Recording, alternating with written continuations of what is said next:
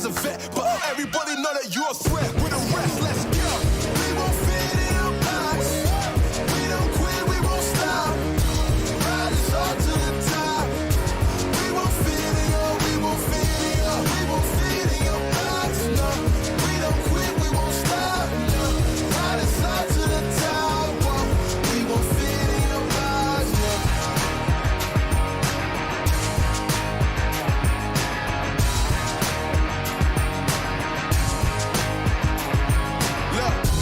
Tell you we don't fit in your box. Why you try to box me and I got the key to unlock? I know the locksmith, optics, speak of the loss. I'm eating lobster, chopsticks, freaking the boss. You know, I'll never fit in where I go at. Ooh, boss talk like I'm Boaz. Ooh, why fit in when you know you can stand out still? They remember you more when you hand out deals. Let's go.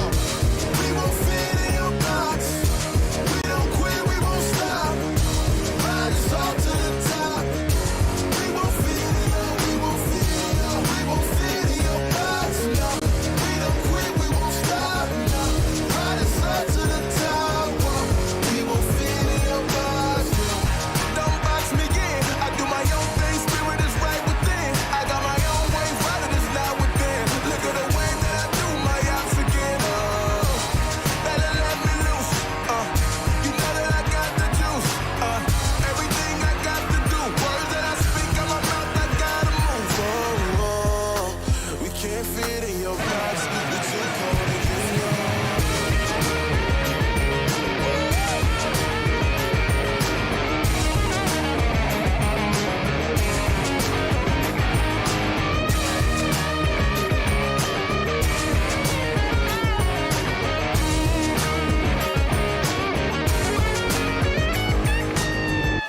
We won't fit in your box. We don't quit, we won't stop. Ride us all to the top. We won't fit in your, we won't fit in your, we won't fit in your box, no. We don't quit, we won't stop, no. Ride us all to the top, whoa. We won't fit in your box, no. Thank you, Ben, for coming out tonight. My name is Sanhok. Let's go.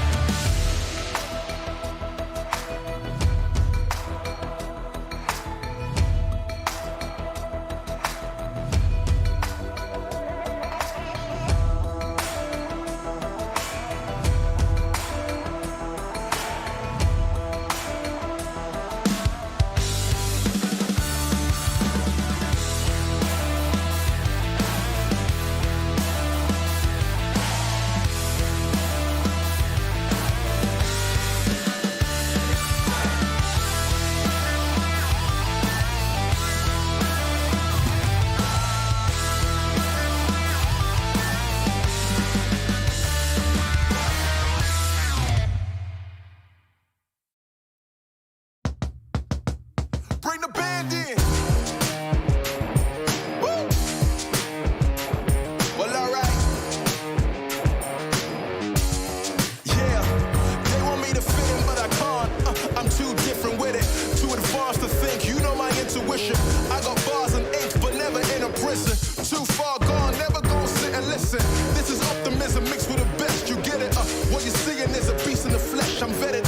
I don't need to try to speak for the rest. Always keep it abrupt, they wanna keep it a mess, you know. This is what you get when you're sitting as a vet. But everybody know that you're a threat. With the rest, let's go. We won't fit in our box. We don't quit, we won't stop. Ride us all to the top. We won't fit in, we won't fit in, we won't fit in. Box, no. We don't quit, we won't stop. No. Ride us all to the top. We won't fit.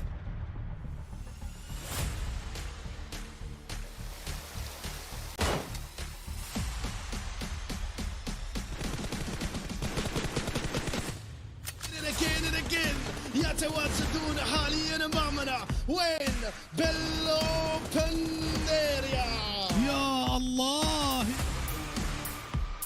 واحدة والثانية من افريقيا من بعد كبير هيتشوتيكم عنها الكلام كله بالجول العنوان يا ساتان انت ولا نصر سبورتس الصار شنو الاول الثاني جي بي اس هيا خلاص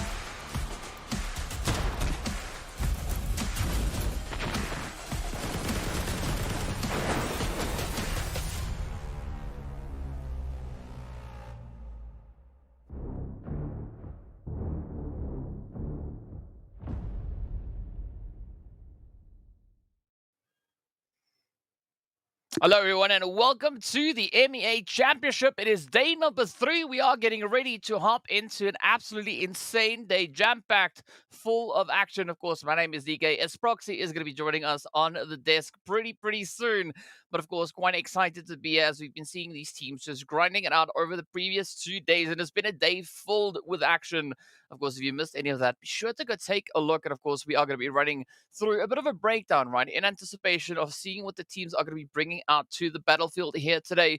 But, of course, we'd love to hear what you guys are thinking as well, right? You can hit us up at any point on social media. Let us know what your thoughts are of the tournament. Tell us also who your favorite team is, right? What is your predictions? Who do you think are going to be the ones to be clutching it out, right? So there's a lot to look forward to as the teams are going to continue to step it up. I mean, we've seen that insane performance come through from Vision Gaming already within the very first day. So quite excited to see how that is then going to translate moving into today's performances. But of course, speaking about which, right, let's take a look at that format to remind all the viewers what we are in for, right? So we got all 16 teams playing their glorious 24 matches.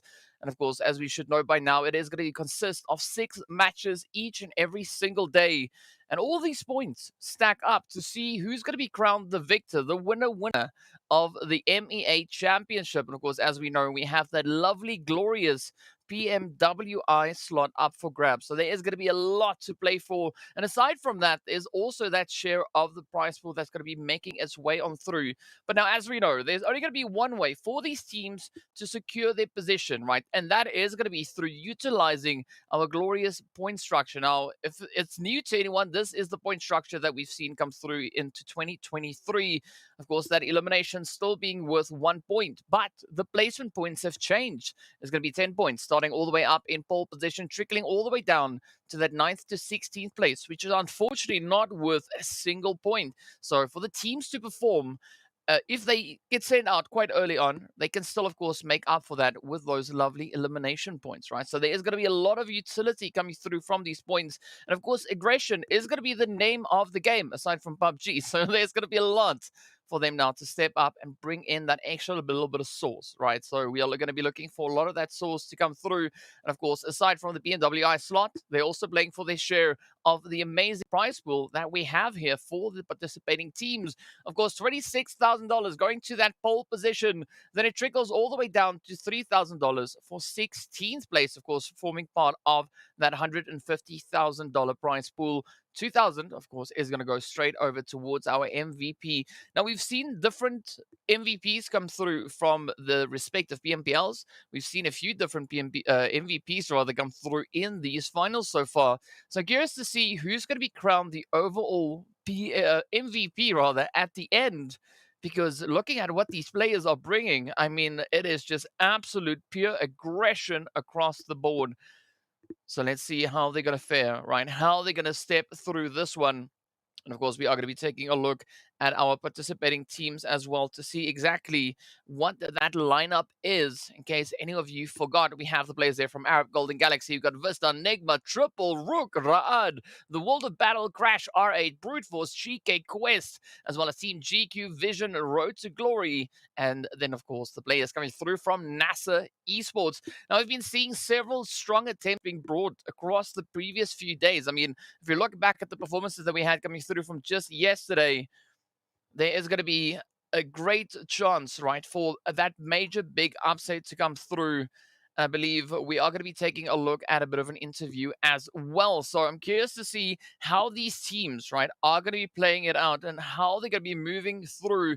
I mean, there's one team in particular that I want to see what their approach is going to be moving into day number 3, right? And that, of course, is going to be the players from the World of Battle, right? They've been having a pretty tough run looking at the performances coming through from yesterday, in which they secured themselves only 6 points. All 6 of those points coming through from the eliminations. So definitely, I hope today is going to be that opportunity for them to try and bring in a lot more of a fortified play, right? A more strategic, more strengthened angle to take out on the battlefield, because this is not the kind of play that we were expecting to see come through from them. So hopefully today could be the day where we have that great opportunity come through. But of course, on the other end, we had a few other insane performances. But speaking about the World of Battle, we are going to be hopping into that interview with them. So let's take a look and enjoy, and we'll be right back.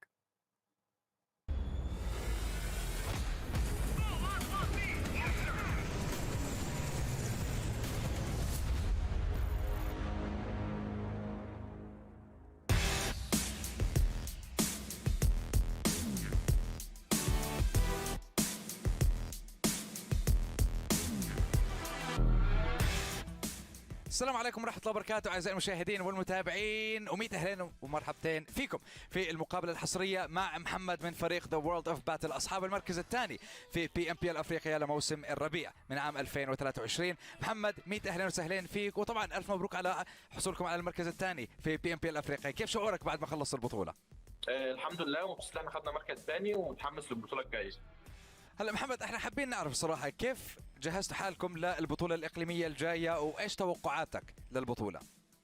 بنجهز نفسنا للبطولة. احنا بنلعب كل يوم ايفنتين، وبعد الايفنتين بنلعب رومان بالليل. وتوقعي البطولة ان شاء الله احنا نكون في التوب 3 وهدفنا التوب 1 ونقدر نمثل مصر. طب هلا احنا لما بنطلع على فريق ذا وورلد اوف باتل بنشوف انه اتغير ستايل لعبكم، وبرضه اتغيرت نتائج الفريق اذا بنقارنها بين موسم الخريف ل 2022 مع موسم الربيع من 2023. بنشوف انه تحسنتوا بدرجات مش طبيعيه خلال هاي الفتره البسيطه. فايش اللي خلينا نقول ادى لهاي التغيرات بالنتائج لفريق ذا وورلد اوف باتل؟ احنا تيم بنلعب مع بعض بقالنا سنه ونص، وداخلين على سنتين، واحنا كل يوم بنلعب ايفنتات، وكل يوم بنتدرب، وكل يوم بنغلط وبنصلح غلطاتنا وهكذا، مما يؤدي الى ان احنا خدنا مركز ثاني بي ام بي ال افريقيا، وان شاء الله بنسعى ان احنا ناخد اول بليمي.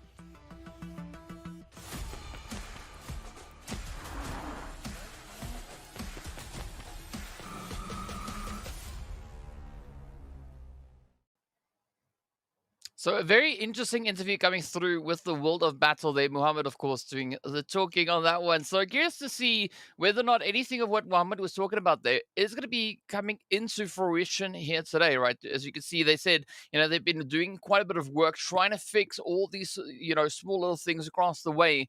But we want to see that come in click for them today, right? I mean, definitely a team that has taken second place in PMPL Africa. I mean, we want to see them show that performance, show that level of gameplay that they showed back in Africa. And of course, what better way to do it other than right here in the championship? So there is going to be a lot to look forward to. And of course, I'm curious to see whether or not we are going to be seeing that insane performance coming in, right? So this is going to be the players, the comparison between the World of Battle here, day 1 and day 2's play. So you can see day 1, an exceptional start to them, 4,000 damage, 18 eliminations, and of course, then accompanying that with those 10 eliminations. But if we look to the performance that we had coming from them just yesterday, you can see there is a bit of a change, right? I mean, that is a third of the day 1 performance that they brought through just yesterday. So I'm a little bit worried, right? We want to see that same kind of World of Battle from PMPL Africa come through this time around, show us what they've got, and keep true to that level of gameplay that they've shown us. So hopefully, as I've said before, hopefully today could be that day where we can see that bounce back, that comeback coming through from the side of World of Battle. But who knows, right? Only time will tell, because that is the only thing that we can rely on at this stage, right? We are going to be waiting diligently to see how the performance is going to come through. And of course, well, let's see how it is going to go. We got to take a look at that schedule for the day as well. Of course, that is going to be our map rotation as we move into that. It is going to be starting us off with the lovely Erangel, followed up with, of course, a little bit of Miramar, and then we head back to Erangel to close up the first half. Second half, we play through each of our matches, right? Sanhok, Erangel, Miramar yet again.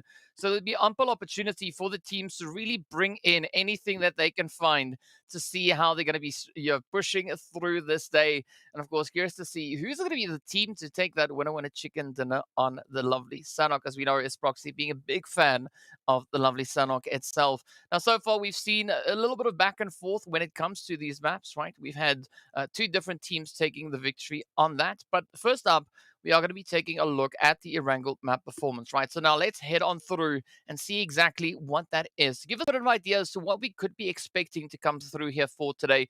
So as you can see, obviously, the side there from Vision having an exceptional run, sitting on nearly 1,700 damage.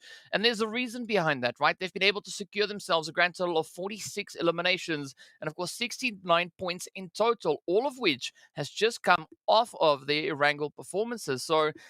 So far, Vision, they've been proving to be quite a team to be reckoned with at this point. Of course, Brute Force, GEEKAY, RUKH, as well as Crash Gaming bring in some very contentious numbers there as well. But you can see that slight bit of a gap. But looking between Brute Force and Crash, right, all the way across, it looks very, very similar, right? So there's not a lot really separating these teams, at least with regards to that Erangel performance. But based on what we can see, I think it could be a just call to make that we could maybe have another exceptional run come through from Vision, right? They've set the bar exceptionally high, not only just in that performance that we had yesterday, but also the general performance that we have on the map of Erangel itself, right? So the pressure is there, the heat is there. It's all going to come down to whether or not the mental fortitude will allow for that continuation to come in.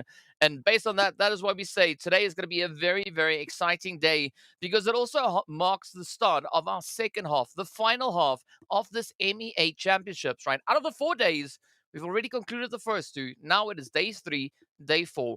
And this is where things get a little bit more challenging for teams to change up, right? They have to maintain whatever consistency they've been able to build.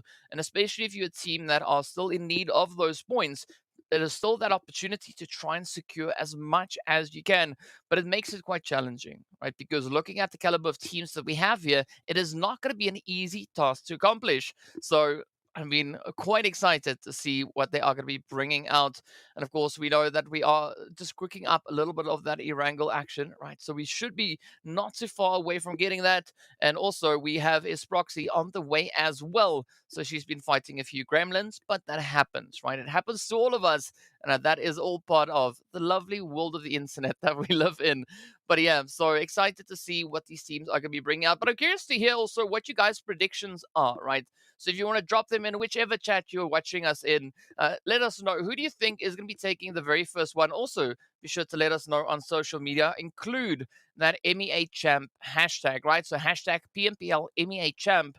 That way, it just makes it that much easier for us to find you, right? And see those messages come through. Now, already, I see a few comments coming through for the side there of NIGMA Galaxy. I see a few coming through for the side of GEEKAY as well. So excited to see how that is going to be. But yes, as I mentioned before, Isproxy will be joining us pretty soon, as she's just wrestling a few demons along the way. A few of those pesky gremlins, right? I mean, Why? Why now, of all days to choose, the Gremlins comes through and they just bring all these upsets? Now, as we've been talking about a few things across the board, right? Talking about the expectations that we have for the teams coming through into today. We also did take a look at a bit of that Erangel breakdown. But now, you being my analyst, right? And Yes. my right Uh-huh. hand person, right? I'll Because try my that's where you are best. situated, right? Curious to hear your viewpoint on what we could potentially be seeing today while we take a look at the overall rankings. And that's going to help me put my storyline together. So, yes, I mean, yesterday, jumping into the action, we obviously did have only one shuffle in our top 5, that being, of course, Crash and Vision, who swapped a little bit of those placements. And then it got pretty quiet towards the end of the day for both Vision and Crash Gaming. I mean, when we compare their last game performance, we had Vision and Crash respectively in 12th and 13th place on that last map. So, it was a pretty tough battle for them towards the end of the day, because we obviously had the likes of NIGMA Galaxy, we had Triple Esports, we had NASR, we had Quest, we had everyone stepping up to a new level. So I would hope that we continue that sort of pattern going into today, that we bring those teams back into the conversation, because then we could be seeing a resurgence of those placements. So I don't expect necessarily that we're going to see immediately someone try and take the top slots, unless the likes of Brute Force, Road to Glory rather, R8 Esports and RUKH Esports also step up dramatically. Then we could have some trouble for our top 4 teams. But for the time being, most of our focus is going to be on that second page to see who's going to be moving up to the top 8.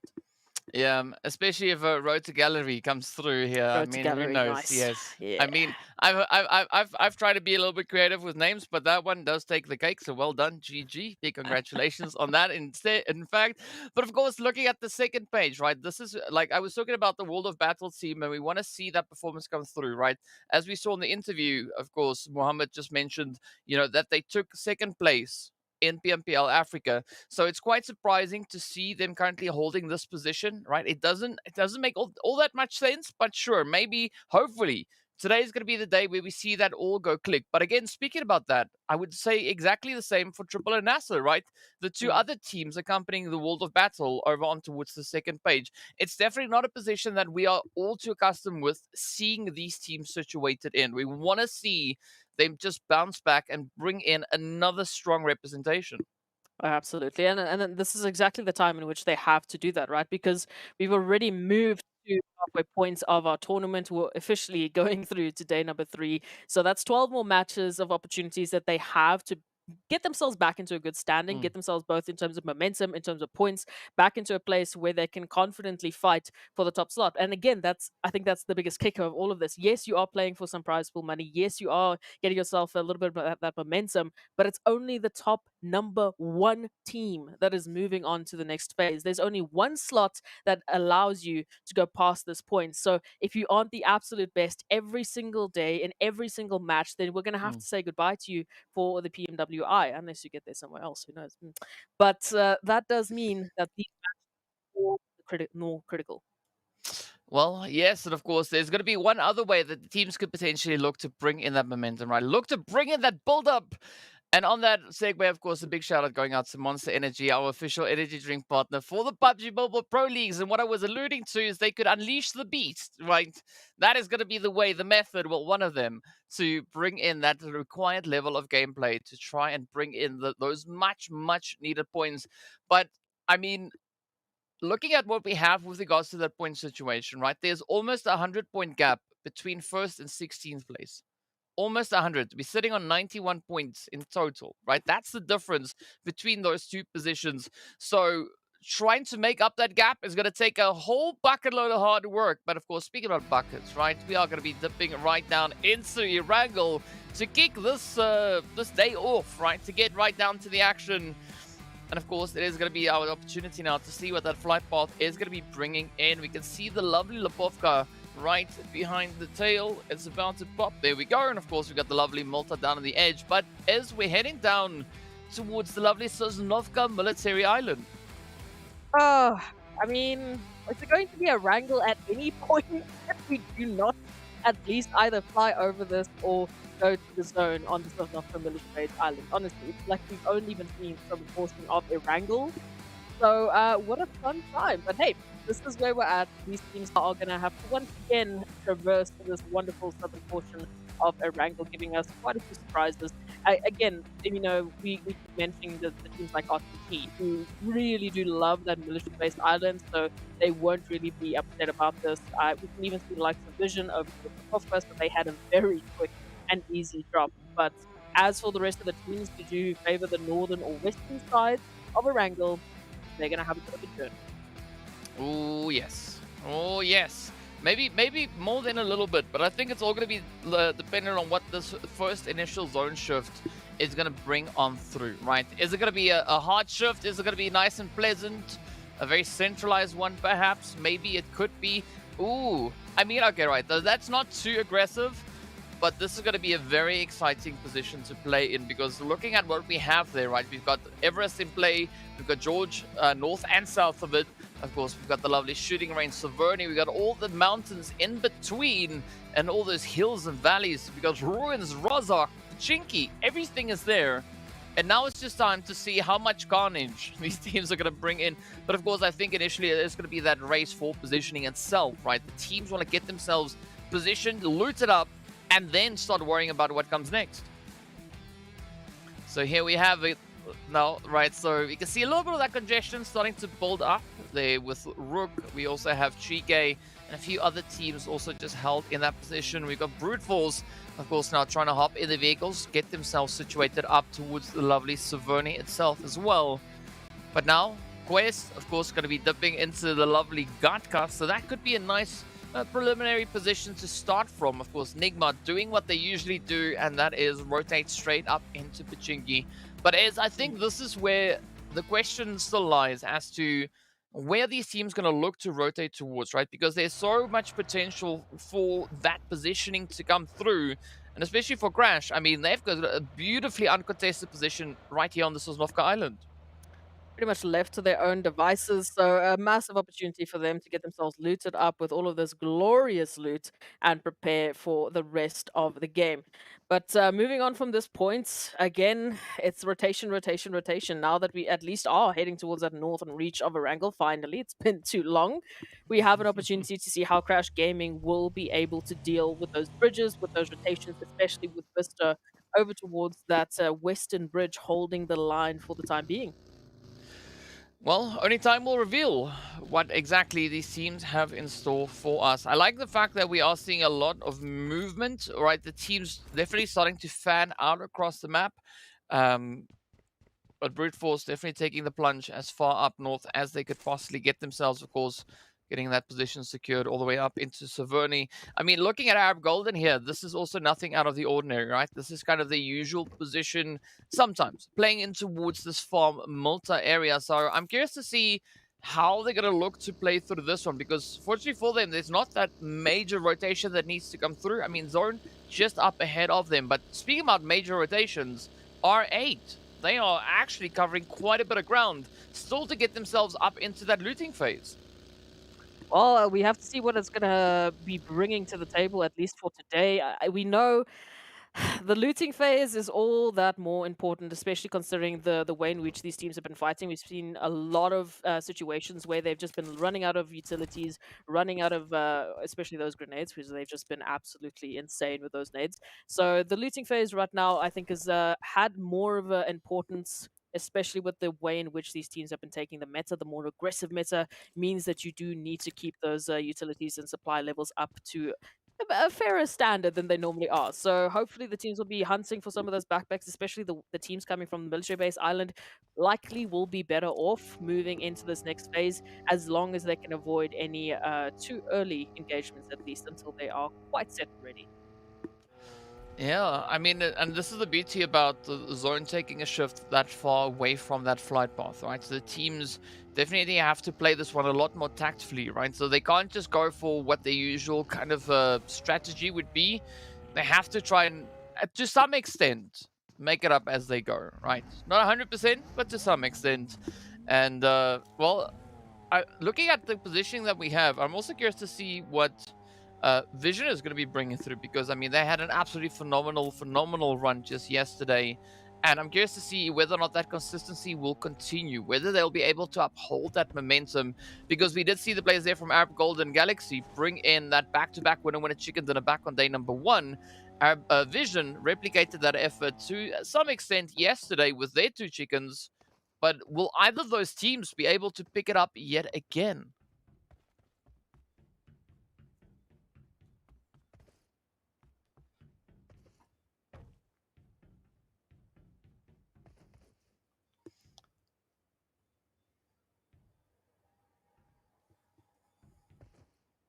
Oof, it's All gonna be right. an interesting one.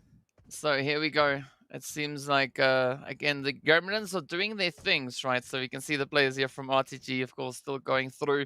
I mean, Ez was bringing up an interesting point. Unfortunately, we couldn't hear much of that. But let's see where it is going to go this time around. Of course, we'll get Ez back on topic once she returns and blesses us with her presence yet once more. In the meanwhile, it's going to be Arab Ra'ad rather now, just coming through with a bit of rotation. Arab Golden, of course, just holding slightly towards that southern position as they are getting ready to push on forward.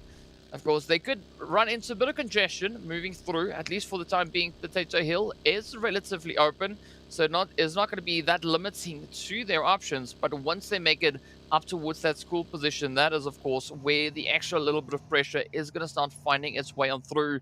So you can see RUKH Esports, we got NASR already situated there. GEEKAY, of course, still holding their position up in towards that lovely RUKH. But the World of Battle, right, one of the teams that are yet to step it up here, sitting with a bit of a northern rotation. They have the Brute Force team to potentially contest with.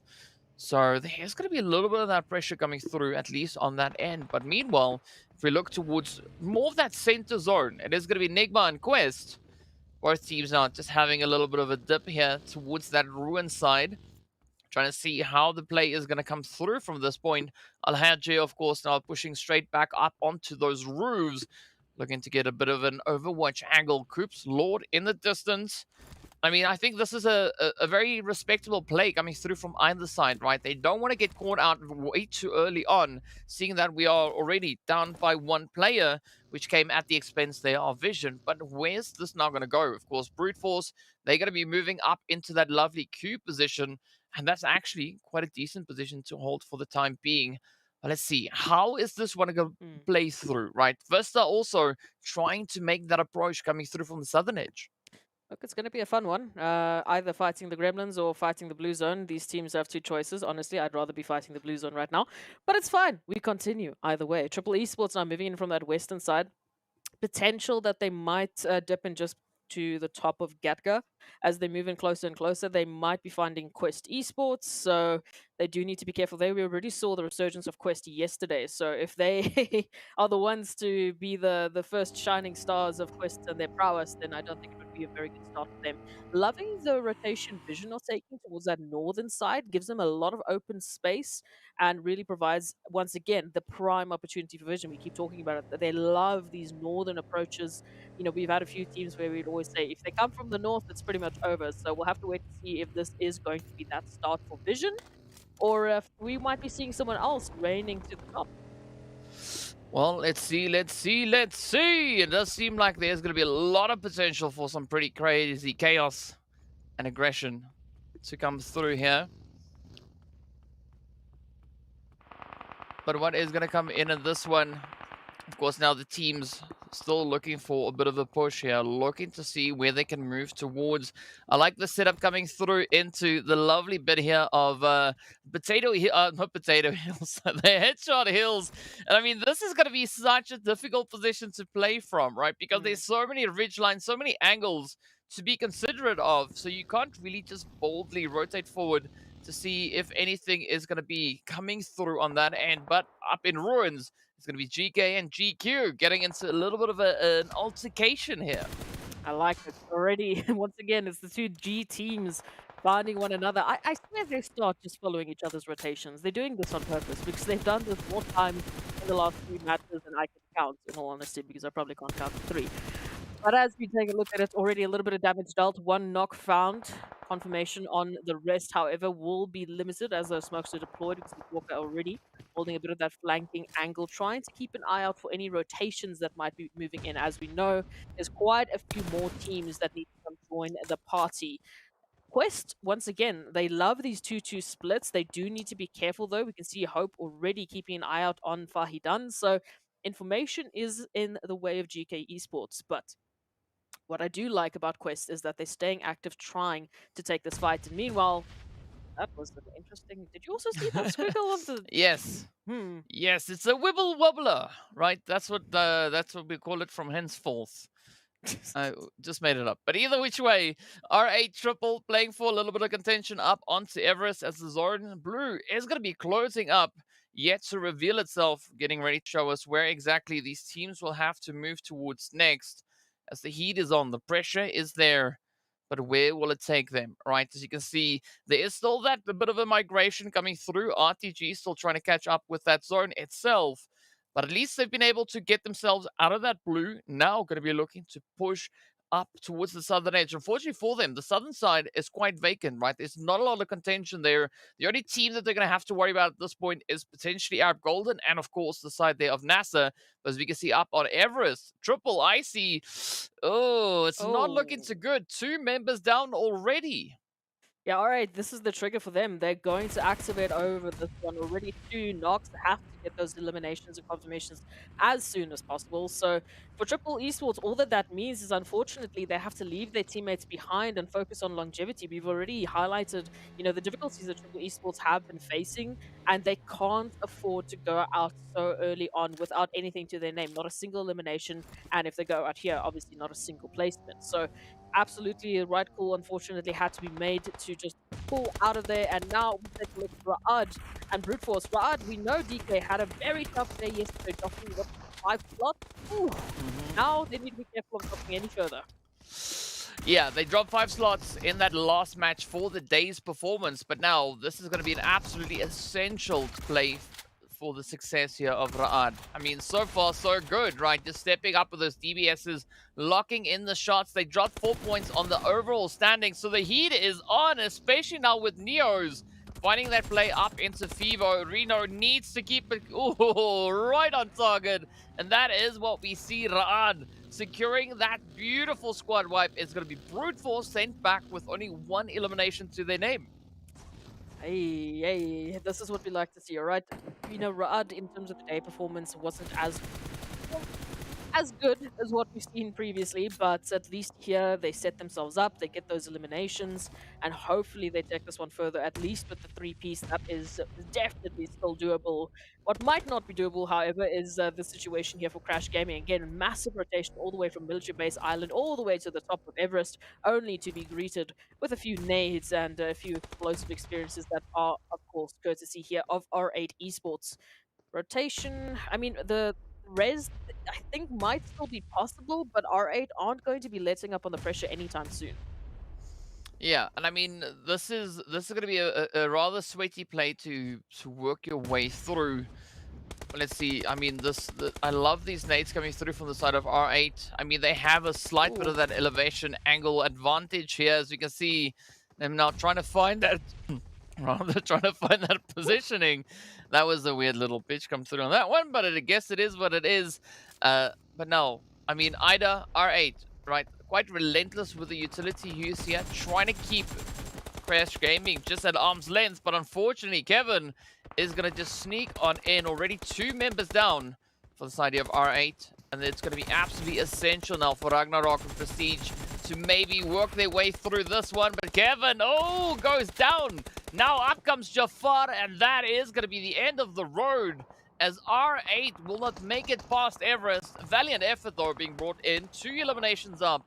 But now we're going to look down towards that western edge, that eastern edge, rather, with Arab Golden and the players here from RUKH Esports. Beautiful, advantageous angle being held here by Pusher. 2 players getting knocked. 1 more to go. Let's see, will P6 survive? Ooh, at least for the time being, they managed to just dip out of dodge. Yeah, but the pressure's not over for RTG, or Arab Golden for that matter, because it's either RUKH Esports, it's either RTG in getting involved there with RUKH Esports, or it's VISTA getting involved with Arab Golden. So unfortunately for these 2 teams, the pressure will not be letting up anytime soon. Ra'ad still in the conversation piece, finding a little bit of success towards Vision, but of course this turnaround from Vision is going to be tough. Reduced down to now only a duo moving in from that northern side, as we take just a bit of a rehash at Ra'ad's previous success, of course, taking up against Brute Force. They won that one out. Now they still find themselves in a little bit of the pressure cooker right alongside GEEKAY Esports, I believe it is now. Yeah, I think this is going to be an interesting one, right? Because both these teams sit in as the top, as part of the top 5 performing teams when it comes to Erangel that we've seen so far over these finals. GEEKAY just sitting a slight little smidge ahead of RUKH, but the spray's not coming through. And this is a very balanced altercation on either which side, but the pressure is on, the heat is there. And now let's see whether or not NASR will be able to maybe regain a bit of ground here, of course. Being reduced now to the final player, the final member left to bring in that representation, RUKH. I mean, they've been doing quite a bit of work already, sitting up to those 5 eliminations. But will they make it past this point, right? Will we see NASR lock in the clutch to alleviate that pressure? Not if Gaith has anything to say about it as they come flying on through. Ooh. Not even using a single drop of lead, right? Just going for the more unleaded approach. Yeah, the bumper car approach. We love it. This is what we want. We want a little bit more bumper cars action in PUBG Mobile, but of course it's not going to end anytime soon. As we mentioned it, RTG and RUKH Esports, they have been staring one another down for quite some time, so it's only expected that this is now finally happening. RUKH Esports down to only a duo, desperately trying to make that rotation over towards Rami to get at least a 3-piece still in this one. But of course, VISTA now applying that pressure over towards Pusher, needing to try and find the connection. Oh, you can see the HP bar slowly but surely they are dropping. And Groza, ooh, if there is a wild bullet that just makes that connection, it could be all but naught for RUKH Esports.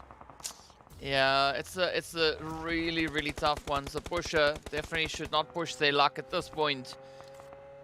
As they're trying to hold on. I mean, there is maybe still a bit of a chance, but it's going to be a very, very slim one, especially looking at the sheer number of teams we have surrounding them.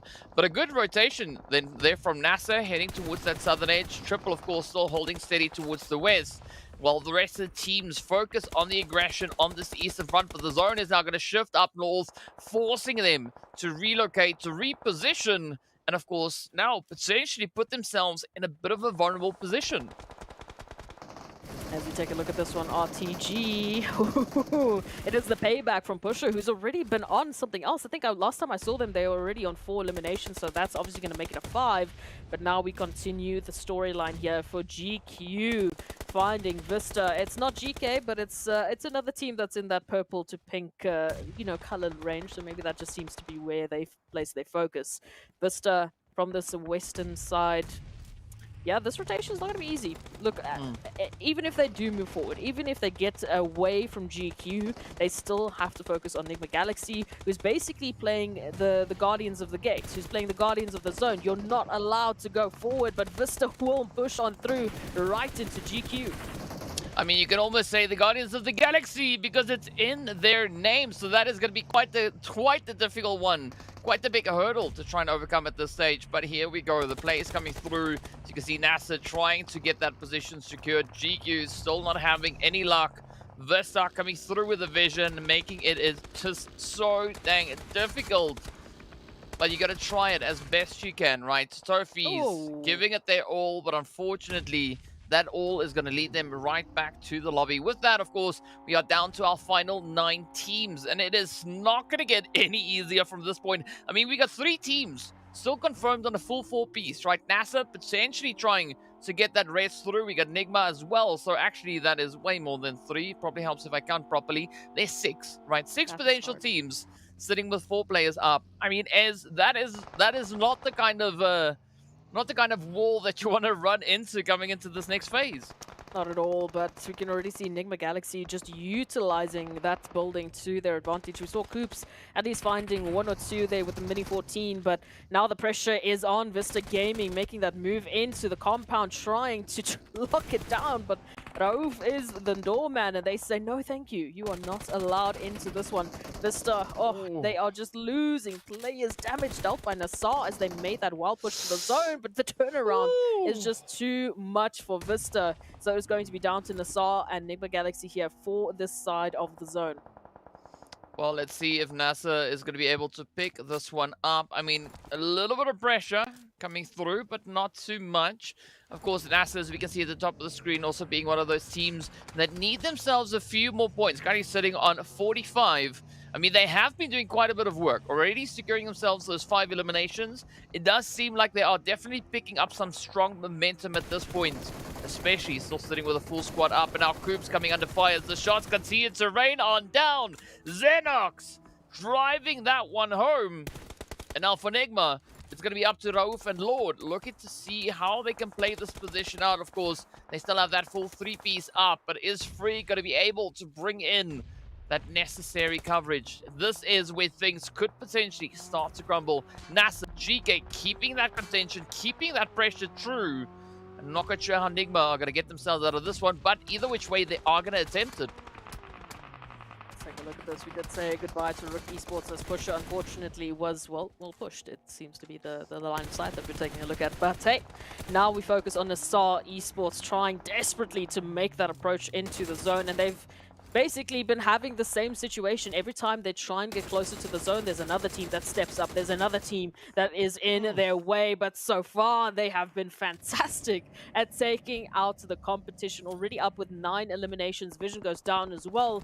So there is less competition here for that winner-winner chicken dinner. The only one standing in their way right now is GEEKAY Esports before they take their focus towards Quest.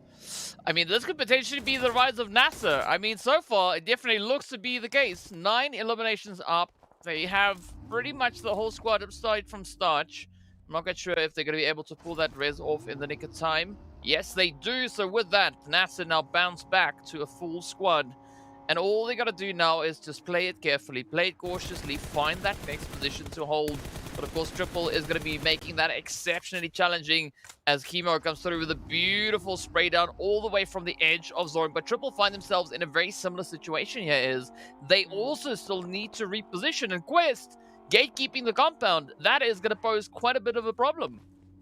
Absolutely, we can say that pretty much for everyone except for Crash Gaming at this point in time.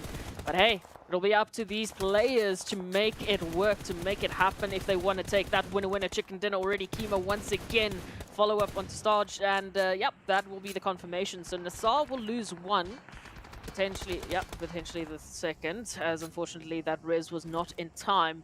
Again, GEEKAY Esports, they're holding on, they're applying so much pressure. You can see even playing this 3-1 position with 1 scout right up ahead, close and personal to NASR. Could this be their time? Ooh.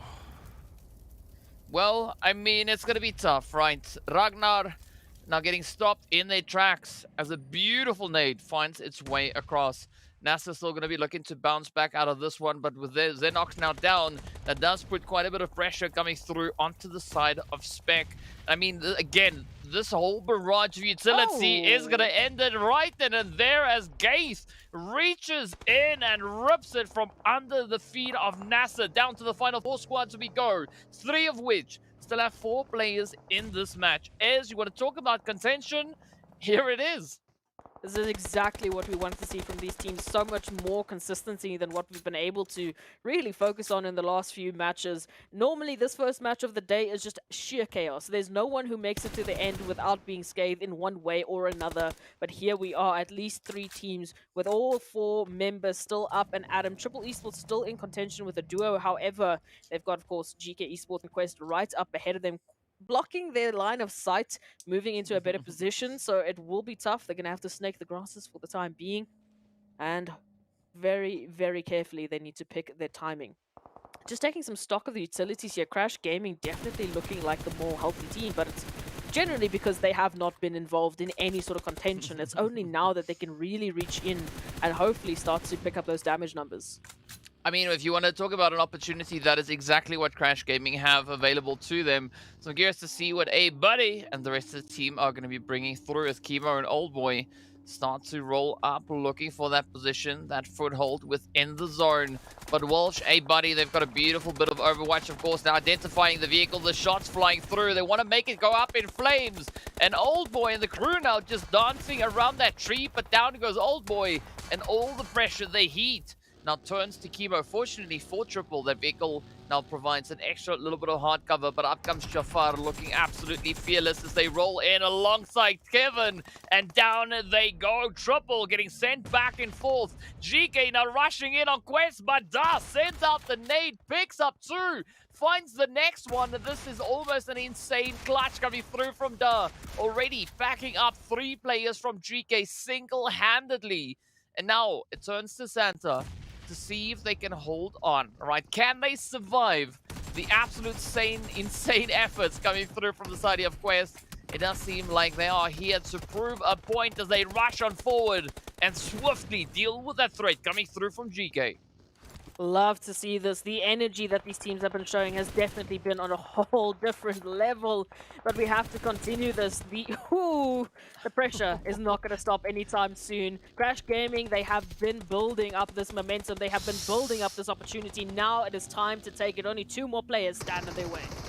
Oh man, this is an absolutely insane push coming through from the side here of Crash Gaming. Absolutely just demolishing the opposition, backing up Quest like it's no one's business. And with that, securing themselves their second winner chicken dinner right here in the MEA Championships. What a run, what a play. 10 eliminations up, 1,461 damage dealt. Absolutely insane. This is what we've been looking to see, right? This is that play coming through from Crash. An absolutely phenomenal step up on their end. Absolutely, but I would hazard a guess that we had a step up from pretty much everyone that we were really waiting for. You know, Yeah. we had NASR step up, we had RUKH Esports step up. It was an incredible way to witness. Even RUKH stepped up from yesterday's performances. As you take a look at that match report, oof, we have such a beautiful spread of teams who just picked up the pacing today. Yeah, I mean, look at that spread, right? We got 5 different teams being represented right here in that match report. Of course, Kevin with the most elims. Then we make our way all the way to Starch, who's traveled the greatest distance this game. And I mean, I have to agree with you, right? We can't identify just one single team as being the team that stepped up, because it was like a group effort, right? All the teams out of the gate just coming through with an absolutely insane push. I mean, triple increased their performance. We saw, as you've mentioned, NASR also doing a phenomenal job out on towards that battlefield. So that makes me so excited to see what could the rest of the day hold for these teams, as this is the way they kick off the proceedings. Look, I mentioned it as soon as we would see these teams towards the second page of yesterday stepping up. You know, suddenly we had NIGMA Galaxy all of a sudden taking winner chicken dinner. We had Quest doing very crazy things, very, you know, reminiscent of what we would expect of them. NASR now stepping up as well. Triple Esports is the only team I feel like needs to get another winner chicken dinner, and then I can say they've all relatively stepped up. But that does mean trouble for the first side of things, because now all of a sudden these massive points that teams have been, you know, adding to the tally, 20 plus points, 24 plus points as we saw yesterday, they're starting to dwindle because everyone else has turned up the heat a little bit. Yeah, and I mean, that's what we want to see, right? We want to see heat. And of course, speaking about heat, let's take a look at that match ranking to see where our teams find themselves after such an exciting start to the day. Because here we go, right? Crash locking in a lovely, glorious 20-pointer. NASR, Quest, as well as GEEKAY hard on their heels. But of course, then Triple, who took that 4th place finish, find themselves all the way on 5 points, right? Sitting in that 6th position. But this is what we were talking about, right? It has been such an exciting start. Everyone stepping it up, bringing in that contention. And of course, VISTA securing themselves those 5 eliminations. And that is going to bode quite well for them. Very impressed with NASR Esports there. I was just watching them on the, the map feed as they were trying so desperately to get into the zone. And every single time they tried, there was another team that just stepped in their way. Another team that tried to take them out. We had GEEKAY, we had NIGMA Galaxy. I mean, almost every single team towards that eastern front of the zone was just waiting for an opportunity. So, it is brilliant. But also, RUKH Esports, Quest, I mean, just the amount of eliminations is so much more conducive to a healthy competitive level that what we should be able to see, at least on the overall standings, hopefully, if they continue this pattern. Of course, Triple Esports need to be a bit more aggressive. We hope that that will continue. But we can take a look at the second page, see if there's any donut shop clients. And DK, it looks like your shop will be getting some profits today. Well, speaking about profits, right, let's profit off some highlights as well to see and just, of course, remind our viewers of the few amazing plays that we had coming through in these last few minutes. I mean, some absolutely phenomenal utility plays, especially looking at this play from Gaith. I mean, finding the first, then going for the second. Slam dunk is going to be the play of the day. I mean, that was absolutely phenomenal to see. Ooh. But big ups, though, to, I mean, you got to give it to Da, right? That was an insane, insane play. Firstly, that nade to get a double knock onto the side of GEEKAY, then pushing it out with that lovely bit of DBS sprays. Ah, so phenomenal. But I think this is where it all turned, right? I love the approach coming through from Crash Gaming, just rushing in, capitalizing on a very vulnerable opportunity there on the side of Quest.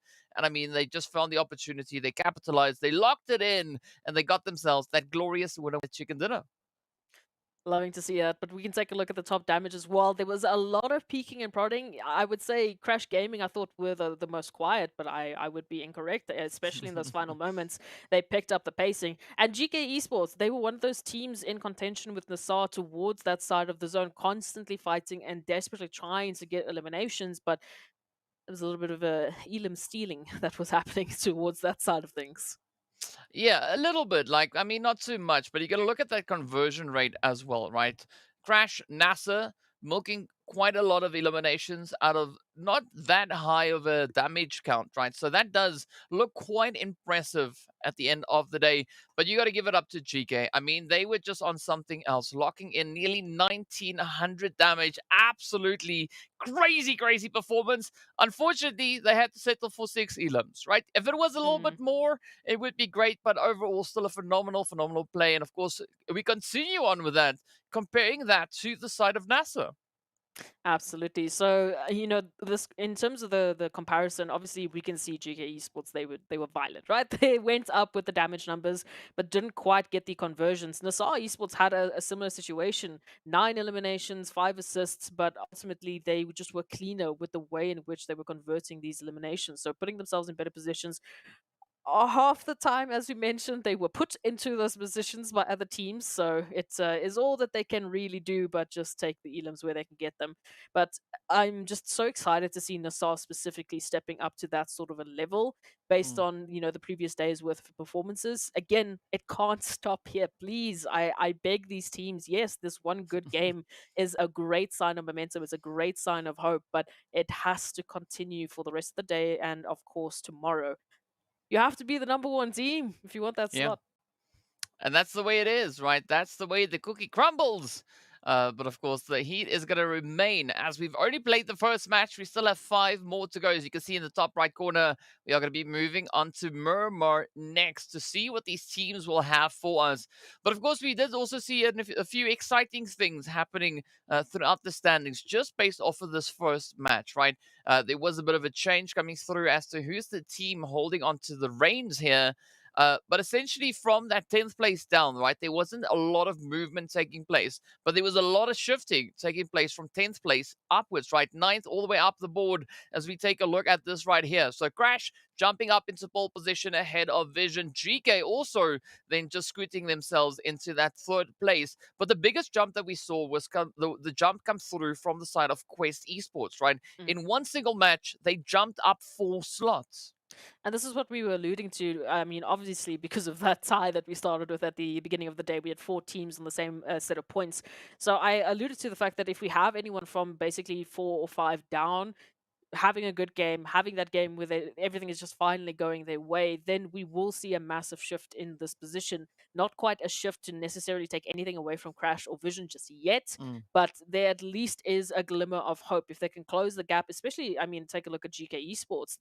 They're only a measly 28 points away from taking that first slot, so it is very doable, especially in a day of play. You still have 5 more matches, and I think they can make it happen. Moving on to that second page, things start to drop off quite significantly. Again, considering that our top number 1 team has 121 points, it starts to get a little bit worrisome. Yeah, I mean, it's only a 94-point difference between the top of the page and the position in which we see the players there from the World of Battle. But, I mean, the World of Battle, that's a 25-point gap that they've got right there between 15th and 16th position.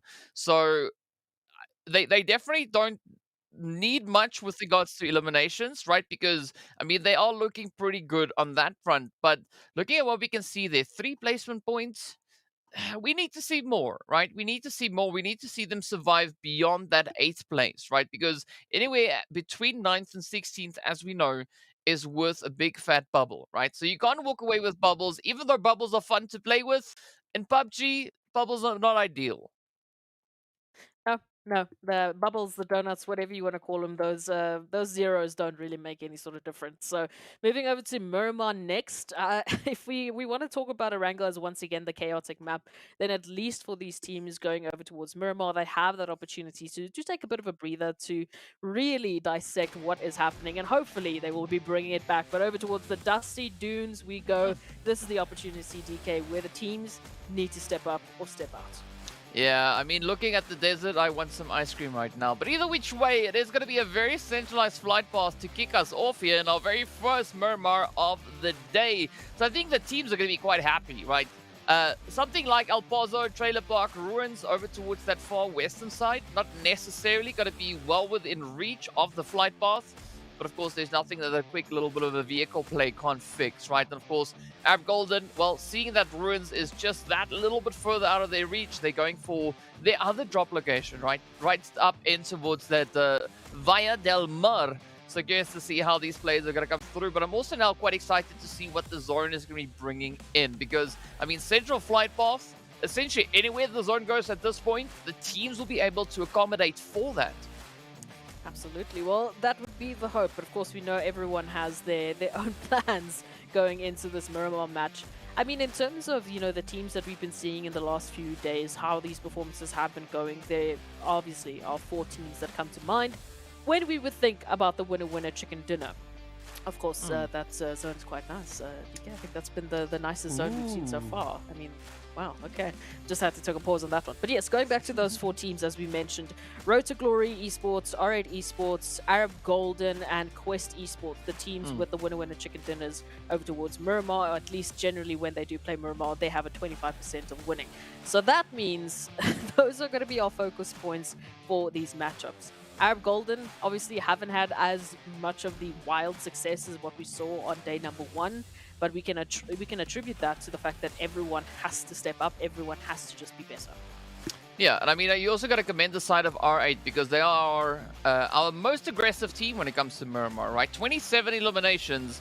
I mean, they used to be the team to watch when it came to Sanhok, but now they changed that up completely, right? And as we said before, we can essentially throw all our, PMPL data that we have from Arabia and Africa out the door because these teams are just bringing in entirely different approaches, different strategies, different plays, different rotations. I mean, it's almost like they're different teams. They still have the same name, they still have the same players, but a lot has changed. And this just speaks volumes as to the adaptability coming through from these teams, right? Because, I mean, they were thrown with quite a challenging task in their respective PMPLs, but the growth that they've shown just from a few mere weeks ago into this championship, absolutely phenomenal change up. And I'm quite excited to see, regardless of who makes it into the PMWI, how they're going to be representing the MEA region right over there. Yeah, we could probably talk about that till we're blue in the face, which is just But of course, exactly meanwhile, how... let's take a look here. I don't know if You couldn't hear me? No, you could. Yeah. Oh, Sorry oh. about that. You know, I'm just, I'm fooling you here, but I am Oh. indeed here. I promise. It's not a gremlin again. I hope. Bait and switch. Touch wood, please, not again. But yeah, we could talk about this till we're blue in the face in terms of the velocity at which these teams have adapted. But what I think I find the most interesting is how, like, the depth of their strategy book, right? So there's been a lot of teams that have just been sticking to their guns. You know, for example, Vision Esports, loving that outskirts, position. Then they struggle a little bit when they get to the center. So they know what works for them, what doesn't work for them. A team like, as an example, Arab Golden, a team like what we just saw from NASR, that have been thrown into these wild and chaotic situations, seemingly just making it work. Crash Gaming is also very evident of that. They can be those teams that play, quite strategically towards the outskirts. They can be that team that is straight in the center, just making noise and telling everyone to come and, come at me, bro. Let's see what happens. So the depth in terms of the strategy at which they take that and the synergy at which these teams have been playing. GQ, another team. When we talk about synergy, they're the first ones that come to my mind. The way in which they just execute on a compound, the way in which they execute up these positions, they communicate clearly. They communicate in such a way that we can see evidence of that. Every single fight that they take is with a crossfire. It's with another teammate. They are always covering each other's back. So again, the depth of strategy I think has been the most surprising thing for me, because we sort of get used to these teams, we sort of get used to their play styles, and then they show up to MEA champs, like you said, like a brand new team. Yeah, like they come back all shiny, right? And I love the shiny side, right? It's amazing. It's so phenomenal to watch these teams go. And I mean, I sit there in admiration, right? I'm just in awe at the level of performance that these teams can crank out of this game. I mean, mad respect going to each of them. All 64 plus players that we have participating in this championship, and of course the players coming through from the respective PMPL from the regions. So insane to watch. But of course, now speaking about insanity, the zone definitely is not that, right? A very comfortable shift, a very comfortable position, as the teams are not just looking to get themselves situated. Quest, of course, being one of those, just venturing through the lovely El Azahar. They might have a bit of contention, as we do have Jafar just holding up on the ridge there, maybe playing a little bit of lookout. But I'm curious to see how Quest is going to rotate through. Based on their current trajectory, they could be looking to move either down towards Impala if they follow the road, or they could just take that straight plunge, push up in towards Junkyard, and it could be, I think, maybe a more worthy call to maybe go towards that Junkyard position, because at least for the time being, it is relatively vacant, right? So there's not going to be too much contention or too much danger rotating to that area. Well, that would be the hope, yes. I do agree with you at this time, for this moment. Junkyard very open, very friendly for any team that will be taking that sooner, hopefully, rather than later. But moving past that point, when we give the rest of the teams a bit more time to rotate in, then things get a little bit dicey. So Quest Esports, it looks like they might be the first team to jump over towards Junkyard. Great to see that happening. Whether or not we'll see Crash Gaming joining them and, well, crashing the party, that will be up to them completely. I love these buggies, man. The buggy skins just keep getting better, but those wheels are disorientating to me. You can have a ball. That's what Spec is doing right here, right? Spec is having a ball, maybe a bit of a brute. I don't know, something like that. But it is what it is. Speaking about brute, here's a brute. Making their way on through. Of course, now positioned just up in towards that lovely La Bendita with the rest of the Vista team. But we can see a few of those shots of sprays now coming through in the feed as well, as the teams are starting to converge further and further in towards the zone.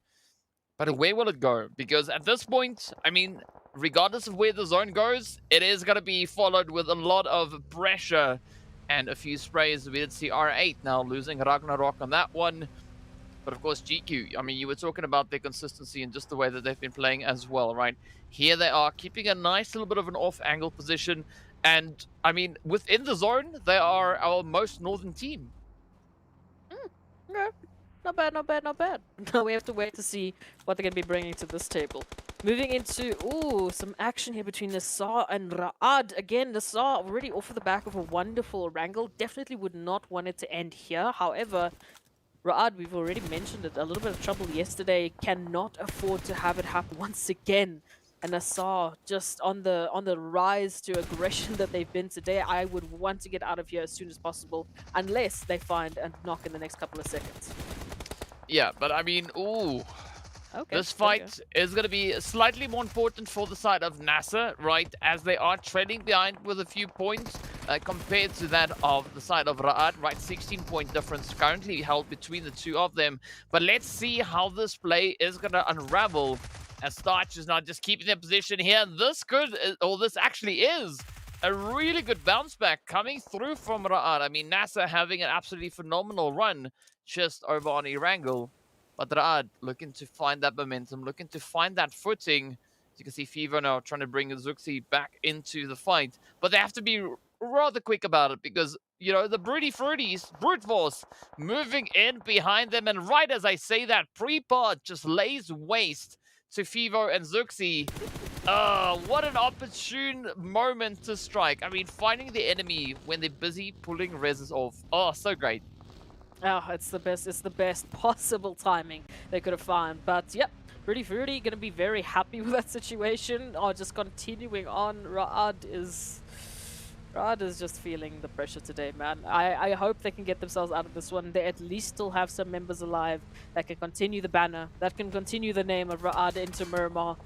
And hopefully they will make it happen. RTG, in the meanwhile, also feeling the brunt of the action thanks to NIGMA Galaxy, who, again, have been a little bit more active for me today, which is good to see. We haven't quite seen them convert any of that activity or any of that damage into a well-needed win, but it is at least a start. You can see that very widespread that NIGMA Galaxy are taking towards Los Leones. Of course, Los Leones is absolutely packed with teams towards that area. However, there is an opportunity if NIGMA Galaxy can take their time, get that information, they can systematically start to pick these teams up and systematically start to isolate those 1v1s, hopefully picking up a few more eliminations and adding points to the tally. I mean, that could be the play, right? That could be the play, but it's going to take a little time until we find out if that is going to be the name of the game, though. In the meanwhile, RUKH still trying to secure themselves up into the zone. Beautiful spray coming through here from RUKH. Phenomenal angle.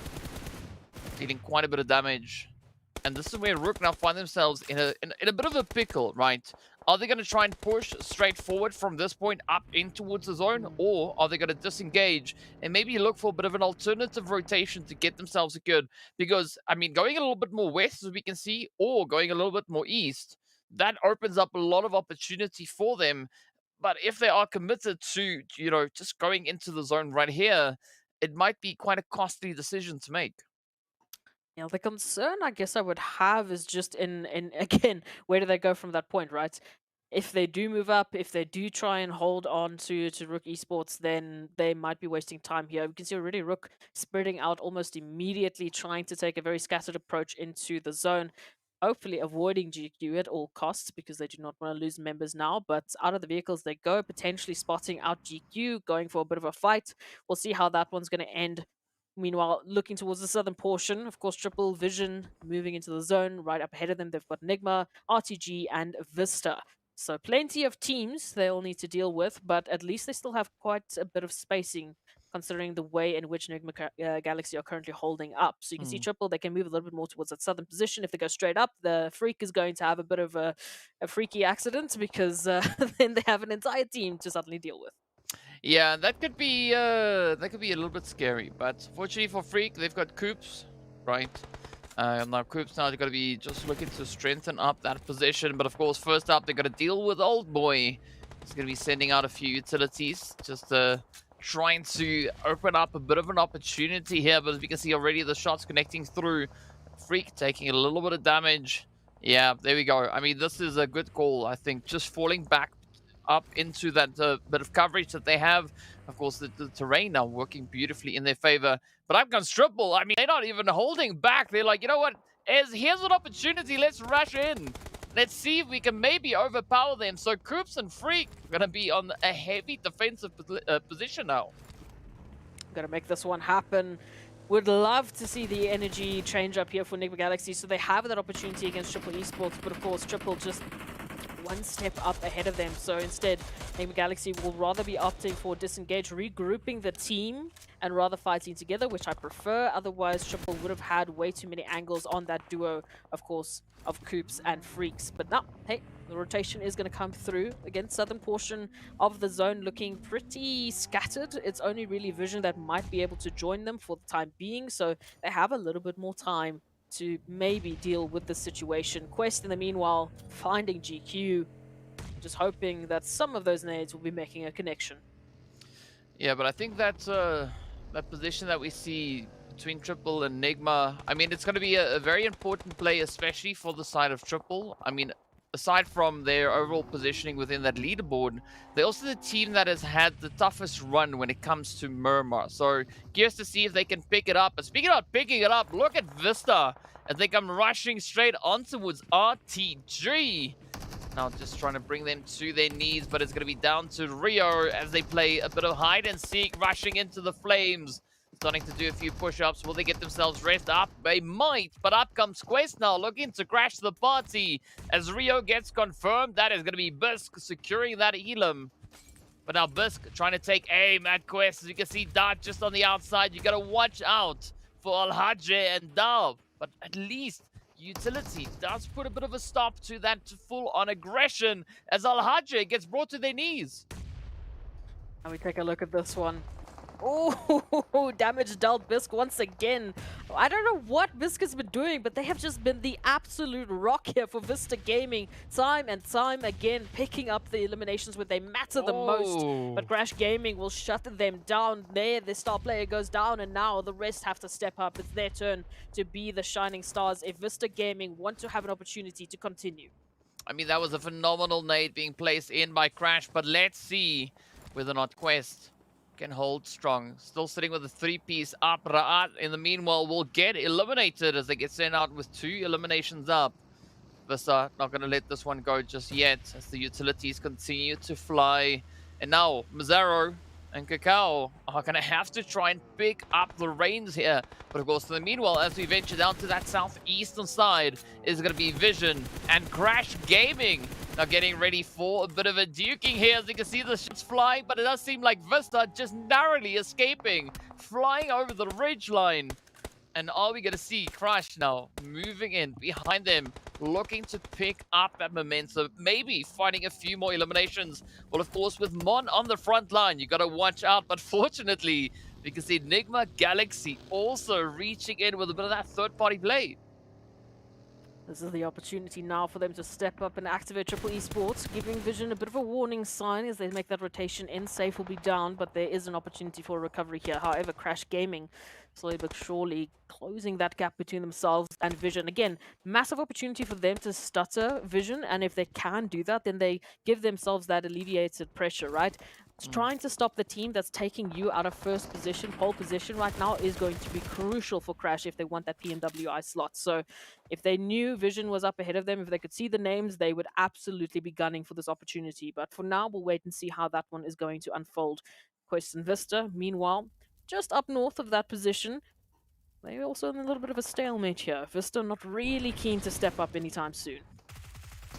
Well, let's see now a quick little bit of a look back at that insane play coming through from Bisk. I mean, just clutching out 1, 2. How do you do? Getting a third, and then, of course, the nade ended the run right there for them. But this is the beauty of PUBG. The surprises don't stop coming. And speaking about surprises, right? Vision still holding on alongside the players here from Crash.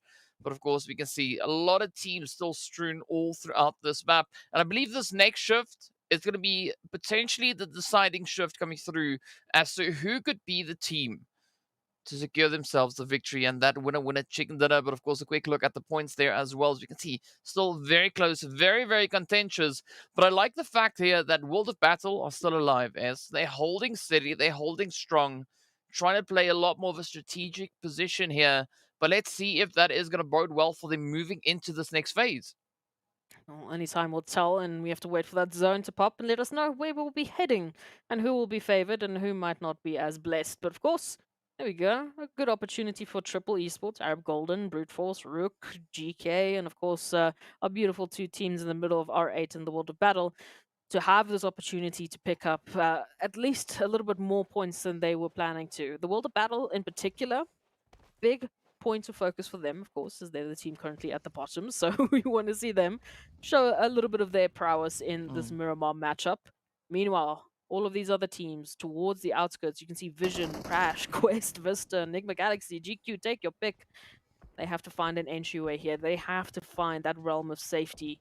Triple Esports, massive opportunity now for them to take out Vision. Yeah, it is going to be a great opportunity to do exactly that. But it's all going to come down to whether or not those line of sight does allow them to get that reach. Meanwhile, Volt and the rest of the Vision here not just going to be inching their way, setting up a bit of a foothold. But look at Lathe, though. Ooh, they taking the plunge, moving straight towards the world of battle. That is a very, very bold play to make at this point. And of course, now World of Battle are going to be quite, eager to welcome them in as they come through with that approach. Ab Golden Triple also still going to be holding on for that southern contention. Ooh, but look at this. Oh, I mean, knock, knock. Vision, they've been taking so much damage coming through with that long rotation. And Nathan Mon, that is such an unfortunate play, but of course, they still have Saif and the rest of the team holding towards that southern edge. And this is now going to be the essential position because that's all that's left. Not sure how they made that one happen, in all honesty. I would have thought it would have gone another way, but hey, Vision Esports still in a spot of trouble, as we can see. And hey, the World of Battle, they do what I asked them to do. They show a little bit of that prowess, picking up Vision and saying goodbye. Thank you for the eliminations. Now we take a look at NIGMA Galaxy moving on in, already taking damage. Right, oof, down to half. And of course, Lord there to back them up. This is crucial for NIGMA as they need to hold down. Coops going down, though, is going to throw a bit of a spanner in the works. And meanwhile, it's Triple Esports and Crash Gaming, so we've got fights on all fronts. Oh, it's going to be absolute carnage all over the place. But up comes a buddy with a bit of utility in hand. Got that molly at the ready. Kevin now knocking on the door, trying to find Chemo. But I love the fact here that Crash have started to encircle this position. And that could be exactly what they need as the shots can see it to fly. And down they go. Triple now facing quite a bit of difficulty here as the heat is on. And I mean, wow. That was a pretty tough play. But I mean, a good showing of aggression coming through from the side here of Crash Gaming. Now they have another team to still worry about, right? Ab Golden holding on the opposite end of that road. That could be quite a task. Again, Quest at any point in time can jump into this one, but specifically if Crash Gaming have to move forward, depending on how that zone's going to shift, is going to give Quest an opportunity to just start picking out some, shots across the road. So again, you can throw your chicken crossing the road jokes here, but it's going to be a tough time for Crash depending on how that zone is going to shift. And I mean, similarly, we could even take a little bit of a look at anyone else having to cross that gap. So for now, yeah, this is the worst possible situation for Crash Gaming. They have to relegate their compounds. They have to get over to either Arab or maybe even take a bit of a longer rotation, potentially just using the ridgeline to give them some spacing, to give them a little bit of cover while they make that rotation. But that will be up to them how they choose to deal with this situation. And it's going to be a tough one, right? And that's essentially what it is, right? That's what they have to work with. But unfortunately, Crash, not the only team finding themselves in a bit of a predicament. I mean, GEEKAY definitely not in a predicament. They've got a very comfortable position to play from all the way up in the northern edge. But we get to see what Brute Force are going to be doing as they have a potential angle to hold here. But of course, now Crash trying to make the play on towards Ab Golden as the shots come through. That is punch it down. B6 and the rest of the crew holding steady. Crash reduced down to a potential 2-piece. You can see Kevin and Walsh rather getting traded. Jafar now coming through with that DBS, looking for the upset. Buddy also still just locking it in. But a one nade could be that one nade to rule them all. But will it be the one? Of course, a very sweaty play. And of course, Brute Force, no surprise, gonna come in to find their own slice of the pie. Meanwhile, Quest will be looking to alleviate a little bit of that pressure. It's now 4 teams fighting for the southern edge of zone possession. But where will it go? Which way will it go? You see Puncher just locking it in and almost making Brute Force regret that rotation.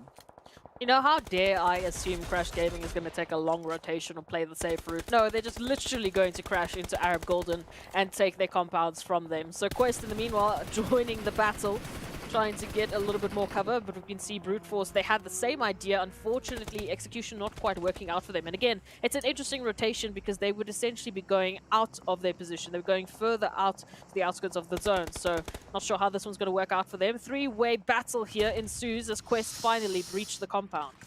Oh, this could be it. This could be it. I mean, Quest already proving that they are here, right? They mean business. But how much business exactly do they mean? We don't know just yet. We'll find out soon enough. But Arab Golden definitely one of the stronger teams when it comes to the performances on Miramar itself. Curious to see whether or not they are going to be able to uphold that play, that performance. As Pancha now looks to make a little bit of something happen. Up comes Jafar. Got that DBS in hand. You got to watch out for it. But again, still 3 teams. Actually, still 4 teams holding here. I mean, Brute Force trying to see, are they going to try and flank up? Are they going to focus on a more of a central zone positioning? Either which way, the pressure will remain. Quest, trying to send out the utilities. Trying to halter any of those potential pushes coming through towards them. But I like the setup going through here from Axel, right? Nice and steady, just peeking out, just reminding Brute Force that it's, you know, the coast is not clear. They can't just start moving up as they will. Oh, but here we go, though. Jafar with a beautiful DBS trade. That is going to be down for Quest. And now Arab Golden have an opportunity maybe to sneak in a bit of an overpowering play. Crash Gaming just quickly went to go look downstairs. They were expecting Arab Golden, instead they got Quest. So still plenty more to go around. A Buddy finding one puncher though for the follow-up. And now it comes down to this 1v1. Jafar having to keep the flag riding high here for Crash Gaming.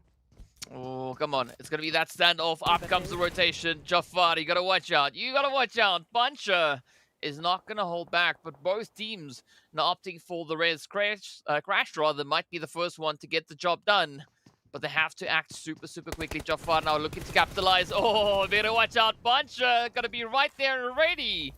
Ooh, I mean, that was so close, but unfortunately for Arab Golden, they had to cancel that res, but DBS Ding, ding, ding. coming in as Arab Golden Galaxy get backed up in 8th place, 4 elims up, and that pushes the side of Crash now up to 10 elims in total is.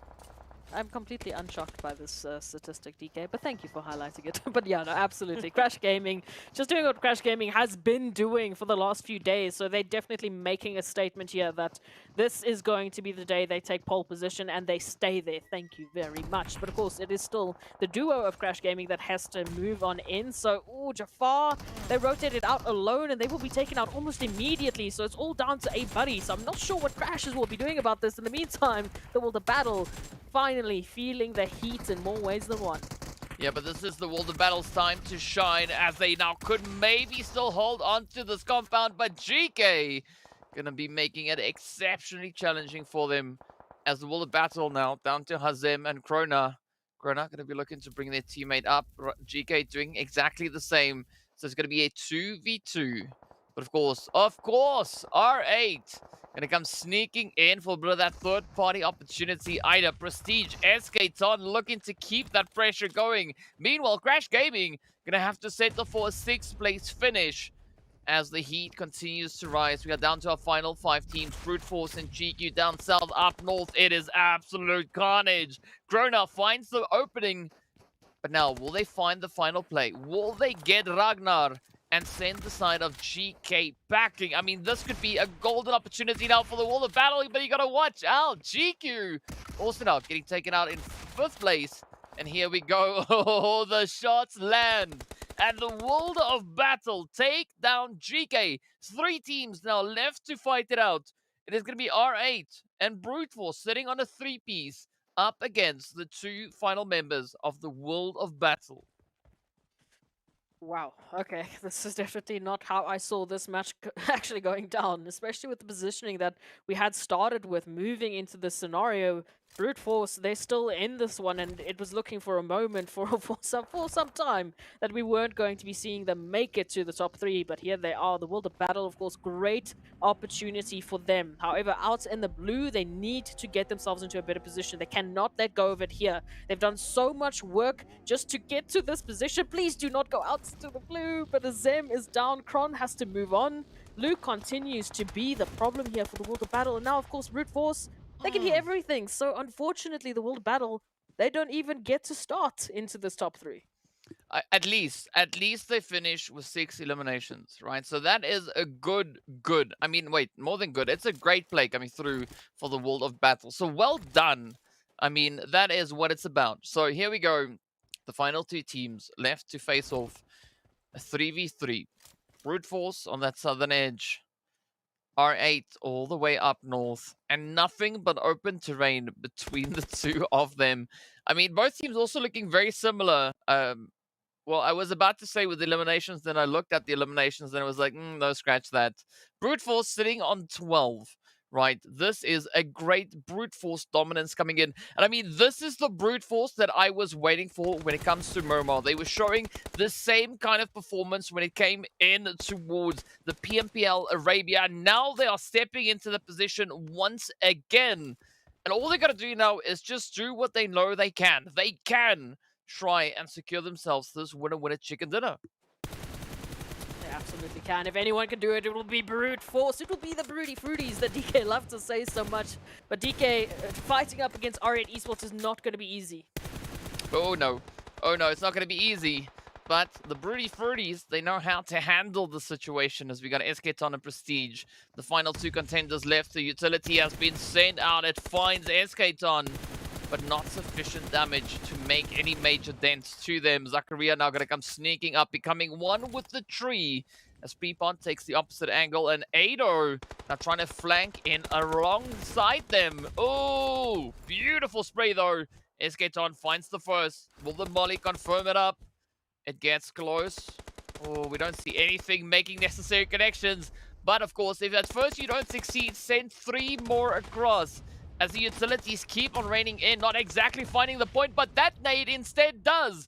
Prestige, SKTon are having to get themselves patched up, and this is the opening opportunity for Brute Force to show a little bit of that Brute Force. Move on in. Trying to clutch it out. Oh, there we go. Prestige falls. Now it's going to be SKTon, and an absolutely obliterating performance as Ado secures it in. Down they go. Winner with a chicken dinner. Awarded to the lovely Broody Fruities. Brute Force getting the job done. 15 eliminations. Oh my word. I mean, that's pretty good. That's not too bad. Absolutely brilliant work coming through from the Broody Fruities. And they will be the 4th team now with 2 winner chicken dinners. So, I mean, they're joining the likes of Crash Gaming, Vision Gaming, and of course Arab Golden, who just did it in the first 2 maps of this whole entire tournament. So, yeah, no one can really beat that. But hey, Brute Force, again, I can't believe how they turned that one into such a good situation. I mean, it's Brute Force, right? That's all you need sometimes. And of course, looking at our match report, it's Brute Force again. Ado stealing the show. I think we know who our MVP is for this match, right? I mean, Ado just doing the most. I mean, look at that. Look at that. Highest damage, 2 of which... 2 of those eliminations, of course, coming through from nades. Absolutely fantastic. But it's great to see the World of Battle on here. You know, Muhammad coming through with that longer head. Absolutely amazing to have that happen. But I definitely want to commend the side there of World of Battle, right? The step up that they brought in this last match, that is what we want to see more of, right? We want to see them continue on with this trend. I mean, World of Battle, they, of course, secured themselves 6 eliminations. So we want to see more of that, right? They've now started to show a little bit of a glimmer. Right, there was a little bit of a shining, a little twinkle in the eye. Right, now make that twinkle turn into much more than just a twinkle, of course. Speaking of which, let's take a look at the match rankings to see exactly how these teams twinkled their way into these points. Brute Force walking away with a glorious 25 points. Of course, that is the total of R8 and Crash Gaming combined. And absolutely our highest winner chicken dinner. So thank you, Brute Force, for once again breaking another record.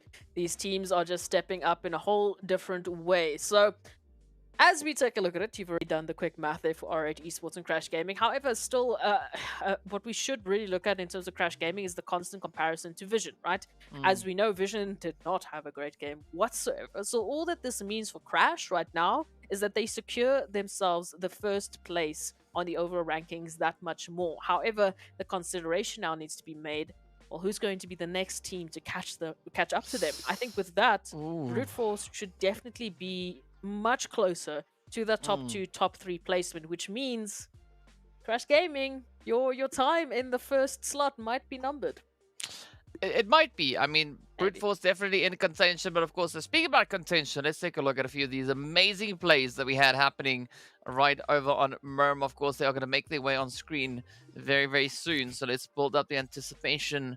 Are you ready for it? It'll come through momentarily. But of course, yeah, Brute Force, amazing, amazing play. You know, just as I let go of the suspense, then it happens. That's just the way I roll, right? It's a surprise climax, right? Something like that. I don't even know if that's a thing, but whatever. We'll make it a thing regardless. But as I said before, I mean, the World of Battle, great job. Love it. We want to see more. As you've already pointed out, Vision, they had a bit of a tough run, and I guess that is what it is. But also then R8, right? They showed us yesterday that they are going to be a team to watch when it comes to the side of Miramar, and they brought that consistency back yet again. I mean, sure, not winner with a chicken dinner, but pretty dang close to that, though. No, absolutely. What surprises me is, again, when we got to this the situation, especially when we were looking at these compounds, you can see Brute Force just up ahead of them. They were pincered for the longest of times, but then with all of this commotion that Crash Gaming brought into the compounds, it gave Brute Force the perfect opportunity. There's the situation as what we saw with Jafar. So it was, of course, Brute Force that had to take down Crash Gaming in the end. And then it was just the trigger for them to activate, and bringing through this kind of performance, it's stunning. It's absolutely stunning. As we've already mentioned, the highest winner chicken dinner count so far, with 25 points going to Broody Fruity. So the Broody Fruities. Making this an absolutely phenomenal Miramar means, I am still going to say it, Crash Gaming, Vision, you need to step up or you'll be saying goodbye to your slot. Well, speaking about saying goodbye to slots, right, we are going to be hopping into a quick break. So be sure to stay tuned, and we'll see you guys right back afterwards.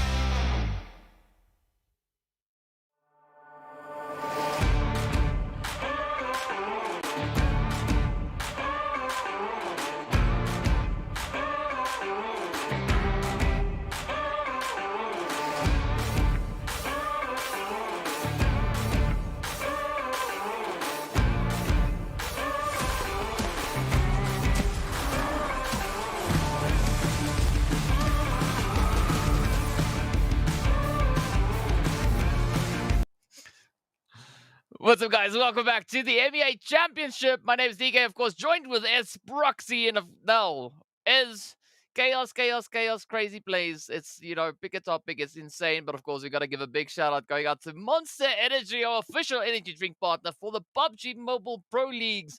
And based on my tone, you would say that I've been having a lot of Monster, but I have not yet, right? Maybe soon.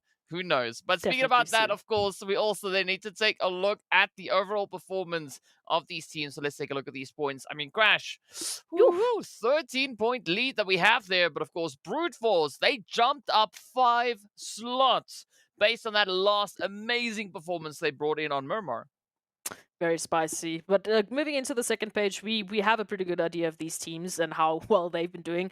Over to this side of things, definitely a better performance from the World Battle than what we've seen in previous matches. However, the game is not over. And as we know, we still have to go to our third match of the day, that being Erangel.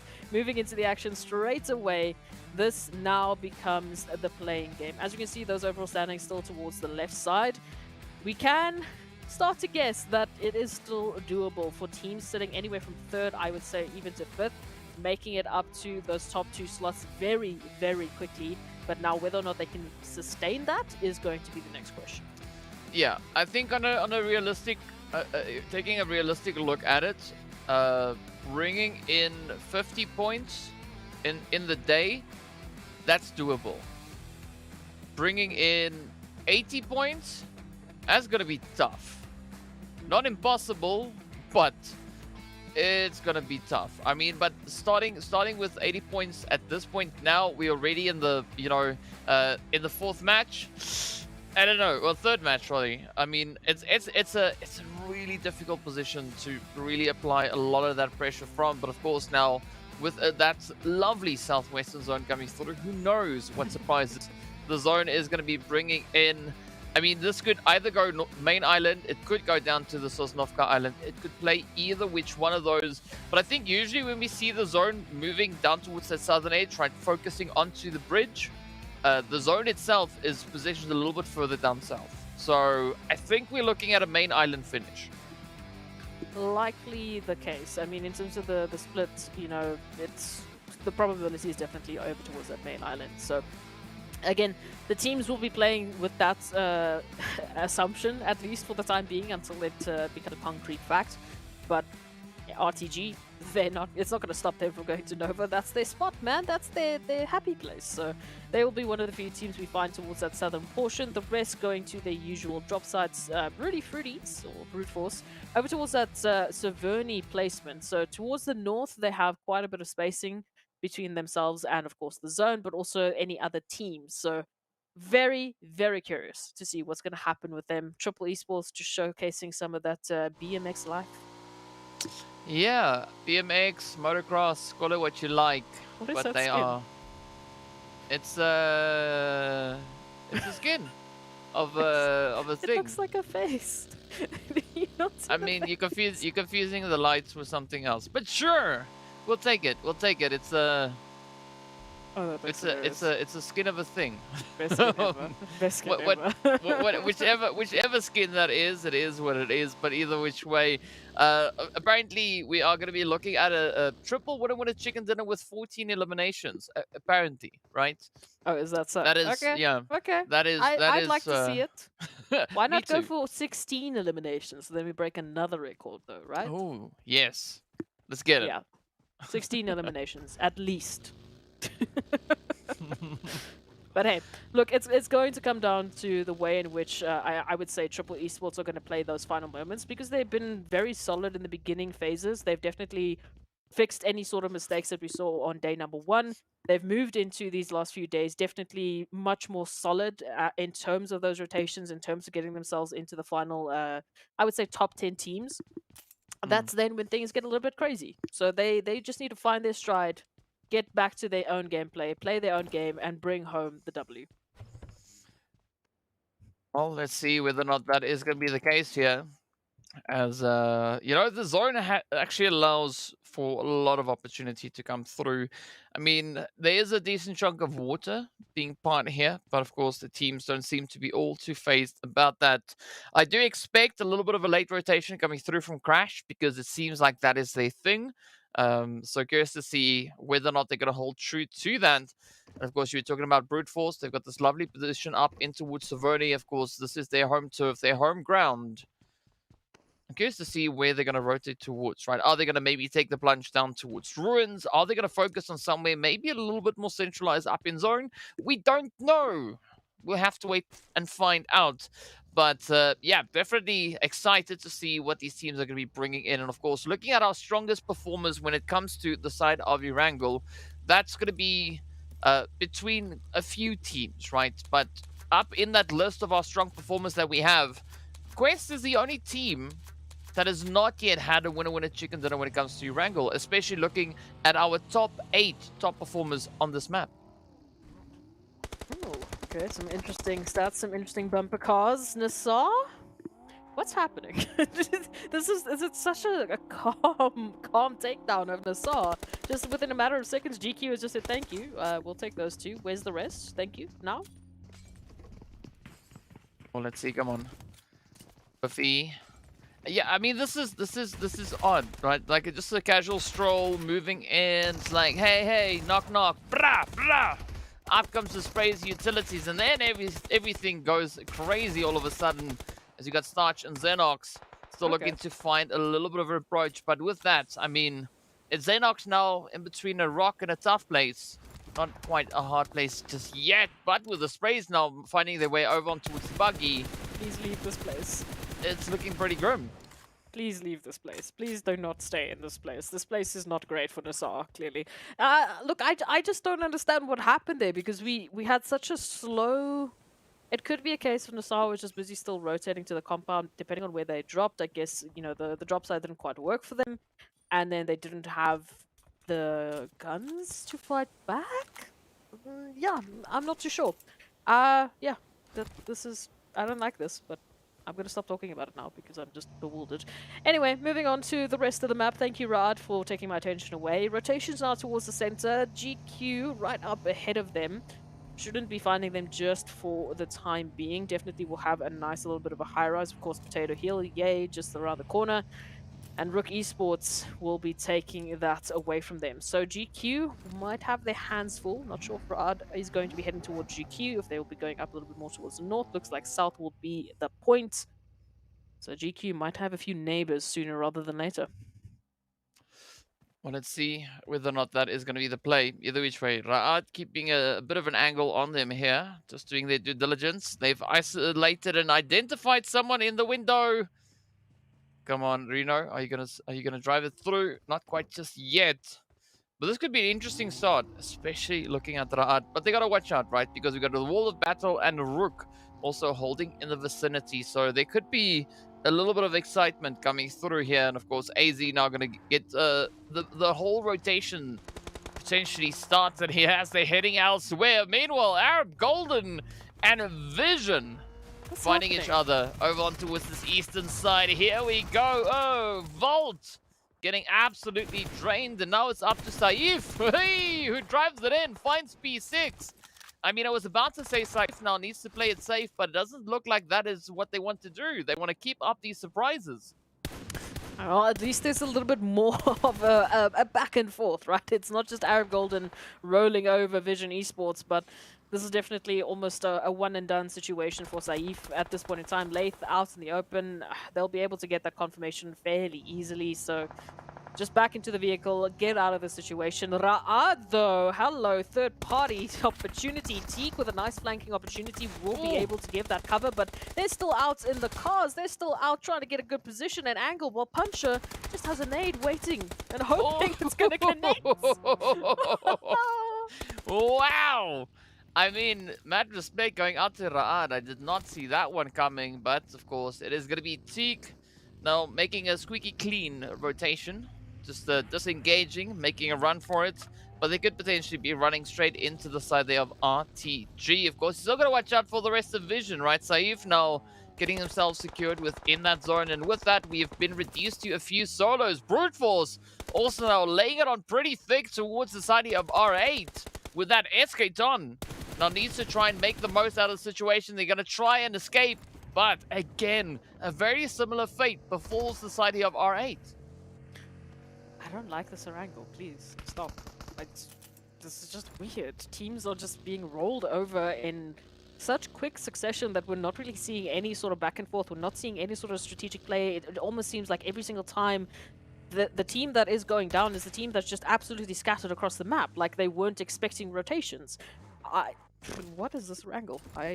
I'm gonna have to just sit and watch the map feed for like 5 minutes to figure out what in heaven's name is going on. But Triple Esports, one of the later rotations we'll be seeing made into this next zone, Arab Golden, or Teak rather, all the way over towards the southern portion of Farm. Hopefully not going to be finding anyone anytime soon. RTG as well. Interesting position. Coming through from that southern side, just behind GQ. Depending on how the zone, if the zone does shift towards them, I think they're going to have quite a bit of a fun time dealing with any and everyone coming in, especially with the lack of compounds where they're currently at. But over towards center, DK, again, it's just teams trying to find spacing, hopefully not finding each other just yet with these random bumper cars. And we'll be seeing a little bit more of a strategic play for the win. Well, that could be the thing, but I mean, especially looking at where the zone is centered up, that is right in NIGMA territory. So, yeah, it's going to be tough. But either which way, I like VISTA, having that set up on the hills. That could allow for great opportunity, especially on the teams that might be a little bit hesitant to push straight up into Pachinki. So curious to see how that one is going to unravel. But speaking about unraveling, I mean, RUKH, right? They've just been on an absolute rampage thus far. So you got to love it. But also a little bit of a spread coming through. And the team's taking a very different approach here. I mean, Triple also just going to be hanging back, waiting for the majority of the carnage to kind of get dealt. And then we could see a potential strike coming through from their end. But center zone, it is Pachinki, so that is going to be a little bit of a city finish. But of course, now with it moving slightly towards that more eastern edge, RUKH also looked to be quite nicely set up here. I mean, holding on to Potato Hill, and that does allow them a great line of sight, especially towards that western front. Oh, absolutely. So, over to that western front indeed we go. We do see RTG over towards the south, finally moving out from that coastal line. A little bit of a recap. Oh, yes, this one. I don't understand. I just have... It was just so slow, and there was just no feedback from Vision. At least from Vision, there was, one little bit of a back and forth, a little bit of a trade, but yeah, this whole wrangle, I don't like it. Anyway, Teak, unfortunately, going to be bowing out of this one. Enigma Galaxy, interesting split that we do see. Freak, of course, a little bit behind enemy lines at the moment, and they're just going to be watching as they wait and see what Quest do about the situation. Ooh. Come on, yes. come on. Ooh. No. Oh, wow. I thought that Haji maybe you could get that, but I mean that was a pretty close call coming through for Freak. Now doing a little bit of parkour here, which is the thing up in Pachinki. I mean, you got the roofs, you might as well utilize them, and a quick cheeky reposition. But that is now going to lure the side of Quest. Yes, just within reach of NIGMA, and Lord now strikes as they do find yet another knock. It's now turned down to Da and Kante to see if they can pick it up. And of course, Scoops pushing through with that DBS. We're going to watch out for them flames, though. Loving this. Enigma Galaxy immediately activated. Freak made the call, said, listen, one down, another one tagged. Let's finish this one up before anyone else moves in. And that's exactly what they need to do, because on the other side of things, Triple Esports and Brute Force going head-to-head as they try and break this one down. Once again, Triple Esports in a spot of trouble. 2 players currently down. This is not what we need. We need Triple Esports to get 16 eliminations out of winner chicken dinner. This is not the way that you do it. Oh, but the Broody Fruities, up they come. Ador finding a bit of an opening. Yep, and there we go. I mean, there was a 16 in there. There was a 14 in there as well, right? Triple getting 14th place instead of 14 eliminations. It is what it is at the end of the day. But here we go. Brute Force looking quite comfortable with 7 eliminations to their name. This is a great build-up of momentum coming through from their end, but we want to see how that is going to carry through, right? Will it translate into the remaining matches of the day? Crash also yet to consolidate themselves up in towards the zone. As you can see, hey, buddy, just riding that blue wave. Of course, Santa doing the same up north. RTG, very similar position down towards the southern edge. But Jafar, I like that little bit of scouting coming through on the end there.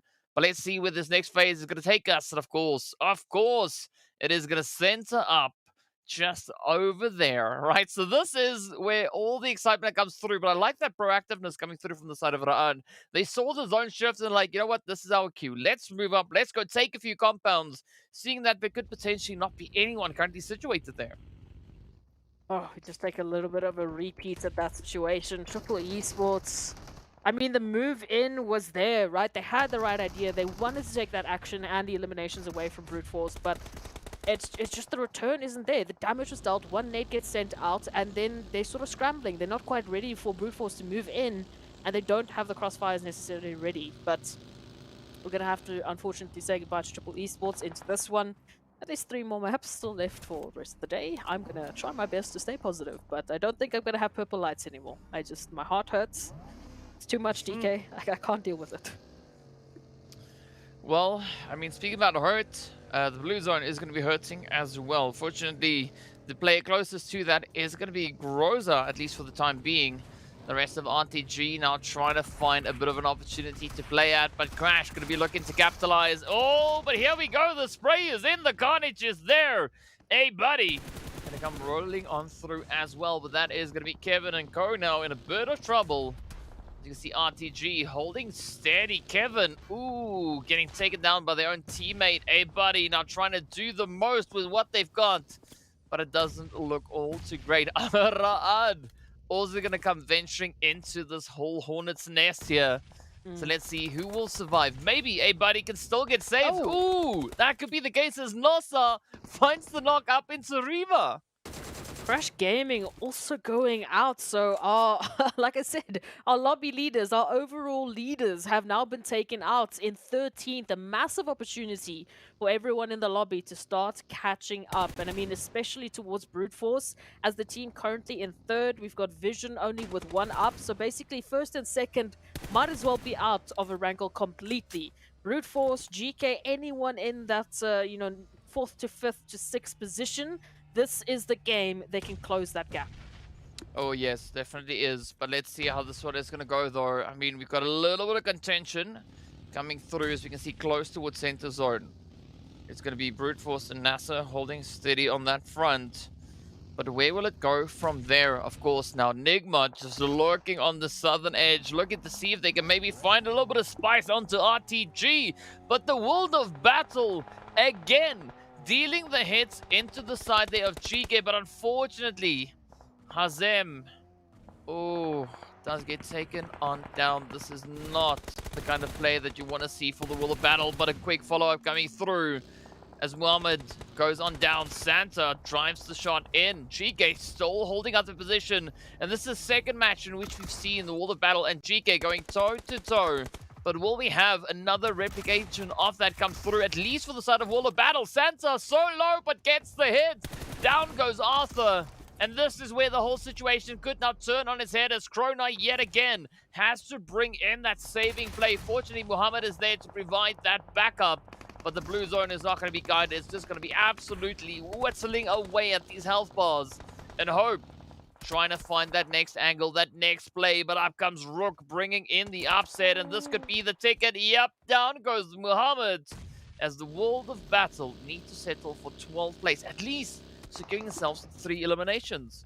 Not bad, not bad. I mean, Muhammad there with 1 HP out in the open trying to keep things alive, so it was a very difficult situation. But yeah, absolutely. It's not like they're going home with anything in the pockets. But moving on to the rest of the lobby, 11 teams are still up and at 'em, looking for that win, looking for that opportunity. But NIGMA Galaxy over here towards that western side, taking a look and seeing what RTG are up. Freak, they're still a little bit further behind, closer to Pachinki, so still a bit of a rotation to be made for them.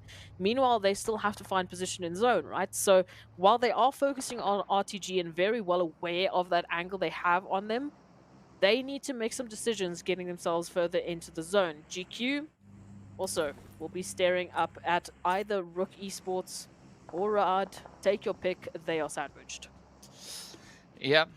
Yeah, and of course, sandwiches are nice, but not that nice in PUBG. But let's see what NIGMA are going to be doing, as they are just peering across the way.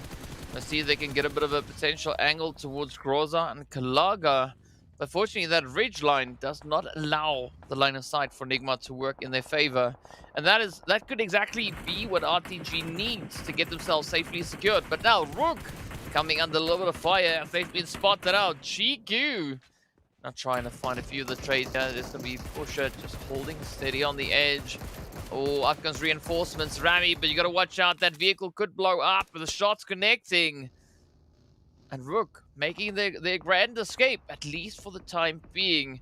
But it might be short-lived because we still have so many teams held up within this vicinity. NIGMA also now going to be rotating up, maybe moving to the position there of Freak, as we can see Raouf, Coops, and Lord keeping it nice and steady, trying to play in a bit of a ditch.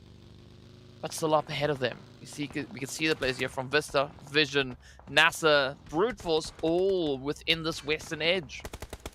It's definitely going to be very difficult for them moving into this one. But of course, NIGMA Galaxy closing that gap.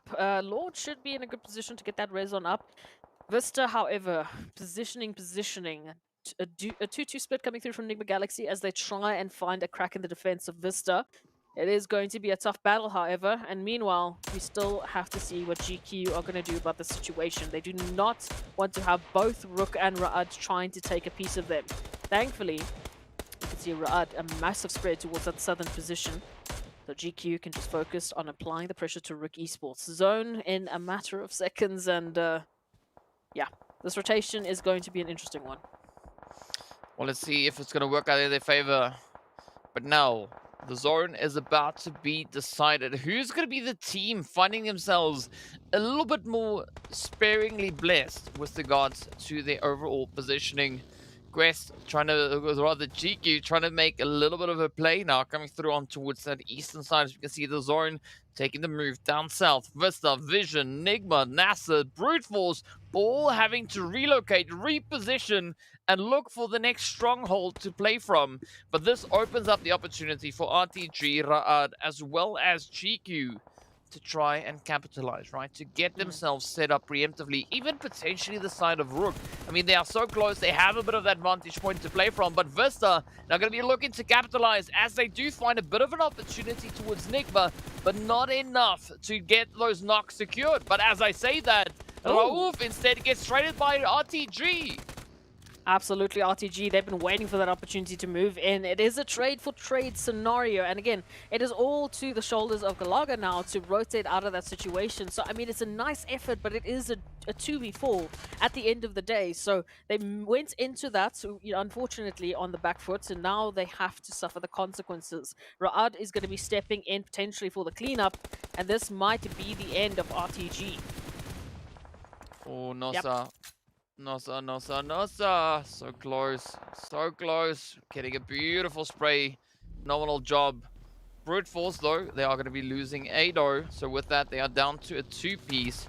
NASR relying solely on the performance coming through from Xenox. Let's see if they can keep that name alive as Vision will get sent on back, having to settle for a 9th place finish. Meanwhile, Brute Force are taking the plunge, not looking to be all too phased, as they've got 2 members up, Zakaria, Prepot. Oh, but up they come, finding Esketon instead. Esketon finds them, and off they go as NIGMA sneaks in the third-party play. Love to see that happening. Brute Force moving into the situation, right? My eyes were all on them, and they were. But unfortunately, now in the center, Prepot, yeah, I'm not sure what they'll be able to do from the situation. GQ is still finally moving out of that eastern situation, and RUKH now here to greet them. Finally, they get opportunity to pounce. Well, let's see the Prepot get a prepaid spot within that center zone. You don't know just yet, but they are going to be moving up. Meanwhile, GQ still trying to make a little bit of magic happen here on the edge. With that, we say goodbye to Rami as RUKH now run into quite a few problems. Xenox, though, being an absolute menace at this stage. But let's see what is going to come through here for NIGMA Galaxy as Freak is down. Coops not finding a single elimination. At least they've done a bucket load of damage. But let's see, will they maybe be granted a bit of an opportunity onto the side there of VISTA. Mozaro, Bisk just up ahead. Everyone now having the exact same plan in mind here. Just trying to keep it nice and low and steady. Xenox Not going to be settling for anything of the sort as they instead look to push on through. It's Pusher rather, waiting for them in the wing. But that smoke does cover their position, and that allows Xenox to get the finish. But with that, Evo Station secures the third-party play, and we've been reduced down to only 5 remaining teams. Oh, mad oppositions now here for these teams moving into the situation. We've got a bit of a close eye on towards what RUKH and VISTA are planning in the situation. GQ, of course, unfortunately, caught in the middle, but now it's going to be sent out. Will be landing on Korka. It will be making a little bit of an approach, but thankfully, they do still have their teammates to try and help them out of the situation. However, it's going to be a hefty investment. If GQ gives away their position, they're not only opening themselves up to fire from potentially Prepod, but of course, VISTA Gaming, who can just easily move on up and take the situation away from them. Well, let's see if that is going to be the situation here. In the meanwhile, Zuxi keeping it nice and quiet. Blue zone is going to force them to push. Korka. I'm quite sure if Korka is committed to some kind of angle here. But you can see the back and forth relay of the information getting shared by the side of RUKH. I mean, we got Reno on that front line, and that does secure the play as Korka goes down. Evo Station holding on to a steady position, locked onto that box, but VISTA now in a bit of trouble as NIGMA come rolling on through. It's down to Bisk, and as we know, Abood. Oh, they've already been found out on the edge. The shots continuing to rain in. Down goes Coops, and Bisk and Abood can still clutch this one out. But it's all going to come down to what Lord will be doing here. Phenomenal spray from Bisk as they just come in with an absolute beautiful clutch, alleviating all that pressure.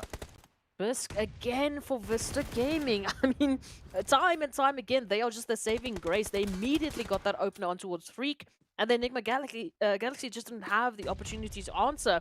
But VISTA still not out of the woods just yet. And meanwhile, we focus on GQ and RUKH. Ooh, a couple of utilities being sent out. NASR still down. A little bit of a recovery time here. Prepod, again, absolutely left to their own devices. So they're just waiting for the opportunity to step up and make something happen. Whereas, unfortunately, now as we take a look at these things, the zone will be once again just adding a little bit of pressure to VISTA Gaming. They need to just absolutely pull a rabbit out of the hat to make this one still into a win. Already on top of the rabbit out of the hat that Bisk keeps pulling out. Oh yes, I mean, I'm not even sure if there's enough rabbits, right? But either which way, here we go. GQ up ahead, down on a 2-piece, sitting with 6 eliminations to their name. Sophie goes down. This puts all the pressure now solely on Evo Station. But a good amount of coverage coming through from the side of RUKH as we can see that push now coming in. NASR trying to pull in the distraction. Oh! But the shots are there, and that is GQ getting punched out. Down they go. 4th place it is. Down to the final 3. Brute Force still holding on to Prepod. So I believe it is accurate to say that Prepod has a prepaid spot, right, in Center Zone. I mean, they are still alive, maintaining that consistency. And Brute Force already sitting on 8 eliminations. RUKH sitting on 9. But now, for how much longer will they be able to hold on? As that nade was just absolute fire. Biscay, what do they do? What do they eat? What is their routine? Every single time we watch this player, we see them pull a rabbit out of the hat for VISTA Gaming. They have been the shining light. And now they might have just secured themselves an opportunity here to take the W. We'll have to wait and see. RUKH still up with 3. Prepod, again, prepaid position, as you said. An opportunity for them to chime in at any moment's notice, although it looks like their position has been found by Mozario. Nade being sent out, just waiting for the connection. Oh, it's good. It is VISTA, it is RUKH, who will be taking the win. Yeah, it's gonna be quite the battle, right? VISTA, they have the numbers advantage at this point. 4v3 leaning in their favor. But RUKH, they've been doing so much work. 9 eliminations up. VISTA sitting on 6. So how is this one gonna unfold? I mean, VISTA, they've got a nice bit of elevation to work with, but that could also work in favor here of RUKH, right? That element of surprise. But looking at the spread, I mean, Vista, they look to have a lot of their angles covered. As you can see, Mozaro also just holding on for a little bit of an off-angle approach. But it's the 9th phase, as there's not going to be any more zones. It is now just showtime. It's going to be the blue zone applying that pressure. And based on that, Ra'ad find themselves at a slight bit of a disadvantage, right? They will have to get up and run a little bit further forward. And that could allow for Vista to secure those sprays and potentially that winner chicken dinner. But let's see how Ra'ad are going to play this one out. As Fivo, Reno, and NASR are on the approach. They do find the first one. That is Cacao going down. Here we go, but Biz comes through with a response. Fivo not trying to retaliate as well, but you got to watch out for this Bisc. Down in the grass. The utilities flying in both directions. Down goes Fivo. It's now all reliant on NASR. But Mozaro secures the final hit. And that is the winner chicken dinner. Going straight into the clutches of Vista, or rather Vision. Vista. Ooh, but I mean, Vista, I mean, so many Vs, right? It's a 1v. But what a play though. 9 elims up. 1320 damage, but look at that, 888 damage. I mean, that just works so well for a little bit of the OCD when it comes to numbers. But yeah, big congratulations going out to Vista Gaming for a glorious, magnificent winner chicken dinner and a healthy dose of points coming their way as well. All those Vs make a W, and that's exactly what Vista went and grabbed. Again, have to know what Bisc is doing. Have to know what their routine is, because it was just ridiculous. But as we take a look at a few numbers and just get ourselves ready to understand the absolute ferocity that was GEEKAY moving in with 5 eliminations. Again, a healthy spread in terms of what we can see from Ra'ad moving in with the grenade eliminations, and of course the top traveler. Reno was just running for forever and ever and ever.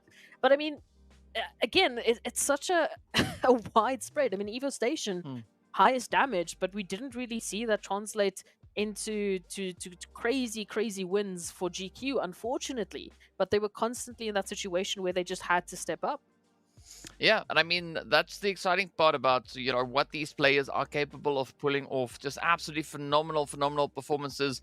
But you got to give it up, right? These teams have been doing a lot of hard work. I mean, a phenomenal nade going through there from the side of NASR, securing that elimination. And it's always so exciting to see all the utilizations come through. And of course, speaking about that, let's utilize the match rankings to see what the point situation is. Vista walking away with a glorious 19-pointer, but Ra'ad, though, hitting the double-digit elims. Whew. Again, that's why you see so many of Ra'ad's players there over towards that match breakdown or match report in the previous slide. But again, a phenomenal game from them, especially considering the situation and the angle at which they were coming into that whole fight. We do see, unfortunately, things fall down for the likes of Vision and, of course, Crash Gaming, but this is what we highlighted. It was a massive opportunity for GEEKAY and Brute Force. Unfortunately, GEEKAY Esports didn't quite grab it either. So it's only really Brute Force that made this match count in a position where our top number 1 and 2 just didn't quite cut it. So I don't know. Those overall standings are definitely going to be looking interesting at the end of the day. Yes, it definitely is going to be quite interesting at the end of the day. But I mean, wow, just such amazing gameplay is coming through. But you know what? It's okay for Triple and Quest not to find any points in this last match. I mean, well, it's not really that okay for Triple. I mean, of course, they could do with points. Definitely could do with those points. But Quest, I mean, not in a position where they really need to worry all too much. At least, you know, there's still a lot within reach. I mean, they're only a few points away and still maintaining a decent positioning here. But looking at these plays, I mean, this was so spicy to see. Lord NIGMA, just locking in play after play. And again, is a very challenging performance coming in across the board. So it seems like regardless of where the zone does decide to throw it for the teams, I mean, they're just there to meet it with open sights, open barrels, and ready and eager to get down to business. This is what they need to do. This is exactly what they need to do, especially considering that this is the second last day of the MEA Championships. So if ever there was a time for these players to step up, if ever this was the time for them to start, you know, closing the gap, absolutely. I mean, throw everything into these games. I mean, even if you throw the kitchen sink into your performance, please. Let everything be left on the battlefield at the end of the day so that you don't have regrets when we finally give away that PMWI slot. Like we said, only the #1 team is actually going to be going through. Well, I mean, speaking about one team, right, it's time for us to take a quick look at one team. So we are going to be heading into a bit of a stat breakdown here for NIGMA Galaxy. 7 eliminations and nearly 1,700 damage. But again, I mean, we are yet to see that kind of insane performance coming through from NIGMA, right? I mean, they've been trying really, really hard, right? You can't take that away from them. But, you know, they've not been the only team trying really hard. But again, these numbers look pretty exciting, though.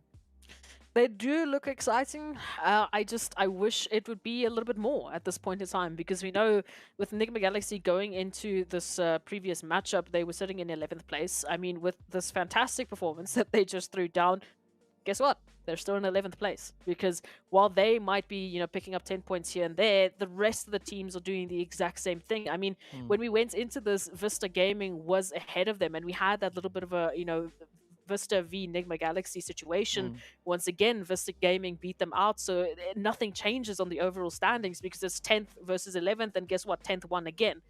So for them to be able to climb, for them to be able to close that gap, we need to see a lot more, which is, again, very hard to ask at this level of PUBG Mobile.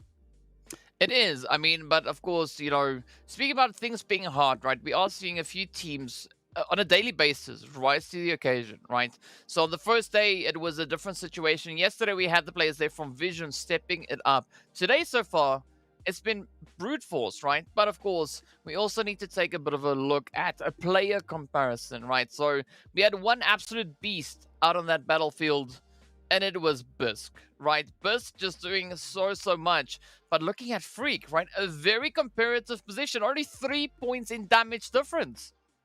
Only 3 points in damage difference, and pretty much that is it. These are the MVPs for these two teams. This is your MVP for the 10th and 11th team, respectively, as we went into the overall standings. But look at the difference in terms of the game results. NIGMA Galaxy, they ended up in 5th place. VISTA Gaming, they took the W, obviously. So there's a massive step up. And yes, it's fantastic when these individuals really start to just play their heart's content out on the battlefield. But there needs to be the follow-up from the rest of the team. So NIGMA, I'm being pretty hard on you, but it's because I know that you can do better, and I am waiting for that performance. I am waiting for that game that they just go absolutely crazy. Well, I mean, it is what it is, right? We want to see how they're going to be pushing through. And of course, we are going to be looking at a quick look at that schedule as well. So let's take a quick gander at that, just to kind of tell you where we are and who's already brought in those winner chicken dinners, in case you forgot, right? Crash Gaming securing the first one of the day. Brute Force securing the second one. VISTA now locking in the one that we just saw. But of course, next up, it is going to be that play up into Sanhok, right? So we've only seen 2 teams take the winner chicken dinner there. And of course, well, this could give us a bit of an indication as to who could be those runners, right? Crash, Vision, the only 2 teams to take the victory. Well, also because we've only had 2 Sanhoks. But either which way, some very comparative stats. I mean, Triple definitely leading with regards to damage. It's quite interesting that it's only been Crash and Vision that's taken the Sanhok win. Because if that is the case, then clearly there is a bit of a pattern. If you win Sanhok, you're at 1 point going to have to be in the #1 slot just to continue the pattern. So if that is the case, Brute Force, looking at you, you are one of the closest teams to Vision and Crash Gaming respectively. So if they win Sanhok and take the first pole position, Sanhok is the W map. I'm just telling you. Yeah. But of course, now let's take a quick look at the overalls as well, as we are getting ready to hop into the game. So, of course, it is going to be Crash Gaming. Soul sitting quite prettily there. 134 points. But of course, we've seen a lot of movement. Not necessarily happening at this point, but they've jumped, right? They've climbed up 3 slots, finding themselves on a very comfortable 86 points. And RUKH Esports also sitting on 86 points. So the excitement is there. But of course, as we venture onto that second page, that is also where we see a little bit of that back and forth, right? A little bit of the movement coming through as we have the teams continuously trying to shake up the whole situation here. Of course, the players from Quest, they've moved down 2. We got VISTA moving up 3 slots. RTG's been moved down. And the same happened to Team GQ as well as Triple. But NASR climbing up. World of Battle, though, closing the gap. I mean, there's only now 12 points. Only a 12-point gap. That's it. right? But let's see what the teams are going to bring through as we venture up into Sanhok. A nice, decent flight path for this match, but of course, flight path not all too important. It is going to come down to what that zone is going to be bringing in.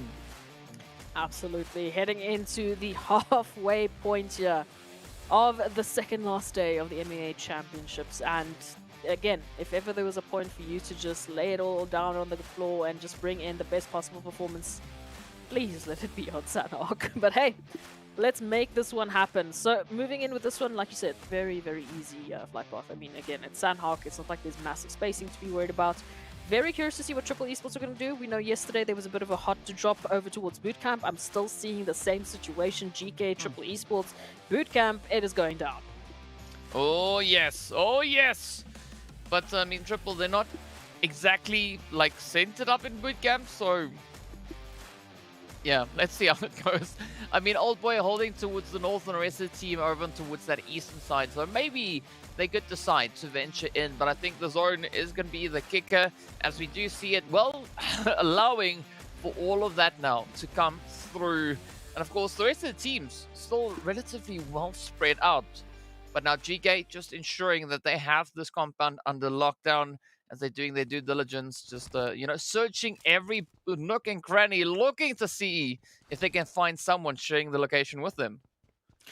I feel conflicted about this whole situation because it means Triple Esports is obviously learning from their mistakes in some manner. However, based on where they drop, which is just above Bootcamp, it was a last-minute decision.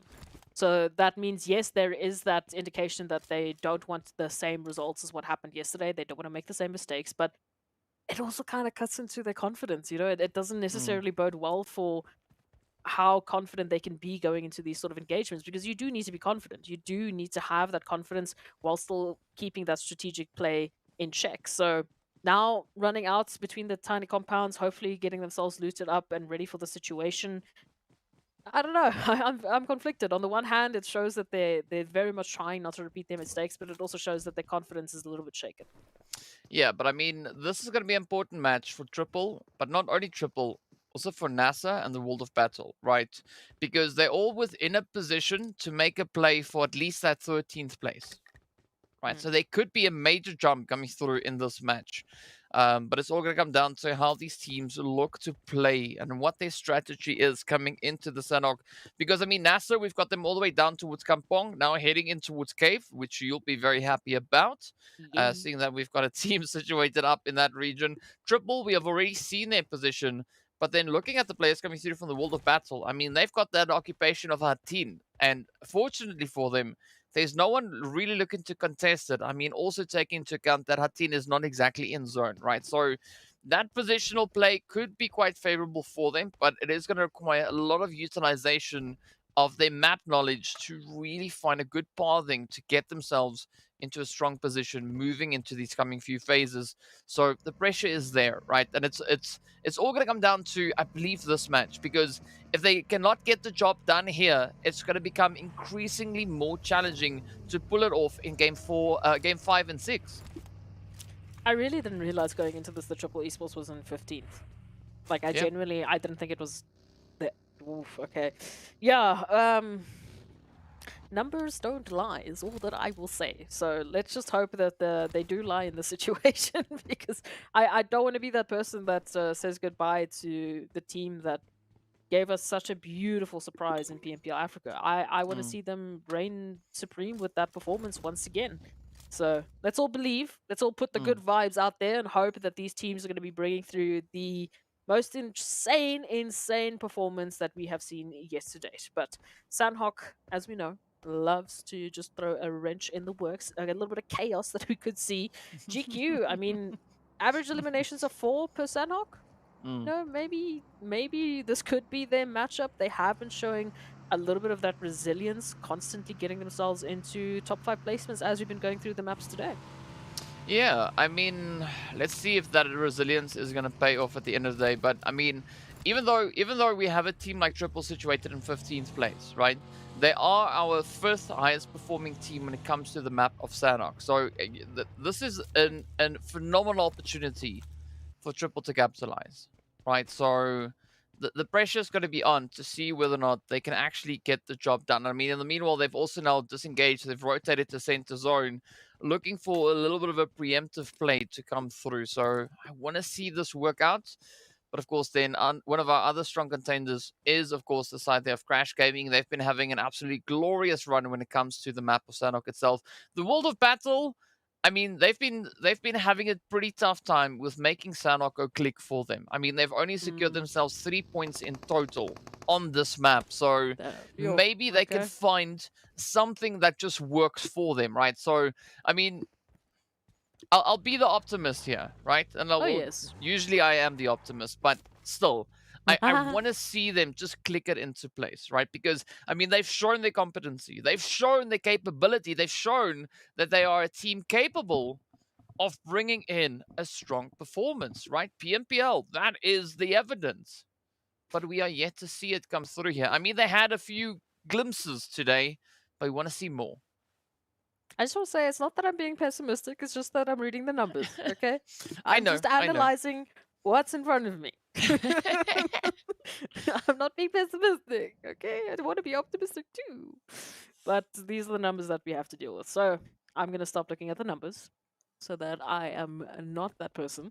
And we just take a look at what's happening in this matchup. Now, coming through for Quest Esports, rotation through, nice little bit of a care package close to them as well if they do want to find something early on. Very, very much segregated from the rest of the teams right now. They have so much space to work with that it's going to be a while before they find a team, and who that team exactly is going to be will depend on that zone rotation, I think, very heavily. Because if we head towards the north, I don't think they really have any reason to rotate just yet. But we'll wait and see. Crash Gaming, of course, nice and late with the rotation, but that's fine. This is how they've gotten their winner chicken dinners on Sanhok, so we'll see if they can make it a double up. The World of Battle, also a bit of a later rotation, and ultimately the rest, just a bit interesting. DK, there is something that we haven't actually spoken about today. It is the fact that R8 got their invite. Ooh. Yes.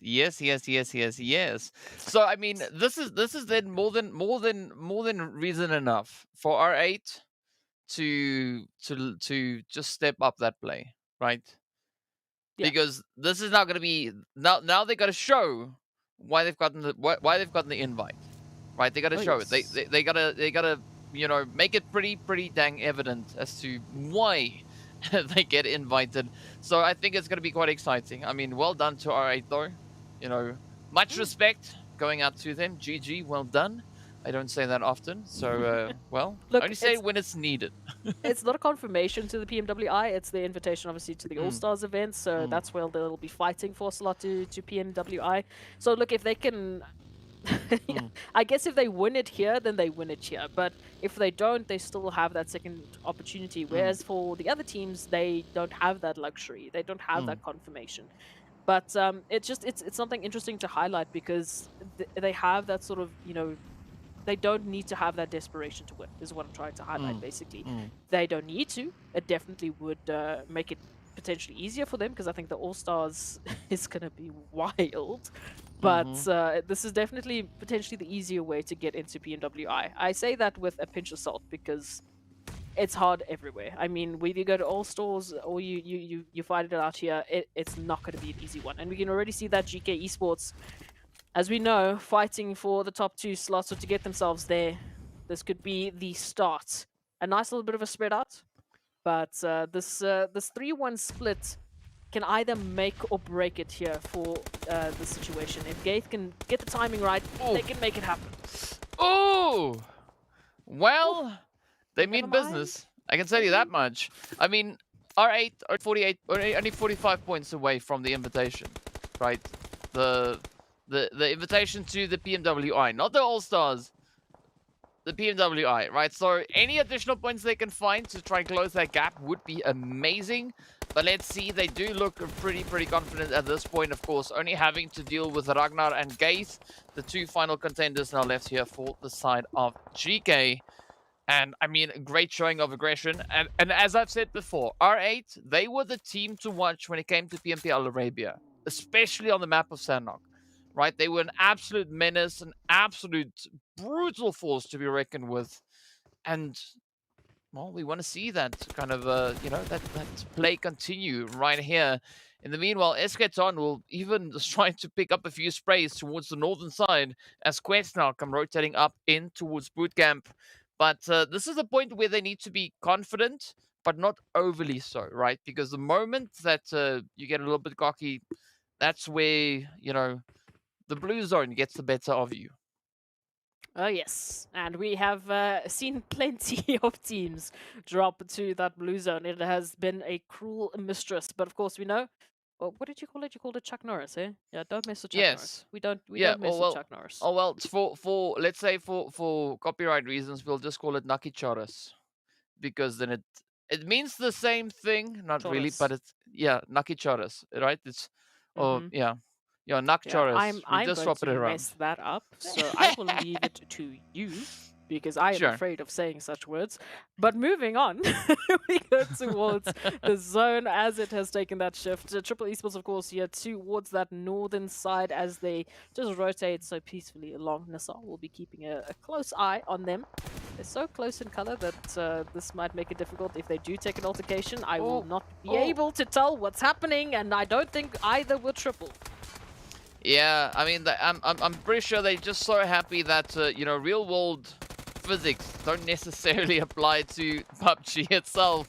But there we go, IC finding a beautiful play on towards Starch. The confirmation is in. And I was just about to say, don't get distracted by the fact that it's so quiet here. We still have 16 teams, 60 players alive, and we are about to hit the 4th phase. I mean, this is Sanhok, right?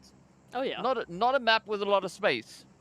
But for somehow, some way, these teams are managing to find space, find positions, and still not just light it up. So that means phase 4 and onwards is going to be absolute brutality as these teams are getting closer and closer to each other. And of course, right on cue, it is going to be RUKH now venturing up in towards Pi None. And this could be quite a bit of excitement as Old Boy sends out the nade to welcome them in. And of course, Icy moving out to do the cleanup.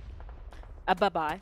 That's all that I saw. We got these nades following up. It is absolute carnage. Again, unfortunately, this is Sanhok. At the end of the day, you take too long, you make too much noise, everyone is going to know about it. So that car rotation just led them to the perfect opportunity. RUKH Esports bow out almost immediately, and now Quest coming through from that northern side. Late rotation for them. Up the hill they go, and unfortunately, GQ once again in the position to take them out. We'll have to wait and see.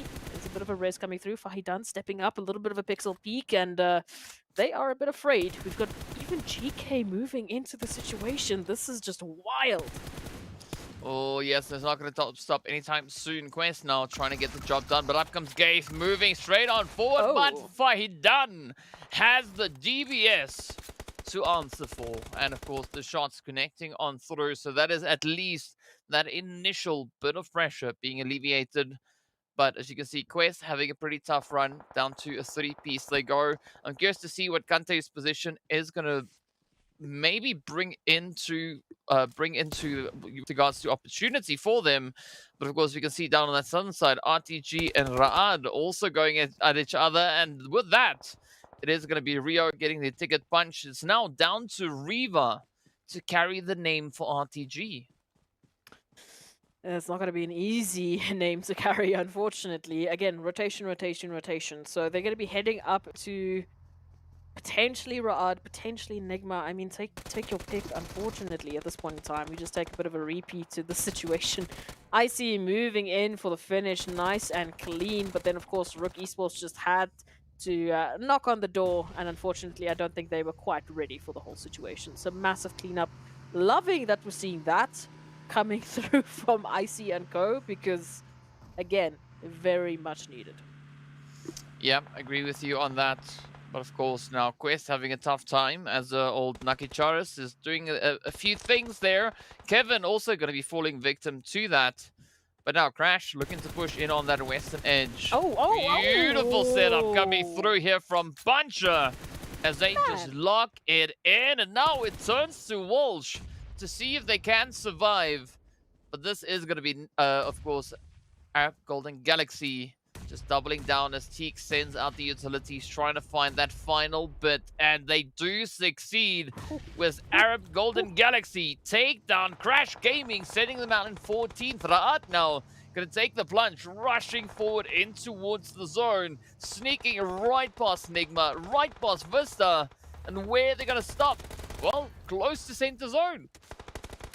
Well, that was just a lot to break down in such a quick succession of time, but here's VISTA just continuing on the trail. They're taking a bit of a page, a little bit of inspiration from Puncher. Double spray down coming through. Mazara very happy for the opportunity to make it happen. And RUKH, oh, not a great position. However, they should hopefully be able to get themselves raised back up, depending on what NIGMA Galaxy will be doing about this. But yeah, let's just please re-look at the spray from Puncher King. We have to say the full name because Yes. the king part is very important. The king of spray control. Yeah, I mean, there's no arguing with that. I'll just say yes, 100%. Speaking about yes, though, Vision, they have to be yes out in 11th place. 2 eliminations to their name, down to the final 10 we go. Tofies is going to be found out as we can see the sprays connecting on through. Brute Force now doubling down on the aggression, still holding a full 4-piece. They're still going to get that res up in towards Ado if they want to continue with all 4 players up. But fortunately for them, Ado safely within the zone. Zakaria now moving in to get the job done, but Gorka getting spotted out. And the trouble comes with this water position. You can't really move as fast as you want, right? So let's see whether or not they'll be able to make it through that one. They've got Ragnar also just holding all the way on the edge. But here we go. Gorka taking a bit of a swim. Quest waiting on the opposite end of the bridge. Meanwhile, our Golden Galaxy are going to be securing themselves towards that western side. The World of Battle also still holding strong. Full squad up.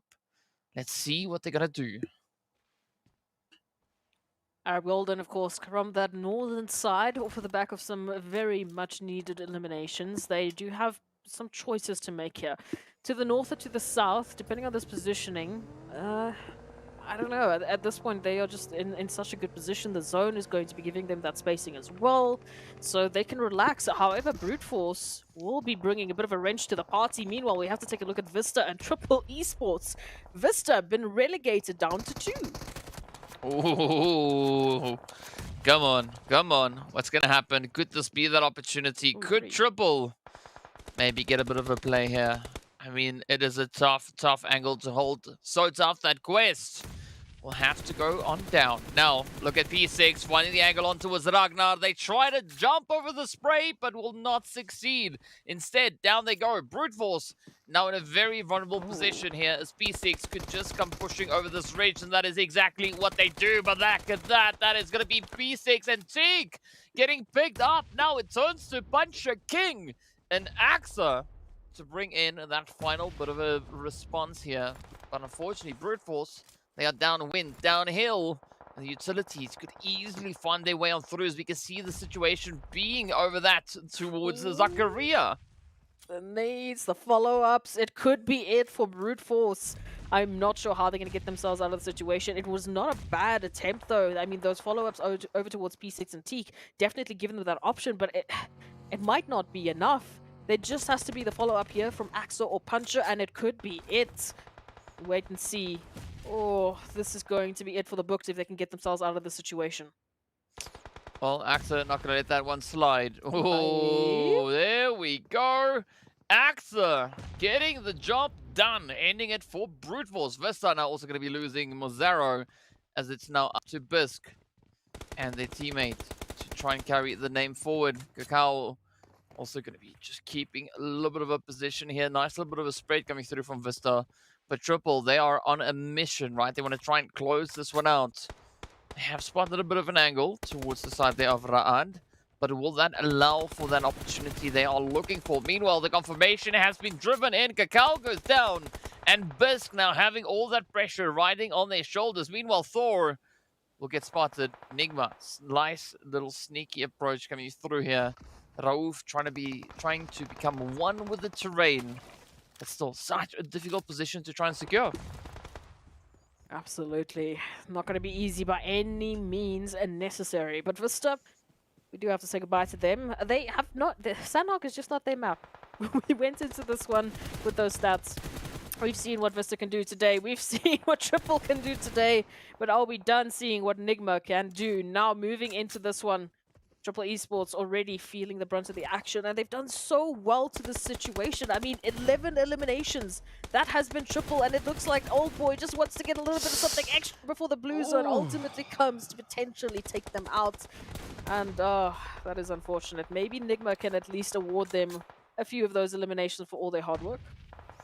Well, I mean, that is going to be Triple now out in 5th place. And as you've said, 11 eliminations, looking pretty good, right? So a good run, of course, beautiful dose of placement points coming through as well. But groups now not done just yet, looking to find a bit of an opportunity. But that is a great opportunity, especially for NIGMA, over on towards the eastern side. They've got full control. And now RUKH and Arab Golden going at each other. As you can see the sprays, the DBSs, the S12Ks, the M4s.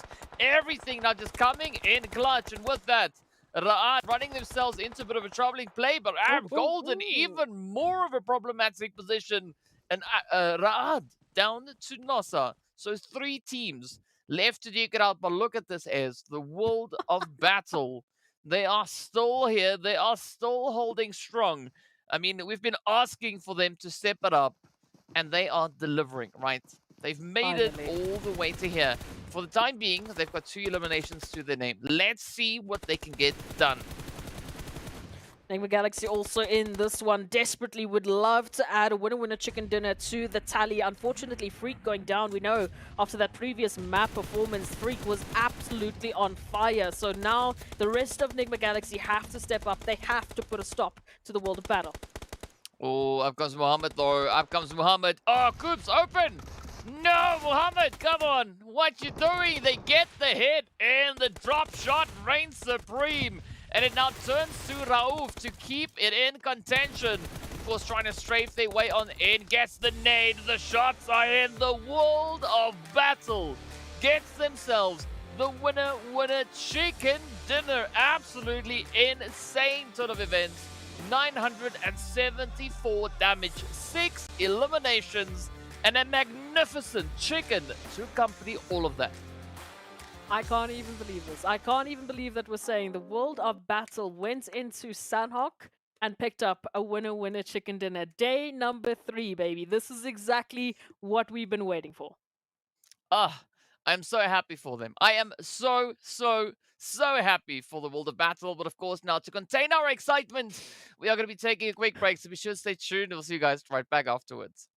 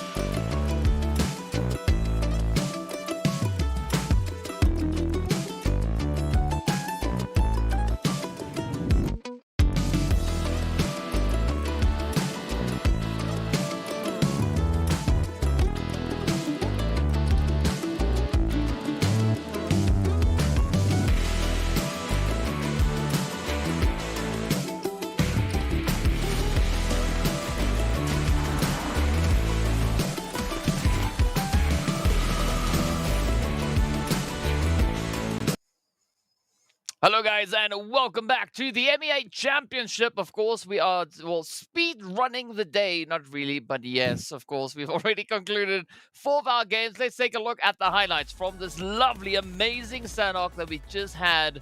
And I'm very, very happy to say that, you know, the world of battle battled their way through all the challenges they were, they were given, and all the uphill battles they had to face. And they made it! They got a winner chicken dinner! Such a happy day. I'm so delighted for them. But again, this Sanhok, I mean, being like all the other Sanhoks we've seen, is at least in the finals, right? So exciting to witness, so exciting to watch. And I mean, it's been quite a bit of carnage. We'll get a look at that once we head into the match rankings. But there were some heavy hitting blows delivered. That is an understatement. Like, honestly, the Sanhok was absolutely insane. It's incredibly difficult to sort of quantify how much this meant for so many teams. We'll obviously take a look at the overall standings in a little bit just to see exactly how much difference that really made. But just overall, in terms of the momentum alone, before we even get to the numbers, before we even get to the standings, the fact that we're seeing teams like Triple Esports picking up 11 eliminations, the fact that we're seeing teams like Nibble Galaxy making it to the top 2, the fact that we saw the World of Battle, hello, taking a winner chicken dinner, it signifies a massive boost in potential momentum. And yes, in terms of how much momentum that's really going to make a difference on the overall standings, that's up to them, that's not up to me. But we can take a look at the match rankings and finally start to quantify some of those points.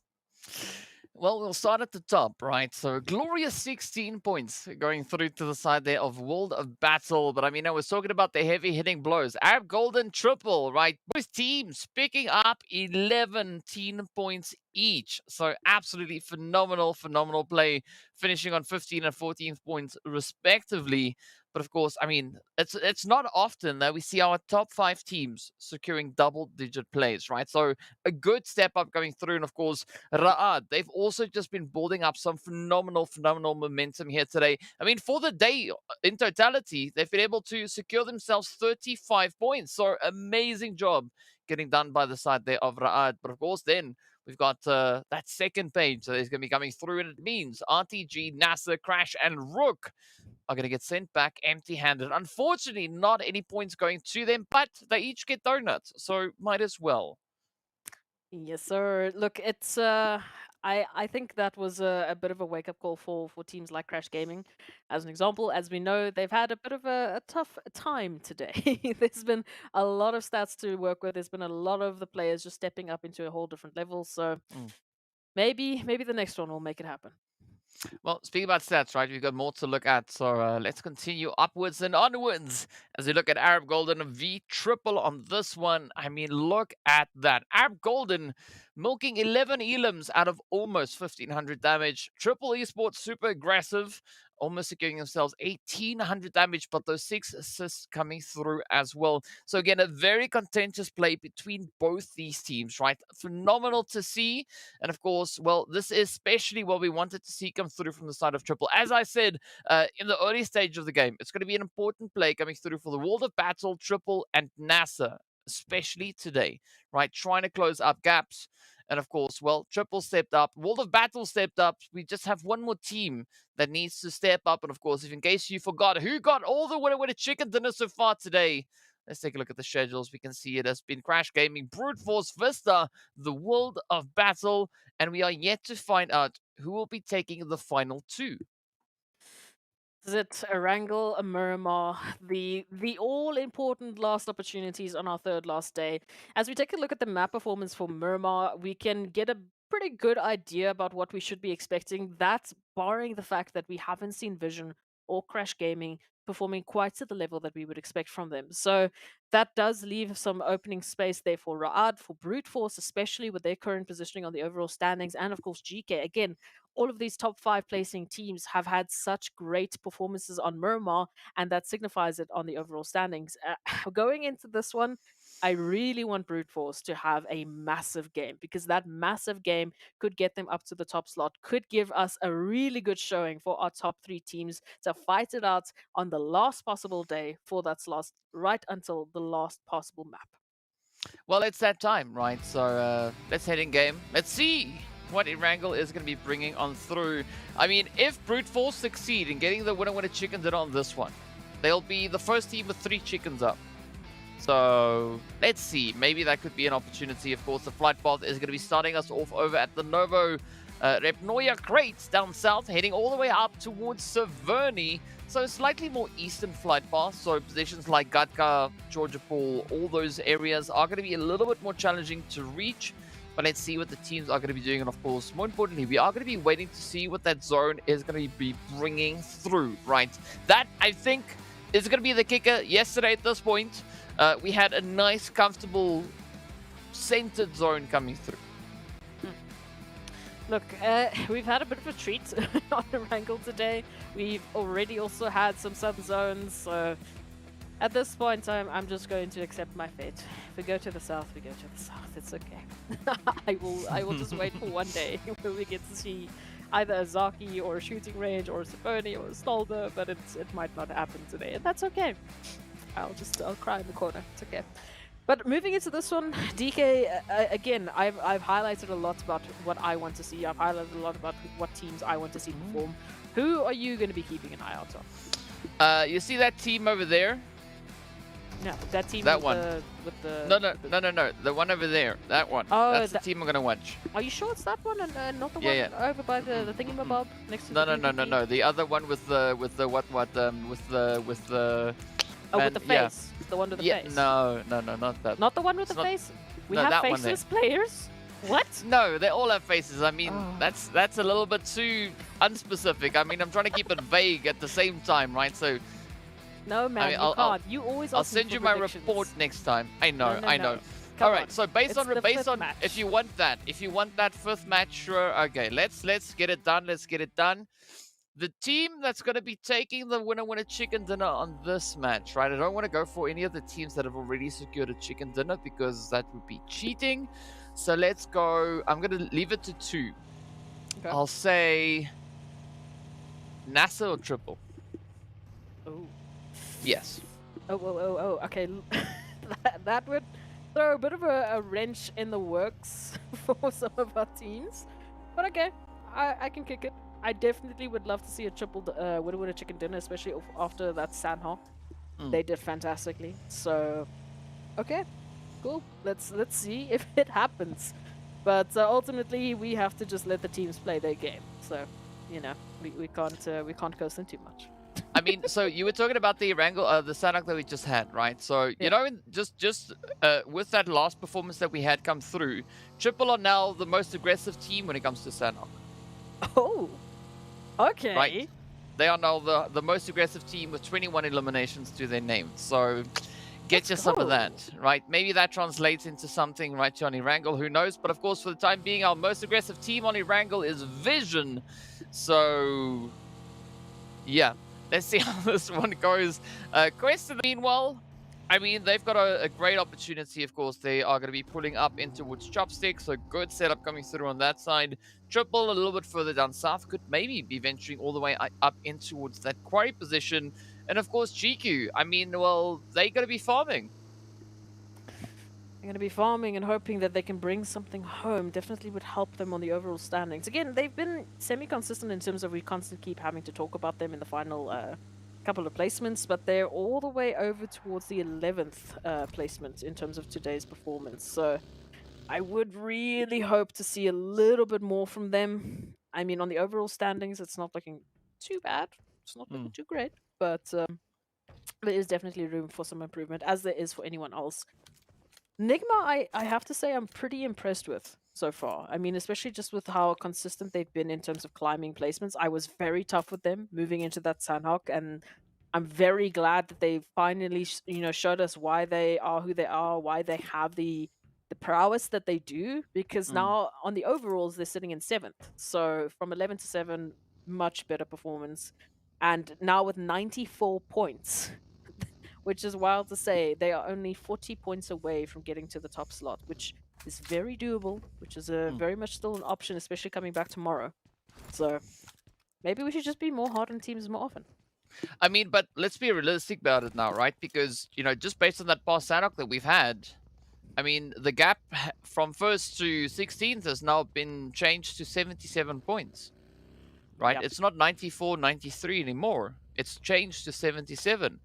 It's become even more possible now at this point, right? So yes, 77 points in a single day. It's tough, right? It's not impossible, but it's challenging. So there's still a big opportunity for major upsets to happen. I mean, all the way down to even 10th place, right? That's only 48 points away. So there's still room for shifts to come through. So again, nothing has been decided, right? There's no clear team sitting with an absolute insane lead. And even looking at the differences between the respective teams as we move down, the biggest gap that we have is 11 points. Yeah, in our top 5 teams. That's No, across the board. 11 points is the highest gap. Yeah, and it is in the top 5 teams. The rest are much closer. So yeah, no, it's there's still a lot of shaking that's going to happen to that overall ranking, but it's going to start you. I mean, you've got Erangel, then what else? You've got a little bit more left for today. You got a lot more left for tomorrow. And yeah, as we said, I really don't want teams to leave this to the last day. It is going to make it extremely exciting if they do that. We'll be sitting on the edge of our seats trying to figure out what's going to happen. But I don't know. I'm just glad that I'm watching and not playing is all I'm going to say. Because I would be so stressed if that was me. Hang on, wait, you're sitting on your seat. I mean, I'm standing, right? Like, there's no sitting I can't on... be standing. It's I'll be game falling 5. down. It's I'll be game falling 5. down. there's no chance for sitting anymore, right? Now you got to stand and wait and see what these teams are going to be bringing in. I only sit down when we go on camera, otherwise all you're going to see is buttons, and that doesn't really exactly work. But in the meanwhile, I mean, I want to see who's going to be standing up on the battlefield, though, right? Who is going to be the next team to rise up? Because looking at the current spread that we've got, yes, GQ, NASR, they're getting a little bit closer towards each other. I mean, GEEKAY holding on to an interesting position right here in between School and Pachinki, but they've got RUKH over in School. They've got NIGMA over in Pachinki itself. So I'm curious to see how these positions are going to start to play out. But of course, they can't venture too far south if they decide to do so. And that is exactly what Santa and Ragnar are doing. That's where you find NASR and GQ. So you got to watch out because there might be a false sense of, I wouldn't say security, but a false sense of tranquility coming through at this point. Fair statements indeed, but yeah, I'm just not standing because I don't want to fall over when they knock my socks off. So you know, I'm going to be on the side of caution. So at least you're not gonna fall far. I mean, hey, right? Hey. I didn't say anything else. Short, I'll just leave it there. Calm down, okay? I'm short. It's not. I know. I really do know. But anyway. Speaking about short. Looking at that shift. zone, yes, Yeah. sort of moving all the way again closer and closer to the southern portion. So again, we're cutting through the map, unfortunately, with a lot of water. We're reducing all of that playable area to a bit of a semblance of what it could have been. But Crash Gaming will be coming through from that military base island. RTG have already moved on off, so they have that opportunity to take it a little bit slower. Hopefully, depending on what Vista will be planning for that bridge. You've got AZ. Not going to be happy about their rotation, that's for sure. Yeah, it's you know, it's what it is. A very successful rotation, though. You got to say, right to the lobby, but you know, it's just one of those things that you have to try and work with as the challenges do present themselves. But I guess to see how GQ are going to play this one, because we've seen teams having varying levels of success while moving into the cliffs here. I mean, currently it is relatively center zone, right? It is close to center as I think they would feel comfortable with, but still it could prove to be quite a difficult position to defend at this point. Very difficult indeed. Again, it's still heavy rotations that need to happen. We've got so little space that these teams have to work with, so they're going to be condensed to a whole different level than they normally would at this phase, which again is going to cause those clusters, is going to cause those difficult situations where they just need to either defend their position or unfortunately bow out on the last Erangel of the day, which no one wants to do, But someone's got to do it. A whole 15 someone's is going to have to do it. So we'll have to wait and see who's going to be those teams bowing out today. Farm looking a little bit stacked at the moment. As you can see, going a little bit closer towards that middle side of Pachinki, we start to spread out the teams, but it is by far not calm. As we take a look at this, Arab Golden, RTG, getting a bit close. I'm not sure if they're going to full send it all the way to RTG, but they're definitely in a position where they could. Yeah, I mean, they could. So let's see. It does seem like Arab Golden at least will now have to worry about vision, as they are not as safe as they thought they were. We are at least not when Saif is going to be driving in those shots. But a good spread, though, all things considered. I mean, yes, we are in the second phase. We are about to hit that third phase. We are still sat here with all 16 teams up. We've only lost 3 players. That is it, right? And look at the positioning. We have nobody down south. Now, just imagine the zone takes a shift to the southern edge. That would be absolute carnage. So exciting, but so chaotic to come through. So I'm hoping, at least for the team's sake, that the zone stays towards the north, because that is going to be a brutal hard shift. But let's see what the zone does. Yep, well, it's a blessing, right? It stays up north. It still maintains a bit of that Potato Hill, Pachinki position. So NIGMA and the World of Battle, they're going to be happy. Hey, a happy team always means a happy performance, hopefully. The World of Battle, ooh, just showing off them parking skills. Okay, Mohammed. Okay. I am pretty much impressed, but let's see how you handle this opportunity here with RUKH Esports. Heading on in, already doing quite a bit of damage with those nades. Mohammed following up with those sick parking and drifting skills to find the opener over towards RUKH. Oh, let's see. Come on, Rami. There we go. Rams it in with a DBS. The World of Battle. Now in a world of trouble. Let's see if Mohammed can maybe save the day here, as RUKH are going to come rushing on forward. A 3v2 play. Eugene cooking up the nade. This could be quite a bit of a troubling position. Yep. Instead, they run straight into that one. The nade is there, but a little too late, as the World of Battle will have to settle for only 1 elimination. I mean, it's a tough run, but, you know, it is what it is. Speaking about what it is, it's also going to be a pretty tough play coming through between VISTA, Brute Force, and Quest. Now, all in contention for 1 single compound, as Zakaria gets ended, and Brute Force runs straight into the lobby. Well, there it is. Okay, I don't know if I cursed them there. If I did, I'm so sorry, but how was I supposed to know that was going to happen? Anyway, VISTA and Quest, meanwhile, over towards this position. Again, just a bit of a roads away, opposite of the compounds. They will be waiting for that opportunity. Some nades being sent out, just seeing if they could get lucky, maybe get an opener, and have that opportunity to push on forward. But for now, it will be a bit of a war of attrition until potentially another team moves on in to shake things up. We can see R8 just behind them, rotating up quite spread apart though, so they will likely be grouping up before going any further. Well, let's see if any of that grouping is going to work. But of course, speaking about grouping, right, Crash, they're going to be regrouping back in towards the zone. As you can see, R8 up on the ridge. Ida on the front line. Prestige, Ragnarok could maybe look to reinforce that line. But Walsh, ooh, nice little bit of Overwatch here. Again, showing that isolation. But you want to see the rest of the team now from either side come through and bring in those reinforcements. Ida trying to get the job done. Kevin getting a little bit cheeky here. Finds a few shots, a few trades.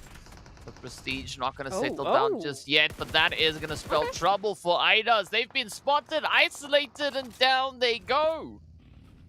It's going to be an opener now. So again, a little bit of a calm before the storm. Crash, unfortunately, feeling the brunt of the action. Prestige going to be following up. Ooh, it's a cheeky opportunity. Jumps out. A buddy needs to activate. And they do so pretty well. However, Prestige still up into this one. There it is. Kevin with the follow-up. And that does mean Crash Gaming hold on to this. Well, at least it's Kevin and not Kenny, so we don't have to complain about that one. But let's see how this one is going to go. Now, NIGMA pulling into the whole situation. And this is going to bring in the upsets as Kevin gets taken down while flying through the air. Now, buddy Jafar having to try and pick up the final few pieces here, of course. This would be the opportune moment to disengage, to rotate towards that zone. But NIGMA is not going to make it easy for them whatsoever. So let's see how this one goes. Come on, Crash, you can get it done. Come on, buddy, push it. And here we go, right? They make the break, they make the run for it.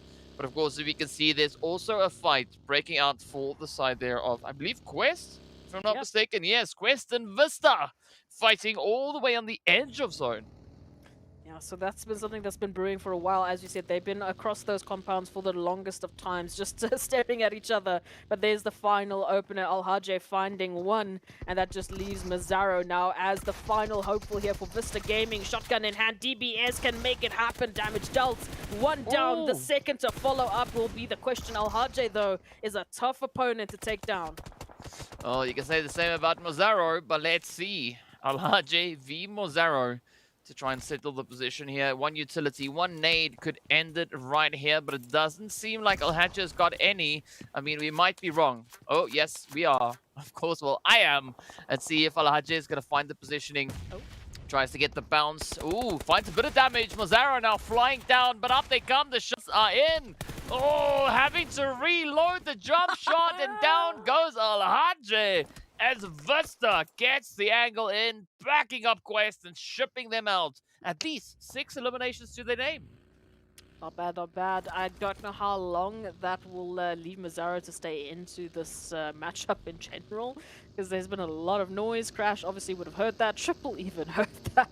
So they know what's up. It looks like Triple Esports and Crash are going to accidentally go against one another, hoping for a third party and finding a little bit more for their troubles. I mean, this is our day 3 disco coming through on this one right here. Disco. Party, and there we go, old boy, trying to find a bit of a nade. Buddy, Jafar. They just gotta keep it nice and steady. Ooh, the mollies could maybe make it a little bit more challenging, but Triple looking good. I mean, they got a full squad up, they got the numbers to work with, they got the positioning to try and utilize, but you still gotta watch out for a potential third-party play coming in from either NIGMA or R8. But let's see now, Crash trying to defend. Jafar looking for that res, looking for the opportunity. But I mean, oddly enough, right, we still have Mazzaro alive, right? They've not yet been found. I'm not quite sure if that is Chemo and IC not identifying it. Well, I mean, there we go. IC getting it done. Why did you say anything? I just have to. I just have to. But that is going to be the end of the road for Vista on Erangel. Old boy, though, finding Jafar and buddy now having to return the favor on their fallen teammate.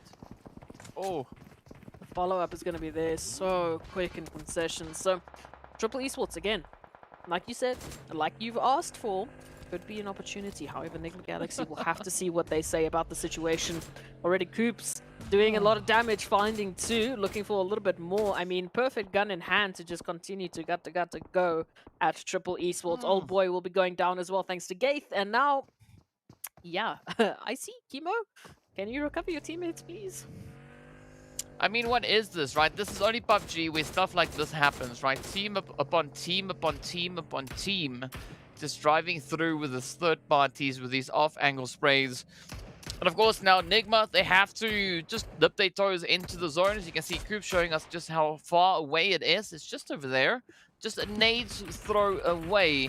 And that's all they need to do to get themselves secured into this next shift. But of course, meanwhile, over on towards the eastern side, it is going to be GQ and NASR getting right down to business. And of course, it is going to be Arab Golden holding in the wing. But Starch with a beautiful nade does close it up. That is GQ getting backed up, dripped out now.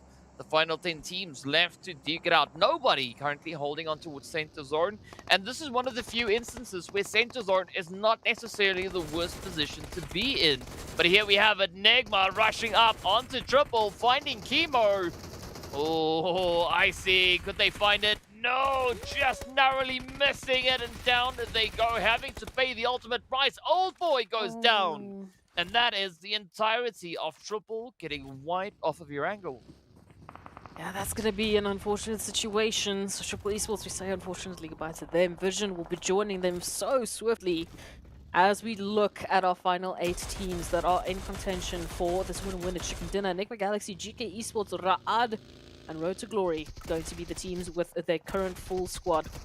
Again, all of this happened in this one tiny little compound. It was the beginning with this just trigger to the rest of the teams in the vicinity. Hey, there could be an opportunity for that third party as NASR closed this one out.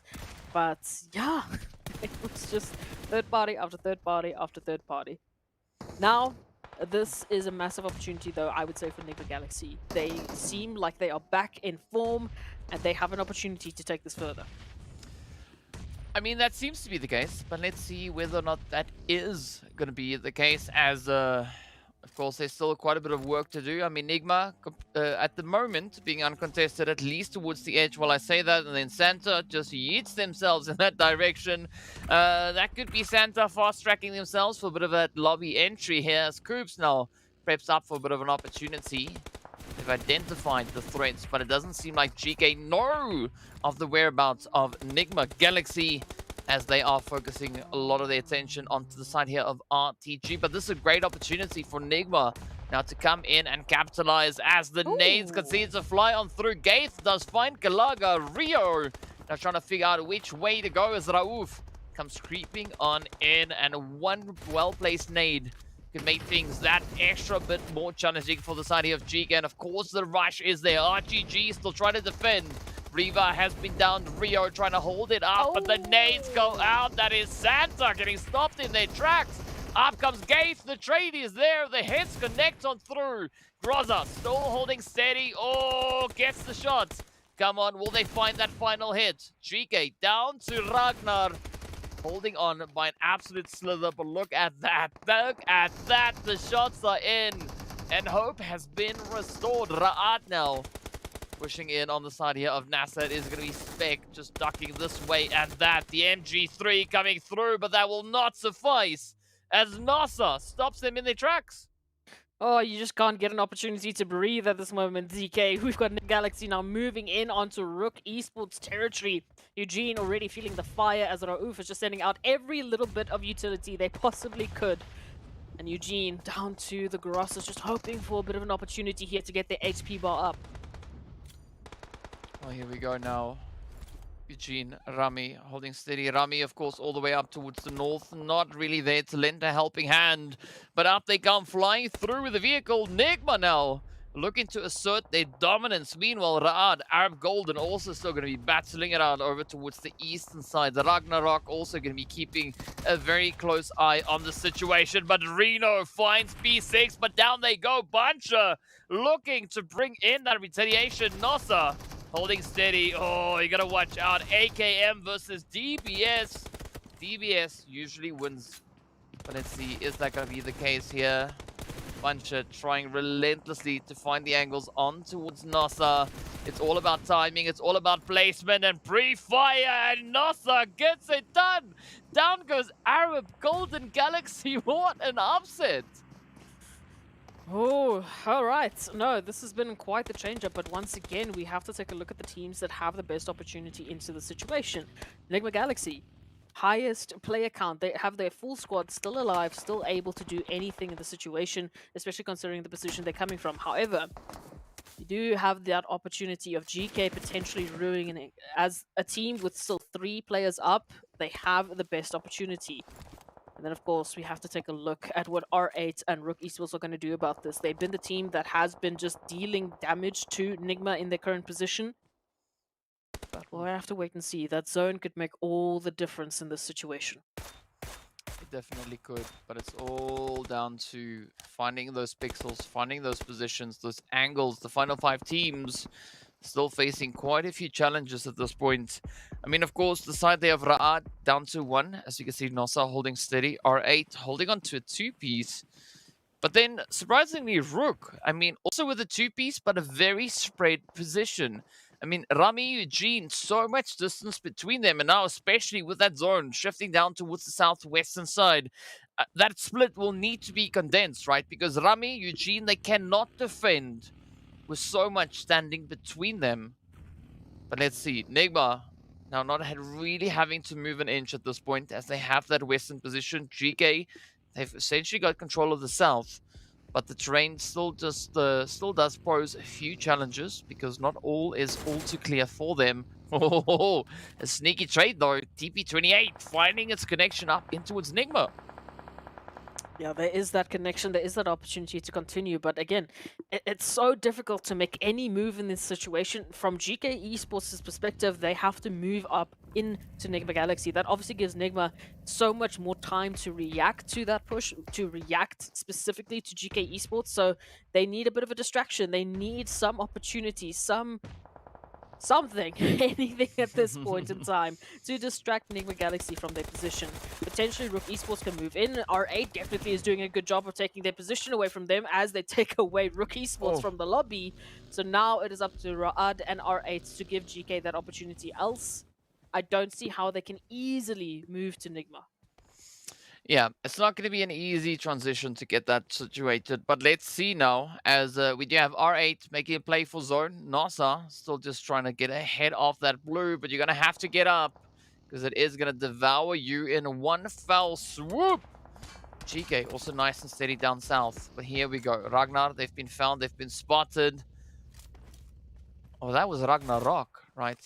So let's see how this one goes. I mean, I was halfway there. Right? Got most of the name right. Speaking about name rights, that is NASR, who's not going to be making it beyond that point. Now, Lord, looking to pressure the side here of R8. I mean, they are confined to that vehicle, and that is all they have to work with.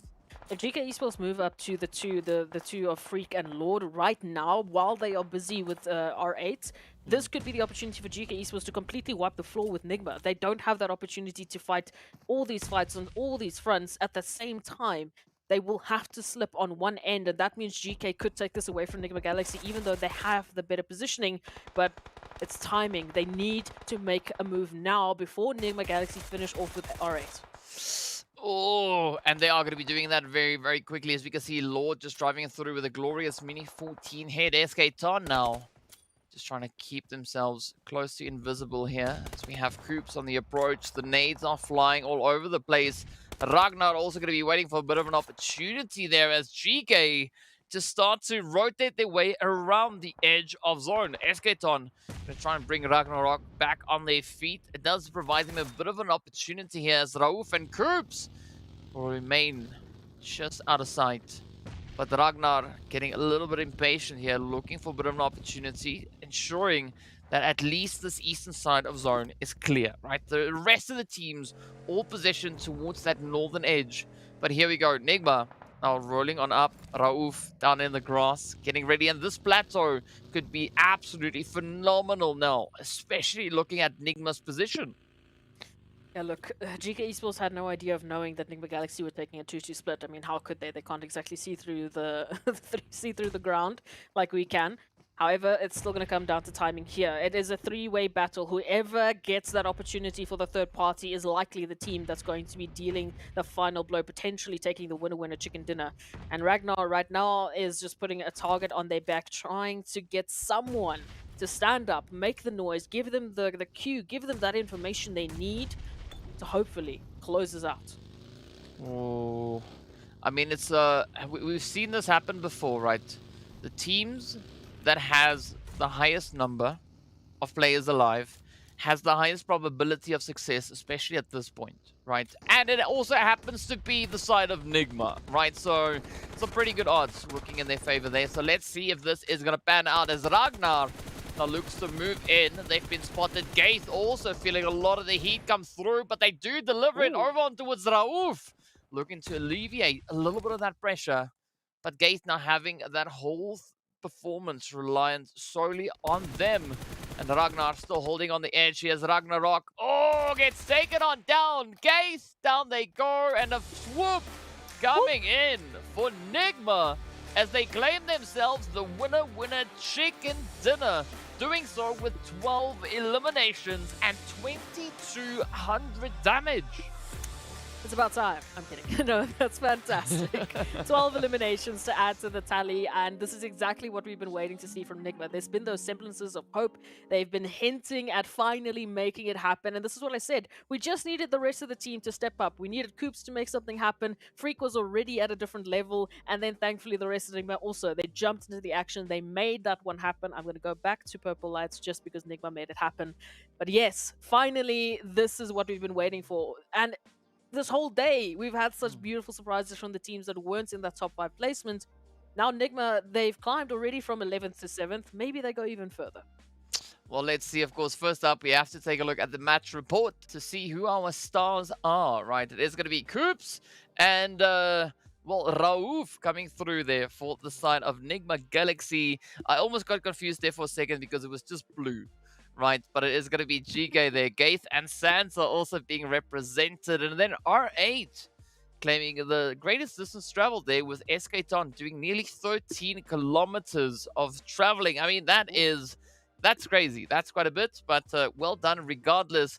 And of course, Coops now picking up a very, very strong showing of aggression on this one. I mean, this is the Coops that we've been waiting for, right? We've been waiting for a play like this to come on in. So well done, well played. But you got to give it to Santa, though. I mean, 3 grenade finishes. That just, you know, it just rings slightly differently. But well done nonetheless. Amazing, amazing plays coming through on our very last Erangel of the day. But now, let's take a look at the match rankings to see how many points the teams were able to secure. Of course, NIGMA walking away with a glorious 22 points, 12 of which came based on the aggression, 12 eliminations. GEEKAY walking away with 11. And then we got to look a little bit further down to Quest, right? Walking away with 6 eliminations. They also happen to be in 6th place with 6 points. So, interesting spot to be. But either which way, a very challenging play. And, I mean, a top-heavy performance. Yeah, no, I mean, top heavy indeed. Again, it could have gone a very different way depending on which timing GEEKAY managed to get. If they did move during that 2-2 split that NIGMA were holding, it might have been a completely different game, but I'm very satisfied with the way in which this one ended because we have such a great distribution of points to teams who really need it, especially GEEKAY, who, as we know, has been fighting for that top slot. Now we take a look at the second page. Still one more map left for these teams who might have found themselves on this side of things, so if Erangel didn't quite cut it for them, it's okay. There's still one more map. You still have one more opportunity, at least to close out the day with some great momentum for tomorrow. Yeah, and of course, only one team not walking away with points this time around, and that, of course, is going to be the side of Vision, but it is what it is, right? So, a phenomenal effort being brought through from the teams yet again. A very, very exciting Erangel to secure match number 5 for the day. Of course, we've got one more to go, as you said, but let's take a look at a few of these highlights, right? These few amazing plays that we had coming in yet again. Yeah, look, it's... It was a wild Erangel, as per usual. I think Erangel is the new map for the most chaotic win, but NIGMA Galaxy, again, already from this point on, when we saw Triple making that move, we could see that they had that confidence back. They had that momentum. The players were definitely hitting shots that we've been waiting for. So it was just a good showing. I mean, honestly, in this situation, I thought it was over for GEEKAY Esports. I thought RTG was going to be taking them out, but again, the massive synergy between Gaith, between Hope, between the rest of GEEKAY Esports is what saved them in that situation. Yeah, I mean, but that's just the way that it works, right? That's just the way it clicks into position. So, I mean, well done on that, though. But, of course, I mean, the teams they just keep on with the surprises. I mean, GEEKAY, phenomenal play. NIGMA, phenomenal performance. But, you know, we've seen some players that we wanted to step up in previous matches. They did that this time around. You know, we see a potential return of NIGMA making its showing its face here, rather. And of course, that was also the second winner chicken dinner coming in for the side of NIGMA Galaxy. Well, I see a few interesting things now starting to develop, especially when we take a look at you know, the leaderboards, because it's heating up, right? It's really starting to heat up. But of course, in the meanwhile, let's take a look at the team stats coming through for the side here of GEEKAY Esports.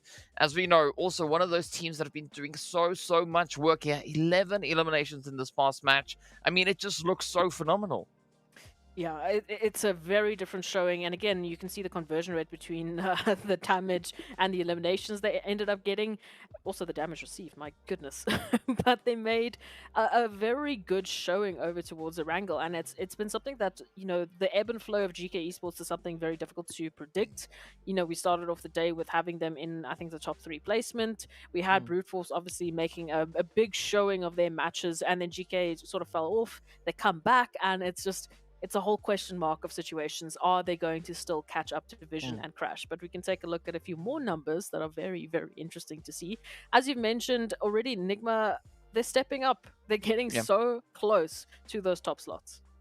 Well, speaking of top slots, it's overall the ranking time, right? So nothing has changed in the past match between Crash and Vision. Aside from points, obviously, getting added to the tally. For GEEKAY, they've jumped up 2 slots. Brute Force, they've been moved down 1. NIGMA also jumping up 2. Now, because of the movement within that top 5, right? Arab Golden Galaxy, they've been moved down 2 places. And RUKH having to move down 1. So it's a pretty tough run.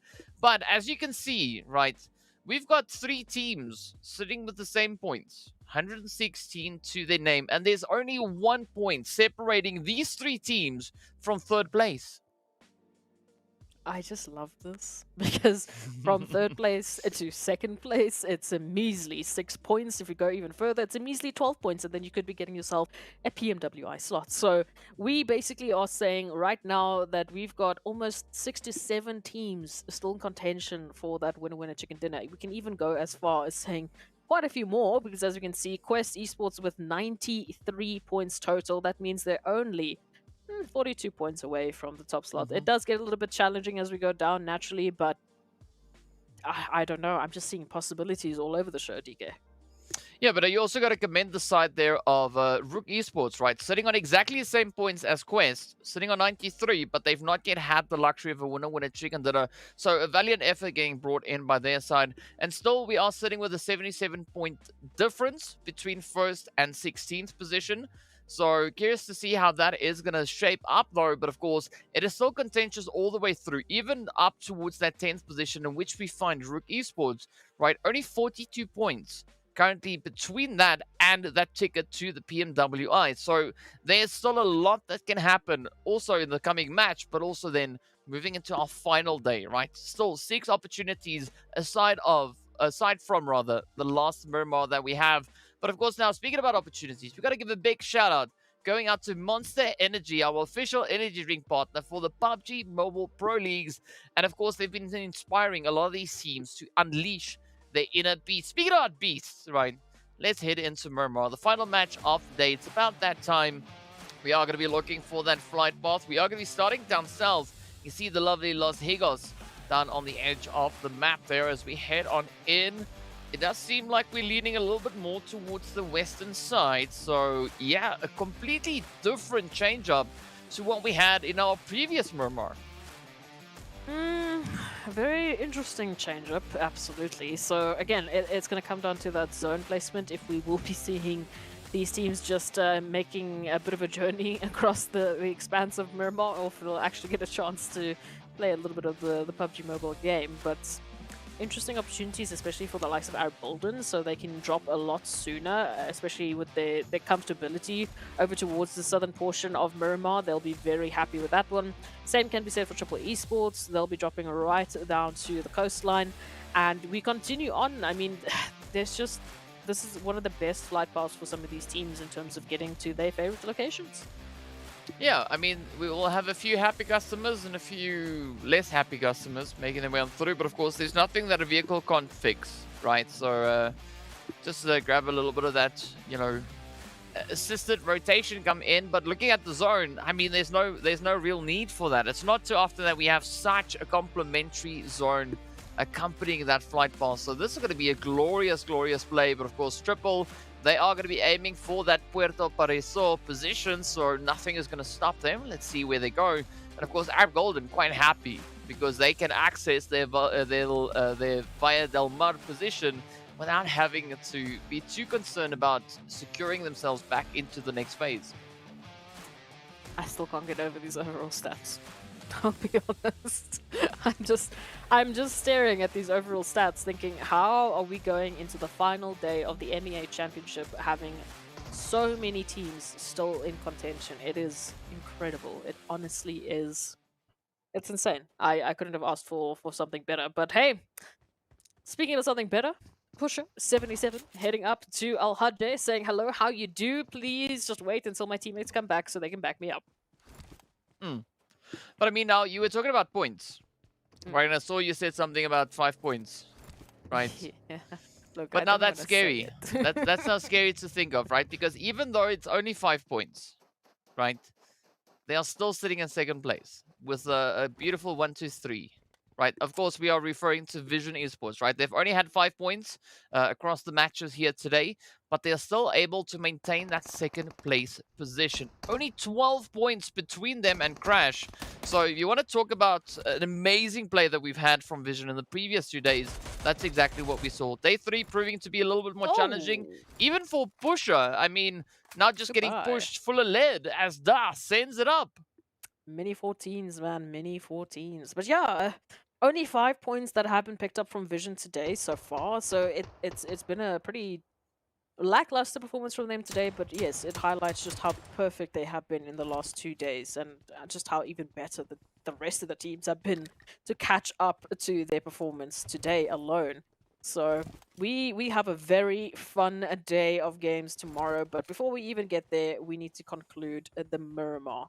And the Miramar that we are talking about here is going to be an interesting one if we're already dropping these players in the form of Pusher. I mean, just looking at the rest of the map feed as well.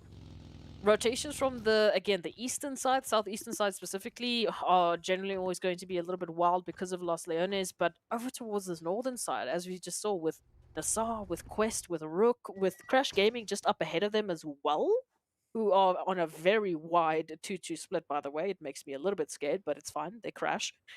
That's going to cause this northern side of Miramar to be so heavily contested. And if we continue to go to the south with these zone shifts, then we might be saying goodbye to a lot of our heavy-hitting teams very early on. I mean, that is a possibility, but I mean, if we look at it in a different light as well, right? R8, they are our strongest team on Miramar. Okay, so they've secured themselves 52 points in total thus far. Now, if they have a successful run this time around, that could be enough for R8 to not only move up from 8th position, but they could also make a potential play for top 5, right? Because there's only 36 points between them and pole position, and there's only 8 points or 9 points between them and Raad, who are positioned just above them. So there's still room for a lot of that upset to come through. And I mean, this is what makes it so exciting. I mean, this is day 3. This is the last match, right? Game number 18. Yeah. And nothing is clear. Nothing has been decided. It's going to be great. But again, the team that I think is going to take it tomorrow is the team that ends this game with the best momentum. So whether that is an insane amount of eliminations, whether that is a wild run towards the end, or even the winner chicken dinner, setting yourself up mentally for tomorrow is going to give you the best possible chance at taking that PMWI slot. Because yes, nothing is clear. At this point, we're still including the fact that we could maybe have 8 to 9 to who knows how far teams still take that slot away from Crash Gaming, who is not far off away from Vision, who's again not far off from 3rd, from 4th, from 5th to 6th. It's just, it's so wild. I still can't get over it. But yeah, so finishing off strong here is going to be the biggest plus they can give themselves in groups. Please stay on the map. I mean, if you turn the vehicle upside down, you might as well, you know, go somewhere. And of course, with that Rauf, that's rough, right? That's, well, yeah, I'm not going to say that. I wanted to say something, like for me, that would have been funny, but let's keep it for what it is. It's just a spectator glitch coming through on that one. But, you know, another interesting thing to look at is that the biggest gap that we have at this point on the leaderboard is 12 points. And that's the gap between 1st and 2nd. That's it, right? Then we've got a gap of 6. We got a 1. We got 9, 8, 6, 8, 4, 5, 6, 9, 3. That's it. Right? So one match for any of these teams could drastically change up their positioning on the overall standings. That's it. That's all that's needed. And of course, as you said, right, the contention, I mean, for major moves to happen, it would be within the top 6 in this match. If any of the top 6 teams step up and claim the winner chicken dinner, aside from Crash, that could be exactly what they need to bring in the upset. To start tomorrow off with a beautiful position. But of course, in the meanwhile, as we look on towards Vision, they are going to be finding a little bit of that Vista. So we got the VVV happening right here. Yeah, I mean, this is where the confusion comes in, right? Because it's pretty much the same, at least for the first 2 letters, and then it changes up, thank goodness, after that. But both teams sat over on towards this eastern side. There is still a bit of still a vast opportunity for positioning to be happening on either of those teams, looking to get themselves secured a little bit further towards that more centralized zone. Very interesting opportunity. The center part of that zone in particular, I think, is going to be quite the challenge. So, yeah, I mean, just look at the map. You can tell for yourself. Crash Gaming still taking that 2-2 split. You can see 2 over towards El Paso. We've got 2 over towards the gorgeous Oasis. You know, they're just taking a bit of a dip, getting a bit of rest for tomorrow. You know, that's another way to prep yourself for tomorrow. Here we go. This is what I wanted to see. That zone shift is really going to give Arab Golden quite a lot of spacing, especially from their momentum moving in from Val del Mar. They don't have anyone really behind them unless NIGMA take a wide rotation into zone, which could very well benefit them, especially if they come through towards the western side of Monte Nuevo. As for the east, as for the north, my goodness, good luck. This is going to be very interesting, especially towards power plant, especially towards dead center zone. Yeah, I mean, that whole eastern half of the zone, this half, right? Oh, it is going to be quite problematic, especially for Ragnarok, who's driving around with a smoking vehicle. I mean, that is not where you want to be. The same can be said for Ida as it blows up in their face. Fortunately, Ida doesn't follow along with that vehicle, but of course now Zakaria is going to make it be inevitable. Down goes the hits. The rest of R8 going to be crabbing up into that Ra'ad position held in Monte Nuevo. So let's see how this one plays out. But of course, you know, still such a challenging position to be holding. Even Ladriera is going to be proving quite challenging, right? So many teams held up in that region. And of course, over on towards the northeastern side, NASR, GQ, hey, getting right down to business. J7, what was that though? I don't understand. At least the follow-up is there for the rest of the team of GQ. NASR still in a bit of spot of trouble. Thankfully with their split though, it does give GQ a little bit of opportunity to lock this one down. Spec comes in, but a little bit too late.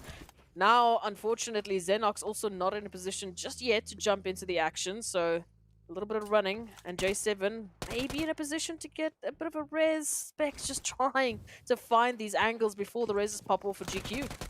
Ooh, that molly, it could be it, but it doesn't seem like it was right on the spot. But of course now, GQ having a quick opportunity for a bit of a reset to come through here. I mean, Xenox though. I mean, who needs dividers when you've got Xenox? Just send out the utility. AZ also now bringing in a little bit of that repayment as they do find Spec, but Xenox now has got their eyes on the prize, coming through with that mini or that M4. Oh, they want to get it, but unfortunately they get overpowered, and that is NASR out. Yeah, look, that was a bit rough. I'm seeing a bit of some questions in chat or statements in chat that said, you know, they thought maybe there was, you know, some ammo issues, maybe some sound issues. Either way, not the way NASR would have wanted to hold on to that one. So GQ will reign supreme in that situation. Now we have to take a look here. Vision, as we said, they've had a tough day at the office. They did fantastically day 1 through 2. But now here on the last Miramar, setting themselves up for glory. Hopefully they can take this opportunity away from RTG. We've got Triple Esports who are rotating just behind them as well as the World of Battle. So it's going to get pretty hot and heavy there towards the south. We still got NIGMA Galaxy to join in right behind Arab Golden as well. So south is looking a little bit rough. I mean, let's be honest, the entire map is looking pretty tough, right? I A mean, little. there's not much else to say. But of course, we have Thor also rotating up on the side of Triple. RTG, though, are on this eastern side, having a bit of an altercation with the side here of Vision. And then, of course, we can see Triple just holding towards that southern position. So it could be a nice little bit of an upset. But RTG trying to take the fight on different fronts here, as they have Vision on the one side, they got GEEKAY on the other, they got VISTA up on the high ground, so they have to be quite sparing with how they take this engagement, because, I mean, move up too much and you open yourself up for third-party opportunity from any of the other teams in the vicinity. Absolutely, and that's just the joy of having 15 teams crammed into such a tight space over towards Miramar. We can see already RTG feeling a bit of some unfortunate damage, but they'll be able to res very easily. So for the time being, again, it's just a bit of peeking and prodding, teams just trying to get some information, just take stock of what's happening in the vicinity, who's situated where, and where potentially they could find that opportunity for a third party. See Arab Golden now, rotation in, we said it, from the south they come. You can see NIGMA Galaxy just lurking right behind them. So as they move forward, this could be a wild engagement. Arab and NIGMA going head to head. The two galaxies will collide, and we will have to see who's going to come out on top. Yeah, it could be quite exciting, especially with you know, these two teams held up alongside each other. All I can hear is that dun, dun, dun. But here we go now. Lord trying to find a bit of an opportunity there. That is going to be the sign of Crash Gaming. Now, getting caught in a rather interesting position, as the vehicle doesn't exactly go where they wanted it to go. But now, of course, GQ are going to be moving into this eastern front. They got a line of sight on towards Vision. They got a line on towards RTG, and potentially even the side here of Triple. As you can see, that first knock being brought up as Thor goes down, but the World of Battle getting ready to jump. Let's see. So, I mean, look at Monte Nuevo, right? RUKH, Quest, R8. Oh, just waiting to see where the next shots are going to be popping off. But of course, the zone is going to be that determining factor, as it will be taking us over towards the northeastern side, and a great opportunity now for the side of GEEKAY. Oh, absolutely. Smack bam center zone. They already are aware of RTG over towards that eastern side.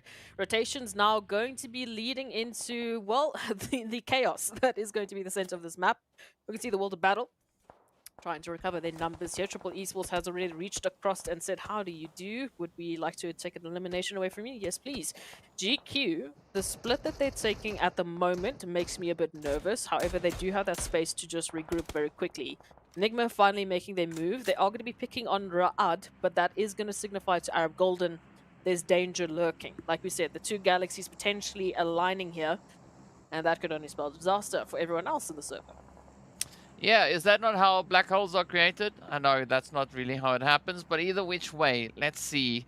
As Arab Golden and NIGMA are prepping themselves for a bit of a fight already. Teak has been identified. Down they go. Rauf now getting ready for a quick little bit of cheeky play. Coops moving up alongside the rest of the team. And this could be that opportunity, but a very open push as P6 is just waiting and priming up that nade, finds the damage onto Coops, but does not bring them to their knees. Teak, P6 looking to hold steady, but it is going to be an absolute barrage heading in both directions. It is mollies, it is frag grenades. Just getting dispersed. Now Lord looking for the opportunity. Nade in hand. Rauf keeping a little bit of overwatch. But Puncher, oh, getting ready to rumble as they have to make a decisive play here. Are they going to stick around or will they disengage? Well, the answer is that they have to fight because Puncher has been brought to their knees, as is the rest of the Carnage about to come through. You see Arab Golden, NIGMA holding it nice and steady. NIGMA already now about to lose Coops. The spray, ooh, doesn't find him just yet. There we go. It is Freak. It is a Lord down. Rauf now having all that pressure riding on their shoulders. We can see also then down on the bottom right-hand side, it is the players from Triple and the World of Battle fighting. But Rauf now having to defend as P6 is on the ridge. Oh, the hits are in. One down, one more to go. Will they get it though? Rauf hoping. Oh. Unfortunately, AXA ends it right there. That honestly could have gone any which way. So that now we know what happens when two galaxies align. It means RUKH comes through for the third party. P6 still down. We just got Teak and Axa up onto their feet, but for how much longer will be the case? RUKH already sniffing out these compounds, already closing in. Oh, the feet are burning. We've got Teak now trying to run, trying to rush, give the spacing. They need to survive. Oh, this is such a tough play, but of course now Teak will get stopped right there. Ab Golden having to settle for 14th place. At least, though, they got those 4 eliminations from taking down the side of NIGMA. So now all the galaxies have been shipped out. All we have left to work with is our remaining 13 teams. Triple still in it, still alive, still holding steady. Sitting here with their 3 players up. The World of Battle, in the meanwhile, they've been reduced down to 1. It is going to be Hazem all the way on that southern edge of zone. But look at RUKH. I mean, they're not going to settle for just one team. They are going to be looking to find even more opportunities now. Oh, what a tough game this Miramar has been. Yeah, no, this is going to be interesting. Now, coming through from that southern side, RUKH obviously has quite a bit of spacing to work with. Crash Gaming would have heard all of the commotion going down. A little bit of a replay just to remind ourselves what happened with Triple Esports, unfortunately. Moving into this one, the World of Battle also taking on the mantle to send Triple Esports home, and I see not a bad attempt from them to keep the team into the action still. You could say the same for RUKH there with NIGMA Galaxy. It was tough. I mean, very tough, unfortunately. But now we turn our attention here. Zuxi keeping a keen eye on Crash Gaming. A very good rotation that they've made. Ooh, very careful there to just be caught out in the open. Yeah, you got to be careful. I mean, that could be a potential bait and switch, especially now with Jafar looking to just wrap around the edge. But I mean, Zuxi looks a little bit comfortable, a little bit confident. I mean, and rightly so, because they still have 2 teammates up, as you can see up on that ridge. So, you know, they have the reinforcement. They have the capability to try and make a little bit of noise right here. But it does seem like the rest of RUKH are not focusing on this front. Meanwhile, there's going to be a RUKH.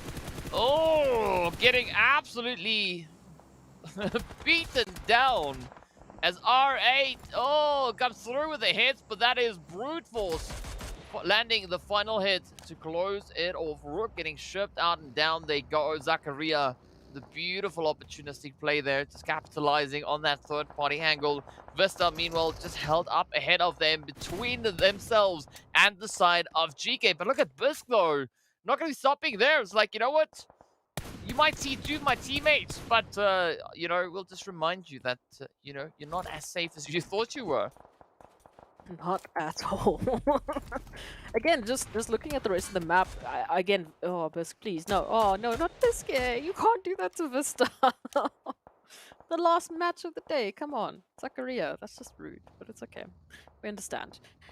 Looking at the rest of the map, a lot of spacing again towards that southern point. So RUKH, after all of the rotation that they've made, as well as Crash Gaming, now that they've given that space, they are going to be sitting pretty for quite some time until we see what that zone shift is going to allow. If it does shift over towards the south, all of these teams that we are seeing already peeking and prodding at one another, you know, giving all of these noise cues away, sound cues away, are going to be putting themselves in an interesting position. It's going to force a little bit of that chaotic rotation, and that's potentially where GEEKAY can activate and start to pick up all of those surrounding rotation eliminations and really bolster their standings.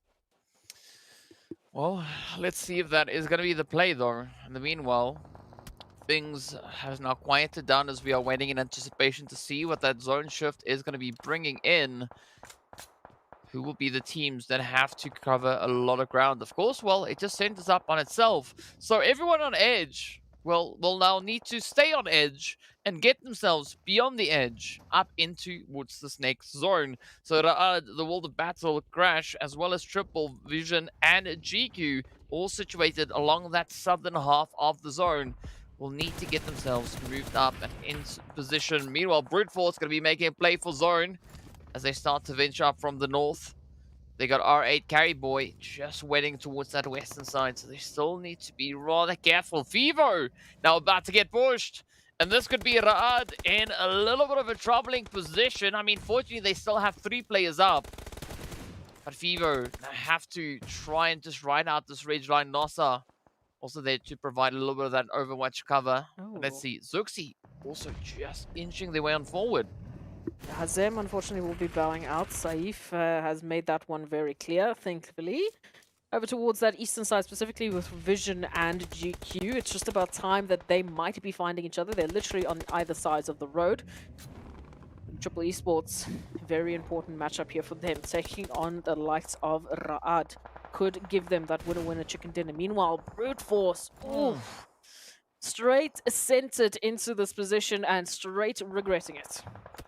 I mean, kinda. But let's see that Nate, doesn't find the point. Yeah, I mean, Carry Boy, great opportunity there. Just capitalizing and ending it. But of course, now Brute Force getting dealt with a little bit of that Brute Force. Here we go, Triple. Now getting ready to jump on towards Raad. As you can see, NASR about to go down. Oh, so low on their health bar. One hit could end it all. But somehow, miraculously, they are still able to survive, of course. Well, GEEKAY, they reach in and bring that assistance, right? As Hope does take them down. Raad now getting sent out in that 9th position. But of course, it's now down to the final few teams. Quest also getting identified on the edge. Vision getting spotted. The sprays are there. And this is now a phenomenal opportunity. Looking at GEEKAY, right? They've got that compound. And they've got a line of sight on almost any team. Oh, it's getting spicy. I thought that J-turn from NASR was enough to keep them alive, but unfortunately you can just see the sheer veracity of crossfires that we have to work with. Everyone has a line of sight. Everyone can get involved. Triple Esports are moving a little bit closer into the zone and immediately met with so much lead, with so much ammo that they can't even pick up after the fact. How rude. GEEKAY Esports, as we said, in this compound, again, massive line of sight onto surrounding areas, but it also means that they have a lot of expectations to manage, especially with teams I'm going to be making some rotations, potentially trying to take the compound away from them. They will be put to the test. Vision, hello. GEEKAY says hi. Yeah. DK also says hi. But here we go, RTG. Now trying to see if they can reach into Vision. Ooh, those nades come so close, but unfortunately not finding the point. And I mean, this is where GEEKAY can just capitalize, because in order for RTG to get the play onto Vision, they have to move out. Oh! No! Down to 7, they go. Down to 6 goes VISTA, and of course 5 teams now remain. That is all that we have left in day number 3.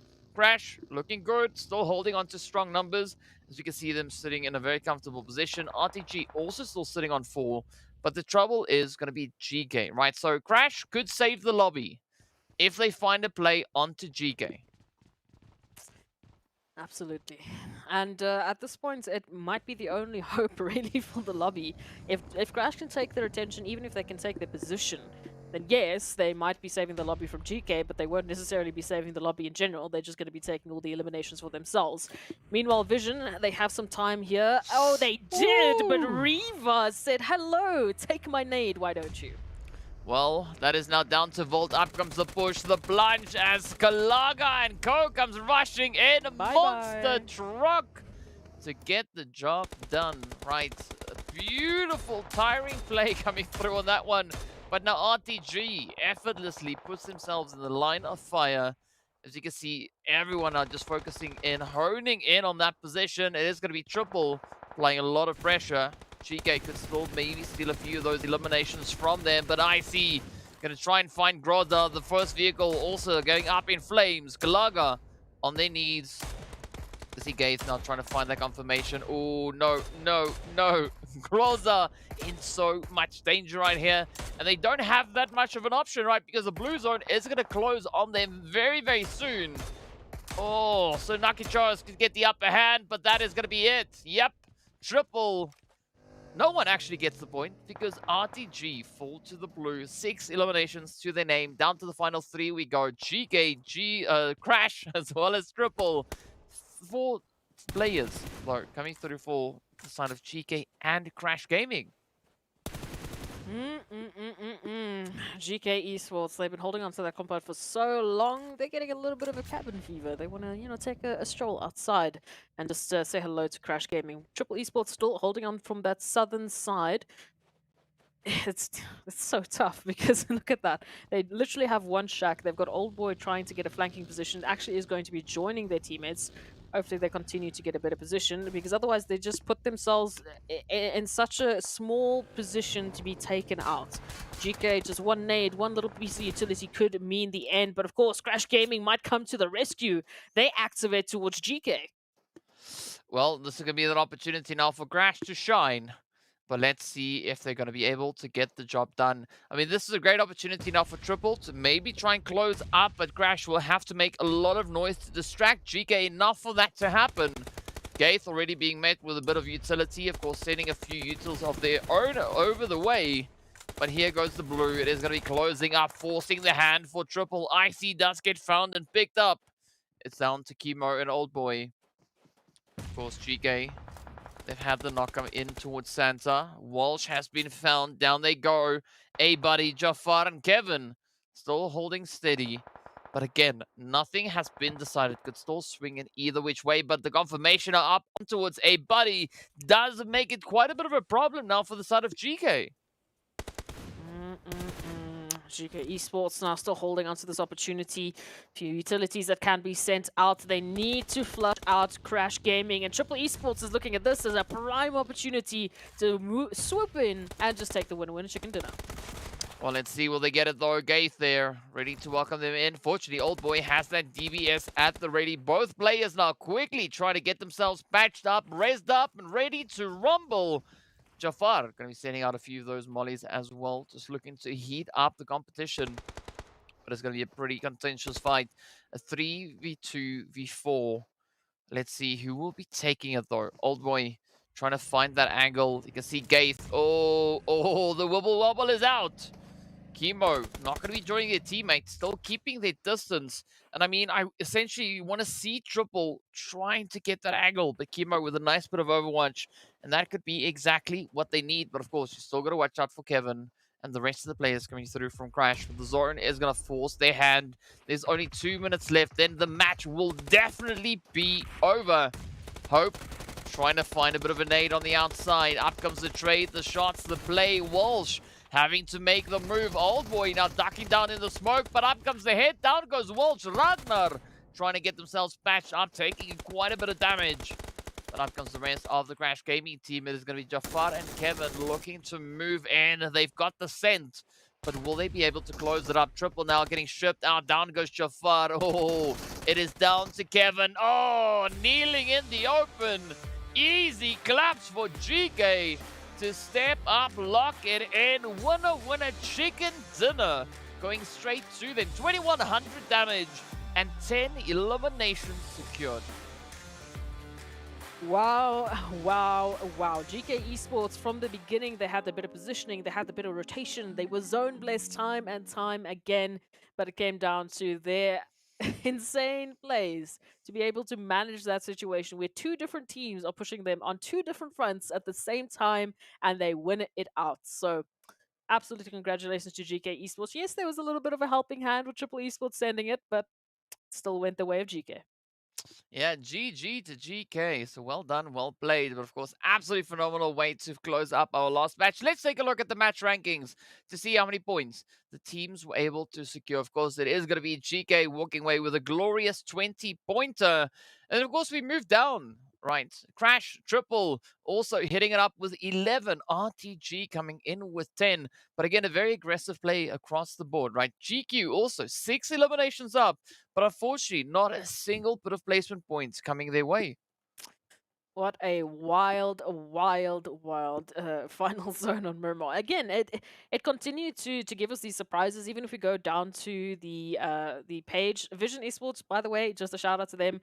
They had 5 points for the day going into this one. They just picked up 6. So, I mean, I think that's enough momentum. It's fine. They're good.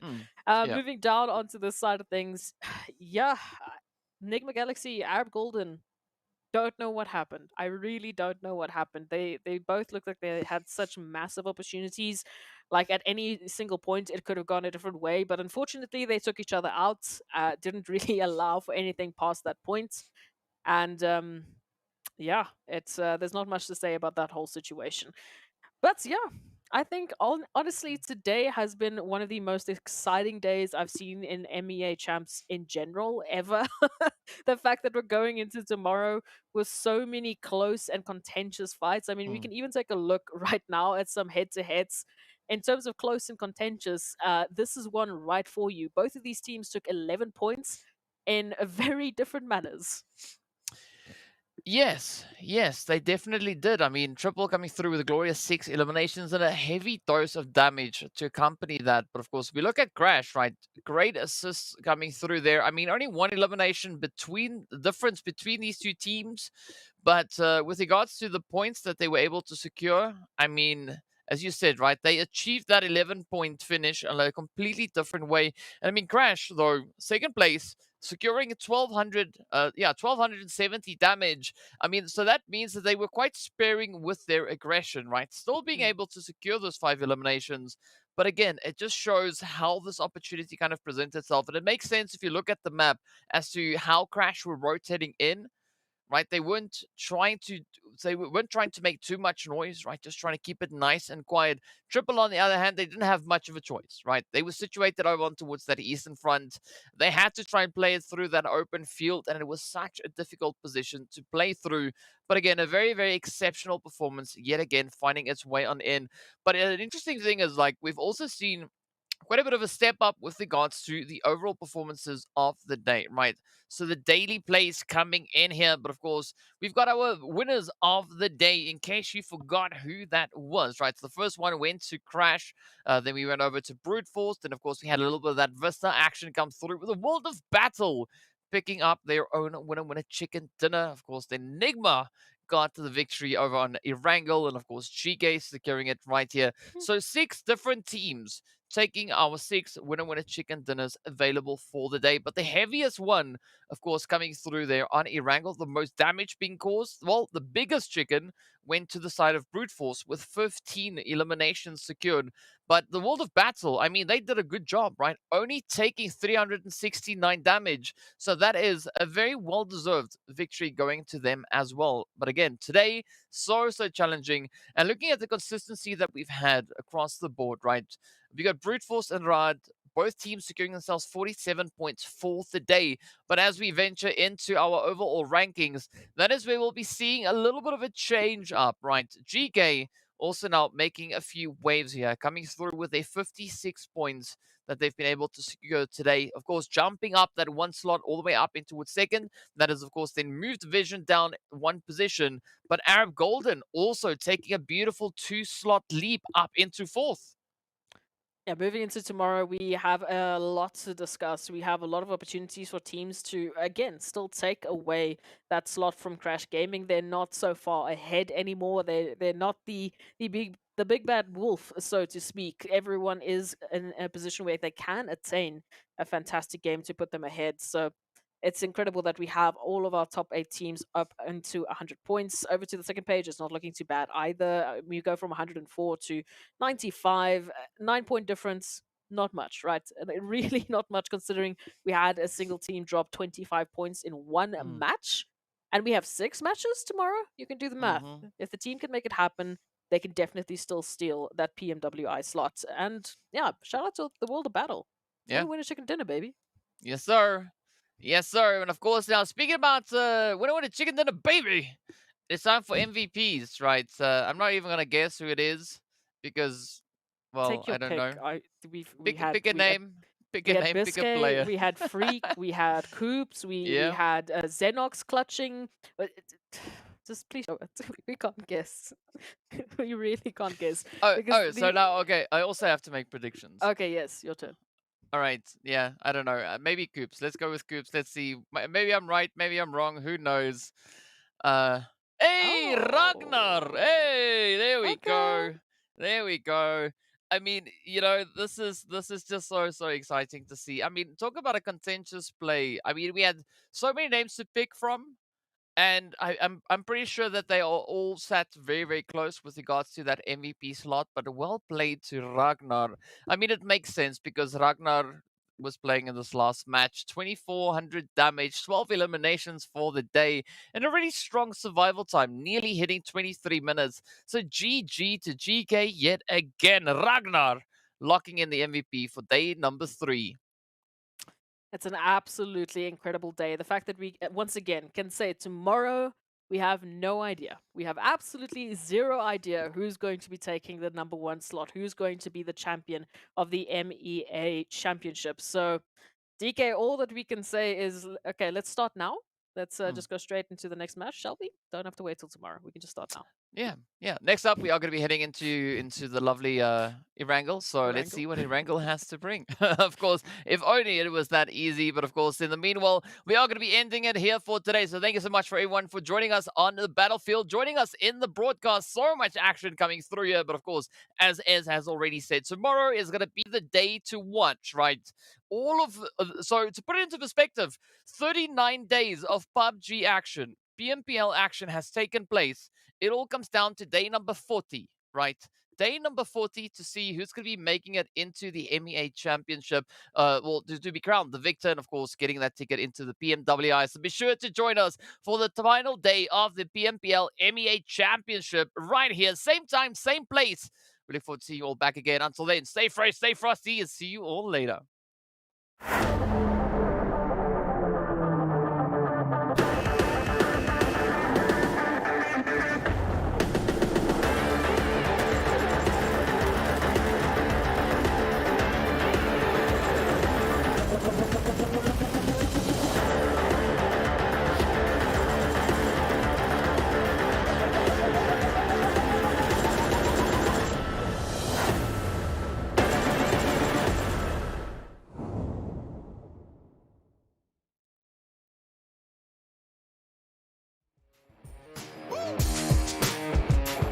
Well, alright.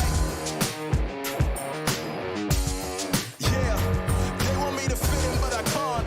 I'm too different with it, too advanced to think. You know my intuition.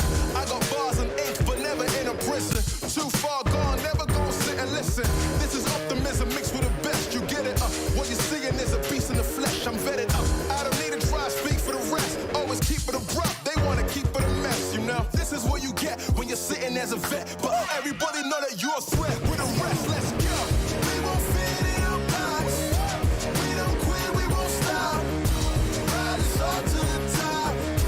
We won't fit in your, we won't fit in your, we won't fit in your box. No, we don't quit, we won't stop. No, ride us all to the top. Whoa. We won't fit in your box. No.